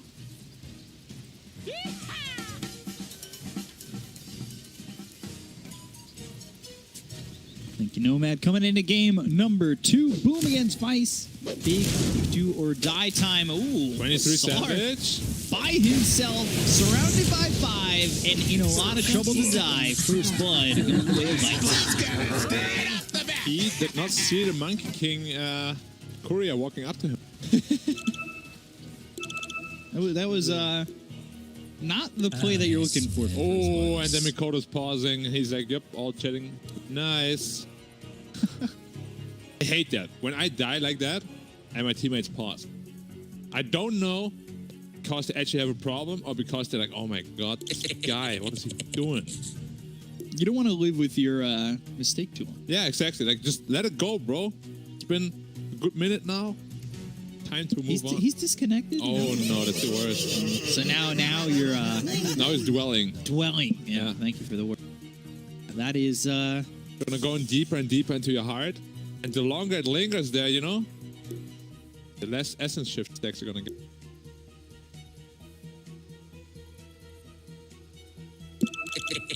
So yeah, with this pause, 3 Savage and maybe where his head's at. Yeah, maybe if they have to restart the game, it's GG already, 1-1. Because obviously they have a huge goal lead now. Yeah, I mean that's it's over, game over. Can't restart. So whose fault would that be? Hear you. Savage? Maybe. You don't know? Could be. I'm looking at this game, and there's a lot on the line for both teams, right? Boom hold their destiny and their fate. Vice kind of hold their own destiny and their fate as well. Like both sides of the spectrum. He's not smiling. Right? Oh, he's smiling. Okay. Yeah. No, but as you said, a lot of stake for both teams. It's just I can trust you guys. if you look on it, look at it objectively. Yeah. Vice is massive underdog. Like even if they win the early game like they have before, you know, they just get out experienced in the mid, late game portions of the game, playing against such an experienced carry, especially in a carry meta like this. I feel like it's very hard to overcome. You know, you really have to amass a huge amount of gold lead, so you do have some room for it. The last game we saw, they made like one big teamfight arrow, and then suddenly he was too big to handle. Yeah. I'm watching all these players' screens, and I'm just wondering, do you play in the dark? Do you play better in the dark, or do you play better with the lights on? Like, look at this. You know, the lights are obviously on one side of the room, it looks like. And not on the other. Yeah. Personally, I don't know if it's because I'm growing older now, but when I play in the dark, my eyes start to hurt. With that blue filter on. I mean, I do have that on. Okay. It just feels nicer to have light around, you know, like you get these bright ideas every now and then and suddenly, but if it's all dark all the time, it's like, you dwell, like imagine if he was in a dark room right now, he would be sad. Like he made this like silly mistake, you know, and then the atmosphere is dark and gloomy and sad, and you're like dwelling, you know, you become like a bad version of yourself, and next time your teammates mess up, you're like, stop that! Stop CSing, what are you doing? It's my creep. Suddenly the team atmosphere is toxic. All just because of the lights. You don't want it to happen. To get brighter lights. Or lights at all. I don't know how you're doing. Well, the flat right now, I think it could be the one you're having right now? Yeah. Do all your lights work? The battle begins. Bathroom one went out. Is it fixed now? No. So now I have like the one that's connected to the fan. Oh, that one? I don't even have a fan. Oh, you mean the bathroom fan? Yeah, the bathroom. Oh, the thing that goes open. Yeah. See, that thing is so cool. It's the only light I'm working with, right? It just opens after like a minute. Oh, it's a mid Slark against the Bad Rider. That's why he was there. Yep. Okay. But then he wasn't. Yeah, well, then. Again, like pretty easy matchup for Slark. You don't really expect any kills ever to happen. Right. On either side, really, until like level 6. One mistake. And He's getting low bottom, but he'll get under the tower. He's fine.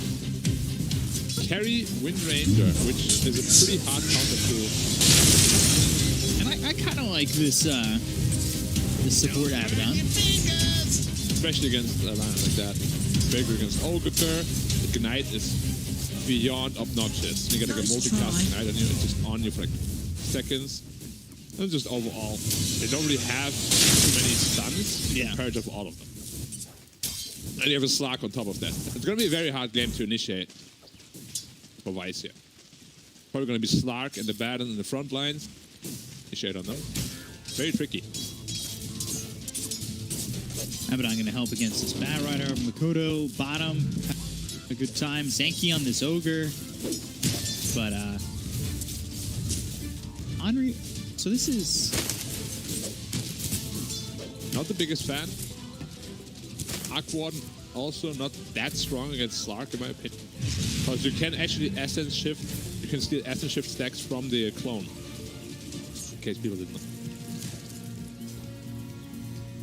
You don't get the permanent agility, of course, but you know, you just amass like 20, 30 stacks from a clone. Suddenly, has been killed. If I was a snowball. That is a massive 20, 30 stack. Does he last long enough that he could get 20, 30 stacks? Yeah. Easily, especially late game. Like very tanky. I mean, of course, in mid game, probably not. Oh, might get silenced up here. One more hit. Check kill. Tackle, and I don't have time for this. Power shot with the Curse of Avernus. It's such a strong dual lane, actually. Especially in the safe lane, a Baron plus Wind Ranger.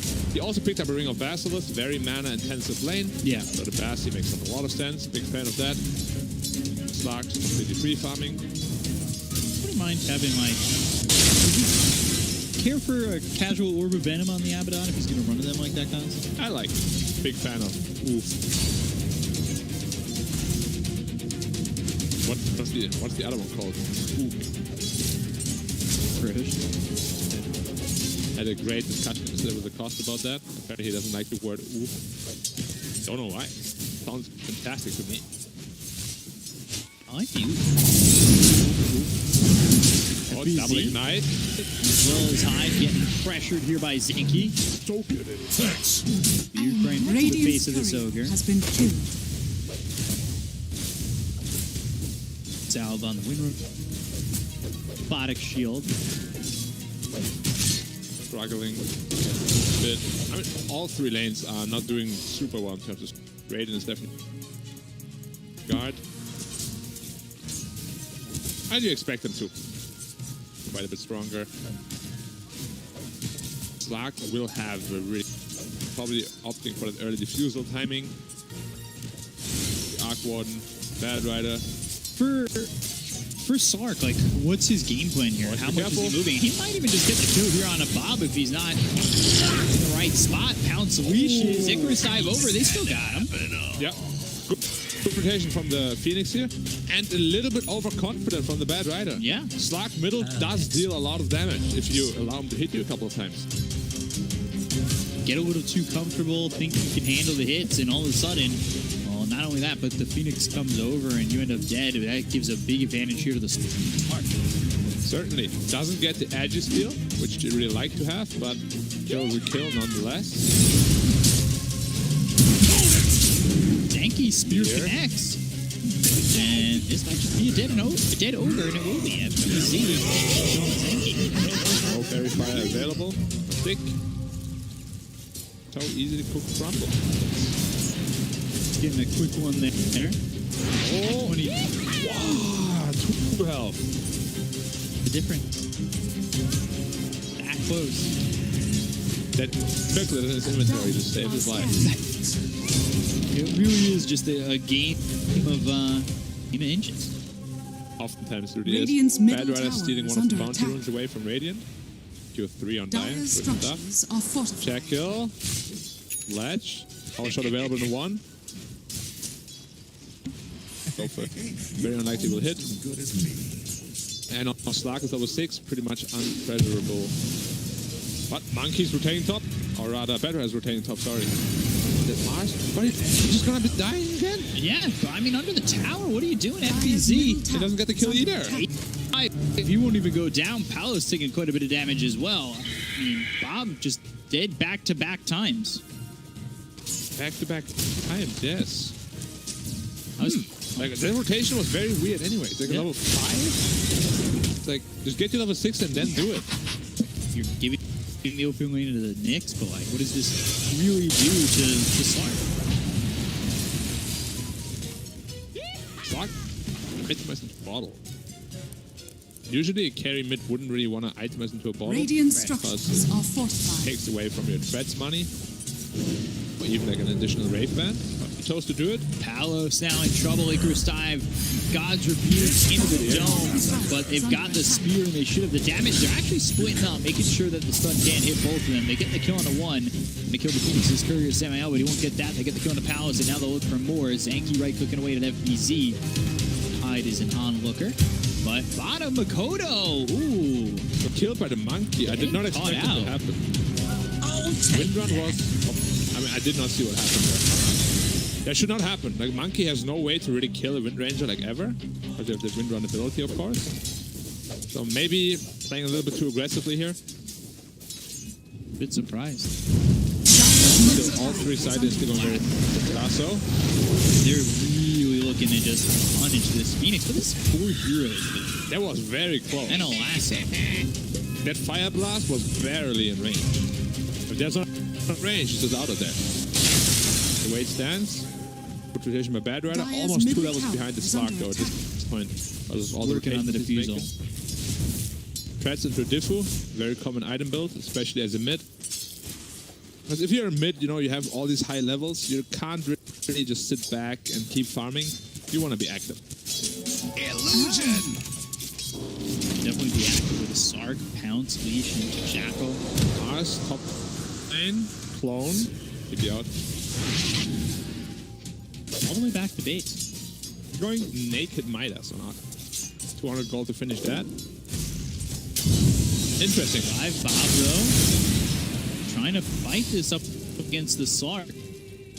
5 for that refill, but picked up by the Knicks. Grabbed it right in front of his nose. Oh, double golem spawn for Savage too. You can't really farm those up. But be there.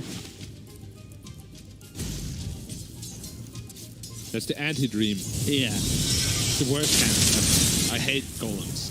Unless you're Alchemist. Unless you're Alchemist. Like Lina is okay too, like these AoE clear heroes, but other than that, just out. Threats Wind Ranger. Did that all day. Right? Who invited the Day rather. I mean, Maelstrom is just a new, most efficient DPS item since it was buffed from 25 to 30% proc chance. Very efficient on Wind Ranger. Also allows you to scale better because you farm faster. Overall, a very good item. Hero. Dire's middle tower. Pal's back in the jungle. Like you said, he's kind of that naked Midas. While that's happening, though, they're putting pressure onto the tier 1 tower. So, you know, Pal's, he's going to be giving up this tower potentially. He tries to send that Tempest double over to clear up these creeps. Dire's top tower. Looking over at Bob once again. Into the ulti. Zanky now similar coming around. Your Savage needs to be careful. A little Ravage coming in for Samuel. Oh my god, 3 heroes stuff is still going to take out Bob. Will finish off Zanky. Your Savage with a double kill. Now the Boundless Strike. The right clicks in. And finally a finish. Wow, nice snipe. Photo there. Power shot. Dire's top tower. But it was still a decent fight. Usually if you're the aggressor and you trade evenly, you're still getting out ahead because the enemy can't make any aggressive moves. They're still kind of stuck on their side of the map. And you can see that in the network as well. Still up by 2k. Getting 2 permanent energy charges my way. Slark is also not too bad. Top tower is under attack. And the tier 1 top is still gonna fall. So overall a very good trade for Radiant despite losing their Slark. Dire's top tower has fallen. Not to die, of course, but Dire's middle tower still sitting top of the net worth. And honestly, these 3 cores are sitting ahead of the cores of Vice by some. Rider almost 3k ahead. Radiant's courier Bad has Rider been farming a killed. jungle has to be one of the saddest sights. Doesn't do any damage. Bottom, get the kill on the hide. That was a 3-1. Now, you get credit for that one on the hide. They also killed off his courier. Which would probably just result in a free bot power for Dire, which opens up the map quite a bit for this Arc Warden. Pretty important. At the same time, they're losing there. Structures are fortified. Radiant's They're not in a bottom position tower really where is they can choose to defend. And as I said, Monkey King is TPing in. But the question is, does balance strike? That's not really. And that's it. Dire's middle tower. Okay, has guys, fallen. don't push. Okay, you can have it. Dire's top Delayed a tower second. is under Yeah. attack. I hope this Arc Warden is going to be one of the more active ones. I really hate to see Arc Wardens that just play defensively all game. Prepare to high ground. Like, you're playing to lose, basically. That's where we've seen Most teams struggle. most Arc Wardens, except for one. I believe it was Raven, right? I believe it was Raven, yes. Mars rising to a blink first. Again going with Soaring. There's some new tech there. See what the other regions do there. Nyx Assassin, I believe, caught vision, or the Sark caught vision of the Nyx Assassin. He did. They're still coming around though. Kez Q by himself has to borrow time. Is anybody going to react before?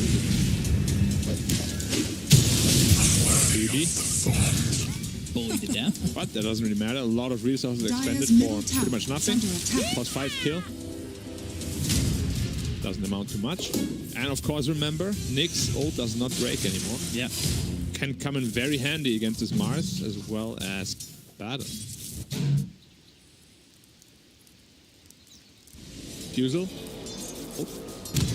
Do you think it needed that change, that break change? I don't even know why it broke to begin with. I'm happy it's gone. Made no sense to me. He's not that strong that he can break you. Look at his little tiny claws. They can hug you, alright, yeah, sure. I'll give him that. But break you? No. Dire are scanning. Kind of sharp. Battis is running uphill. Yeah. No ult yet, 3 seconds. Caught again. And 2. okay. 1. There it is. 10 minutes to borrow time, and there This should be a spear. kill on to Zink. Missed spear, doesn't I matter. don't need to brag. I let others sing my praises. Well, maybe the arena is a little bit overkill. It's a pretty big cooldown to expend in the early game. In with Bad Rider, setting up for a lasso here on the Phoenix. We're taking it on Nyx. So up. Yeah, wait until the last second to grab To the that. impale. There's the stun. Yes, Icarus dive though. Ooh, Spike Carapace. Egg. Yeah, he's got it, but They're slowed by the W. This could turn around massively. might come over. It's gonna power. Oh no. Yeah, 23 Savages here. They tried their hardest, but well, What a they only play got by so Hyde. far. Why? How did Tree not break? Why did she be dead? Unreal? No one does this to me. He was chilling out on the tree. Immediate smoke up after. There's no heroes to kill, guys. You don't need to smoke. They're all dead. Let's set him up on the other side of the map. They might potentially catch up the Ogre here.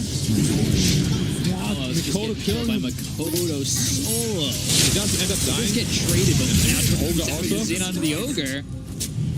Want to give him the right clicks and the kill. Another stack. The kill was super worth it for Mikoto. Obviously, he got the XP, he got the huge kill bounty. You know, even if you die after that, nobody got experience of that. So, completely fine with that. You want to stop the Arc Warden from farming as much as you can. And Slark is accelerating massively. Going to Vega right away. Interesting. Not a bad pickup at all. He's got. I want to say he's also got Ags queued up. He might go One or the other. first. Yeah, I feel like one or the other. Like, you don't go both. you don't need both. Like, they're both ability items. You don't really need that, as you said. Double damage bottled up on the Slark. Together with Diffu. Huge power spike here. And with Nyx, they do have a sentry down. Peeking. Gets his freeze cut. They were ready for that one. Power shot comes in. 23 Savage with double damage. Gets the kill. They've got the arena down around the Ogre. As well as the Tempest double. Right clicks in. Zenki gone. Get some stacks from Tempest double. He's at 9 ranking now. With 7 permanent agility. On the hunt here for the Nyx Assassin. Yeah, why not? They did see him, though. They did spot him out, so Nick completely fine. no Vendetta to work with though. And we see another bad Redder struggling a lot. He's coming all the way around. 23 Savage is going to catch him out. He goes to the Spike Carapace, purges that off, gets the pounce, and still kills him off. Yeah, Goes all the way around. No problem. Yeah, very worthwhile. And now this arrives at the top wave, which is pushing in anyways. So why not? Diffusal Blade and Blink Dagger, minute 15. Very good time is coming out for him. Shackle. Dagger. They've got the Shackle shot. That lands on a bomb. So here comes Wukong's command. Can they follow this up with anything? They're already going to run out of the circle. So Makoto on the run here from Onryu. But Onryu doesn't really do that much damage. Decent amount, but not nearly enough to kill anything. And Senki even wants this, but he's not going to get it. And he's also going to lose his courier for this one. And his anti-ward. Unstoppable. 7k ahead at this point. Are scanning. He's had a rough early game, but covered perfectly. Spark catching out Nyx again. Carapace. Leashed up. Pounce leashes. He's running out of mana, but the Shackle connects. However, he'll still get this kill. And another duo denied. Yeah, and all of a sudden, Slark at 10 permanent agility, and now the arena and the spear is on the arc warning. Talos is dead. They're all over the map for Boom. Radiant's top tower is under attack. No breathing room at all. No, they're jumping onto Vice hard. Honestly, this Boom really looks like a completely different team. They look lost. No, I said Boom looks like a completely different team. Oh, sorry. Like they're so fierce suddenly, you know, whereas before they were pretty timid. Like now they have this like aggression in them. Yeah. And I mentioned that in the last game. It felt like they were taking more like risks. They're ready to fight. They're ready to play aggressive. They're not. I like this a lot more. Like they're taking the fight to the enemy. Bad Rider. There's a blink on a Bob. Pounce to leash. Look at these right clicks coming in. Ring around the Rosie and well, now it doesn't go to Posey. Dies instead. Makes it out barely on Bad Rider. So Aqua on bottom. They saw him. He has no TP. He's completely boxed in there. Mars and mid range are going for him. He's not looking like he's likely to get out of this. Good spear from MBZ, and the TPs are immediate, but not in time. Very, very questionable TP there. Might be able to get the Wind Ranger. Wind And run the stun. out. Kodo's Arena. still running, and Onryu looking very dead here. Shackle connects. Tower shot in. One more needed to get the kill on Onryu, but Bob behind him. Spike Carapace helped him in place long enough to get the kill on Makoto. And now they've got the stun on MBZ, but behind him is Kesky. Hyde as well as the Slark. Slark gets the kill on Zenki. Now he's godlike. Samuel running around with a little bit of health. 23 Savage is trying to finish off as many heroes as he can. He looks over at Onryu, who will Primal Spring away. There's the dust on a Samuel. Bob? Almost didn't make it out. FBZ gets the kill on the Knicks. Pounce and Spear both on cooldown. So makes it out barely again. All these fights benefiting Radiant a lot more than Dire. So you were saying Boom looks like a different team. And to answer your point, because I do agree with you. Wait, double damage on Slark, but he has a 4-step on Battle. I say that, but he just kills him with 4 hits. Wow. And Palos, he's right there too. Wow, the damage is crazy. 200 plus 200. He has 25 Acid Shift stack, 75 Agi. Loses the courier though. What is... what were you saying about... Boom? Hold on. Hold that He's thought. setting up again. There's the blinking. Palos is gone. Zenki might follow. Impale with the balance strike. Still trying to get the kill onto this Slark. They just can't find him. And while Zenki, some unraised there, power shot in. He's gone again. He's dead for the 9th time. What were you saying? Hold on. He's landing the impale. Power shot comes in. And he will burn out. Yeah, sorry. What did you say? So what I was saying was I agree with you, even though I mistook what you said as Boom is Vice, but does it feel like Boom's game is completely stuck on Makoto making something? It seemed like it was a lot of the time. Like he was the initiator and had to make all these plays from the mid. It now feels like Boom overall is a team enough confidence to jump in and lead something on their own, even though they're not by themselves. Some like FBZ, he's willing to make that move, but Makoto's willing to make it. You've got Kescute, who in the laning stage is just running forward and ready to work with Makoto in bottom. Like everything seems to be working on all cylinders. Hold that thought, though. stun onto the Slark. Can they get the kill here on the 22 Savage? I don't know if that's likely, but... Shackle Shackle hits the Tempest Devil, but I thought for a second it was on the Ogre. Right clicks come in, 22 Savage beyond Godlike. Bottom lane. Bob's caught. He's dead to FBZ. For some reason, Bad Rider can't fly out of arena. Wyvern can. Dire's middle I guess tower Wyvern flies higher than Bad Rider, maybe that's why. Deal with the Alp. Yeah, Dota is a game of many question marks. And for Vice, the question is, how do you stop the Slark? Dire's middle tower has fallen. Neither am I. Gosh, another kill on Unreal. They're everywhere. They're really everywhere. Yeah, there's no breathing room at all for Dire. And the arena, as well as the spear coming through on the Palace. They'll get the kill on the Arc. And they'll look over at Zanky. Double kill for Hive. And this one is looking... all but over. All but over. As Vice are just getting absolutely obliterated. And there's the spear. It lands on the Bob. A two-man stun comes in, but Simeon and Bob both fall. And now nobody's alive for Vice. Sunray and Baron keeping alive Mars, no problem. Dire's middle tower has fallen. This is a brutal defense for that. Dire's middle barracks are under attack. 14 to 11. Now this is what happens when Slark is a good game and he puts that into work. Yeah. Dire's middle barracks. We've seen a couple of mid Slarks that fell off. Yeah. They're up. Right, so much. How does Vice bait them into the fountain? Although I'm sure Boom won't go there because as major at stake. That's how they bait him in. Major invites. Radiant's bottom tower is under attack. So as far as I know, the only way Boom is out of contention is if both Fnatic and Neon lose. See it here? It's very scary, and well, they're going after Roche while this is happening. So, Shackle on Roche, right clicks come. It's not the but it's also not the same. Yep. Wind Ranger, Abaddon. Good.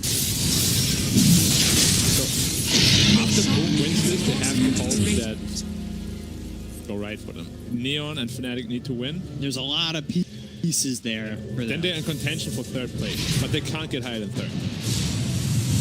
Well, he has Axe and Fling. Power's getting caught here, and well, yeah, it just does not feel like he's going to survive. Runs into the dome, runs out of the dome, and dies. Gets dome. Out of the dome. Gets dome. Radiant are scanning. My favorite streamer, Sips, is building a dome. It's just like... Domes everywhere. Domes everywhere. I'm a dome. That causes a dome. Dome. Domey.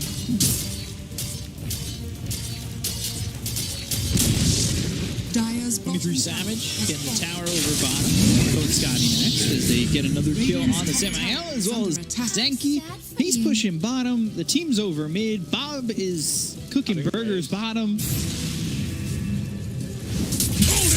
Trying to TP out, but the spear is in, and it is another kill here. Force dash though. Hold on. I don't think he is. Radiant's top tower. Lasso, okay. Lasso down. Yeah. There's not much to say. Like, this team really lost, and kind of just feels like a pop game at this point. You know, you're just killing people everywhere on all lanes. Actually, Monkey top, they're waiting for him already. Oh. They knew. And he's got another pounce. Oh, that was close. I thought they were going to meet. Looks like it. For a second. But instead it's still the clone. Getting some stacks here. 2, 3, 4, 5. Meanwhile, Makoto showing off Zanki once again. It's like his 12th. Savage.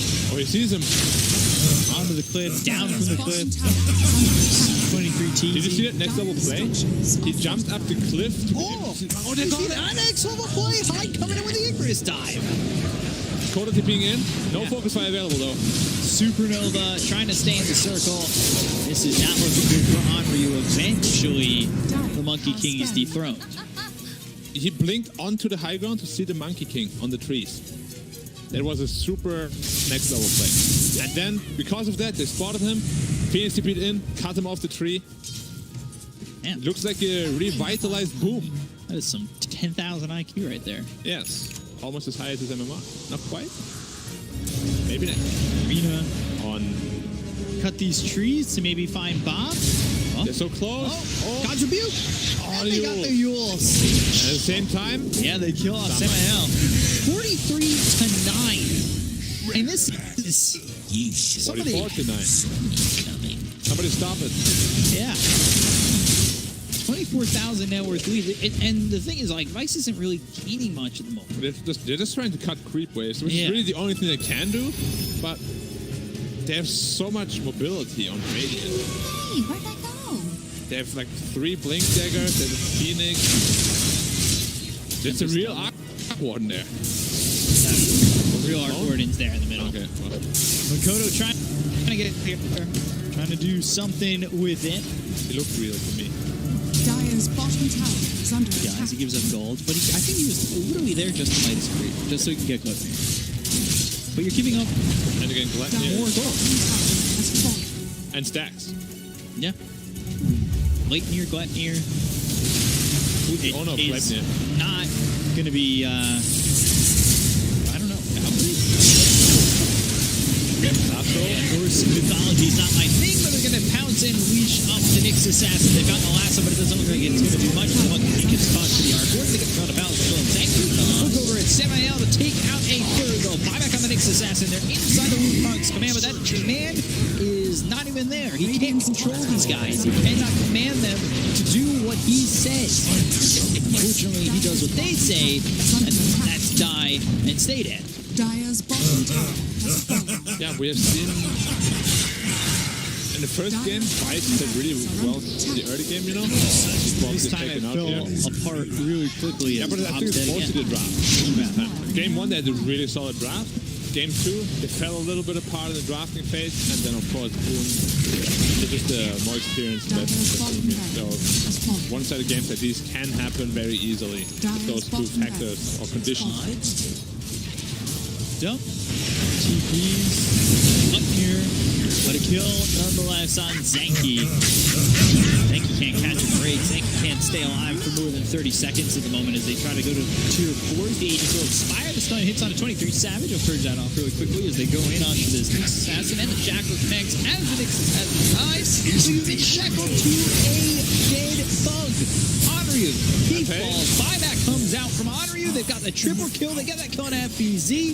23 Savage really trying to find a rampage somewhere. Shackle doesn't connect with the right clicks on a Zenki. That's an overkill. Is he going to dive in? Does he want to go in for it? Pounce? Balance strike? Where is he in the base right now? He's in such an awkward spot, but he finally gets away. He's still looking to maybe make it long enough. Is it long enough? Has the timing there? Yeah, he's got the rampage. 23 Savage then dies afterwards.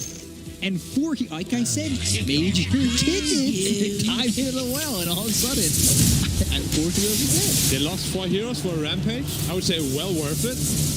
No problem. Okay. I mean, you say that now.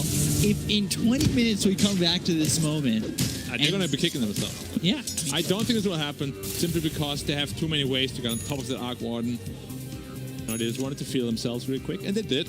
Probably prolonging this game by about 5 minutes. I have seen this tape before where that was a different tape, man. I've seen this one.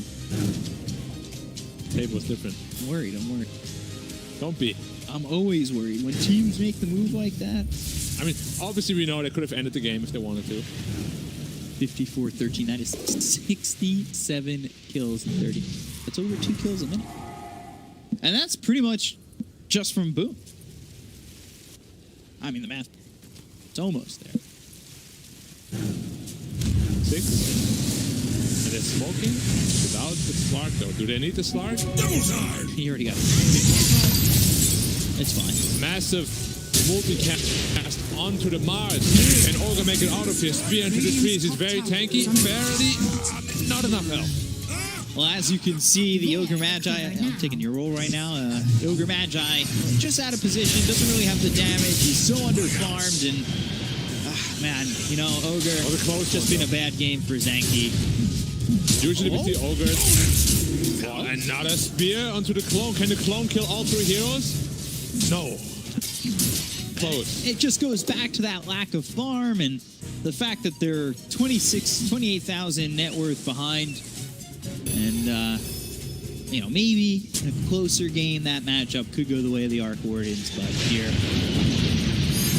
Not looking likely.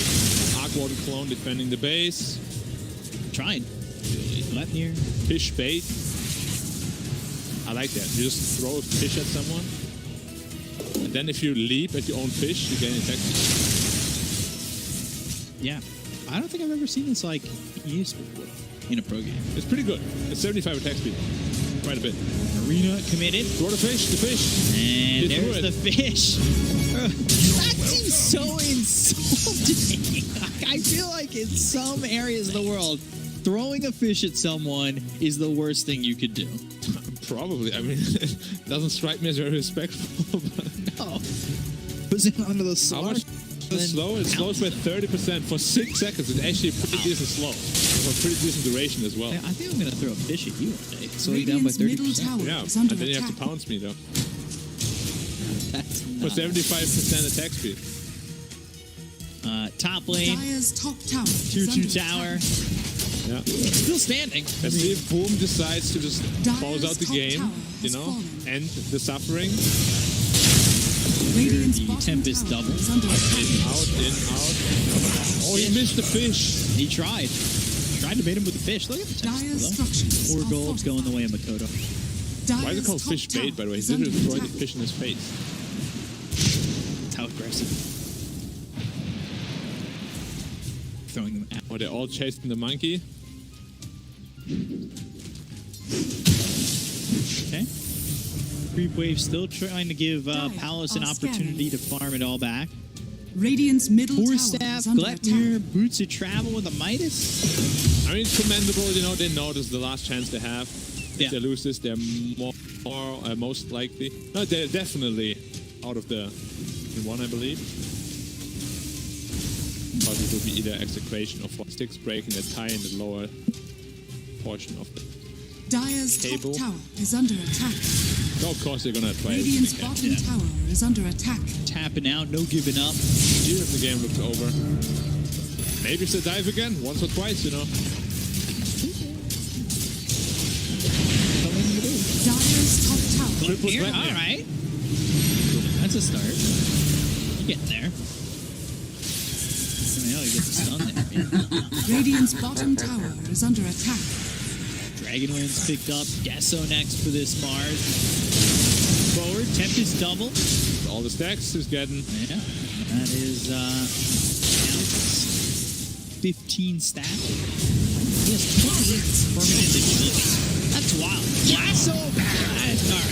It almost lasted long enough. We'll get the kill on the semi-L to look over at Bomb. Take out a second bolt without buyback. Balance Strike comes in with a supernova popping, and now Sunray on top of the Tempest double, but not get the kill. They'll open up the racks and eventually take that. Still 3v5. Maybe an opportunity. The racks are gone. And the Raiders not next. have Now the only thing on the list is tier 4s. And Arena around the Ancient. I mean, they're doing a good job of, you know, just staying away, waiting out spells. Yeah. But I mean, I've seen this drone defense before by American.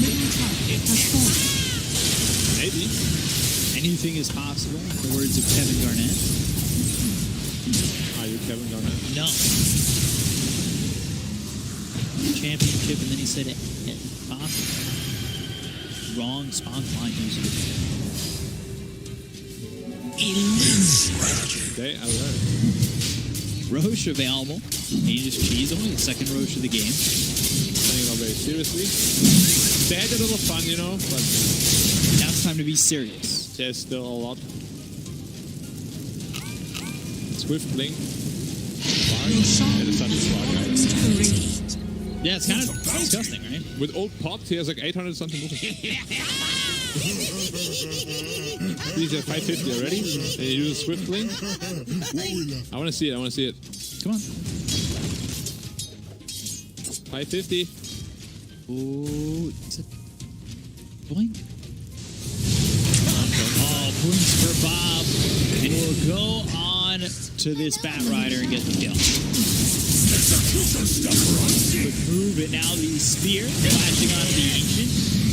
One of the only things left standing right now for Vice is the arena comes in. That'll block Onryu out, but keeps Samael as well as Zenki in. Supernova, no way this thing gets killed, and this is going to explode right on top of Onryu. They get killed Zenki as well as Samael. Take out Onryu. Just one is alive, and that is Palos, who will buy back into the game, try to make something happen, but just as quickly as he fought back, he is dead with the Ancient, and the 2-0 is complete here for Boom, who just overwhelm and demolish the side of Vice. No chance. Game 1 was relatively close. Good draft, maybe even a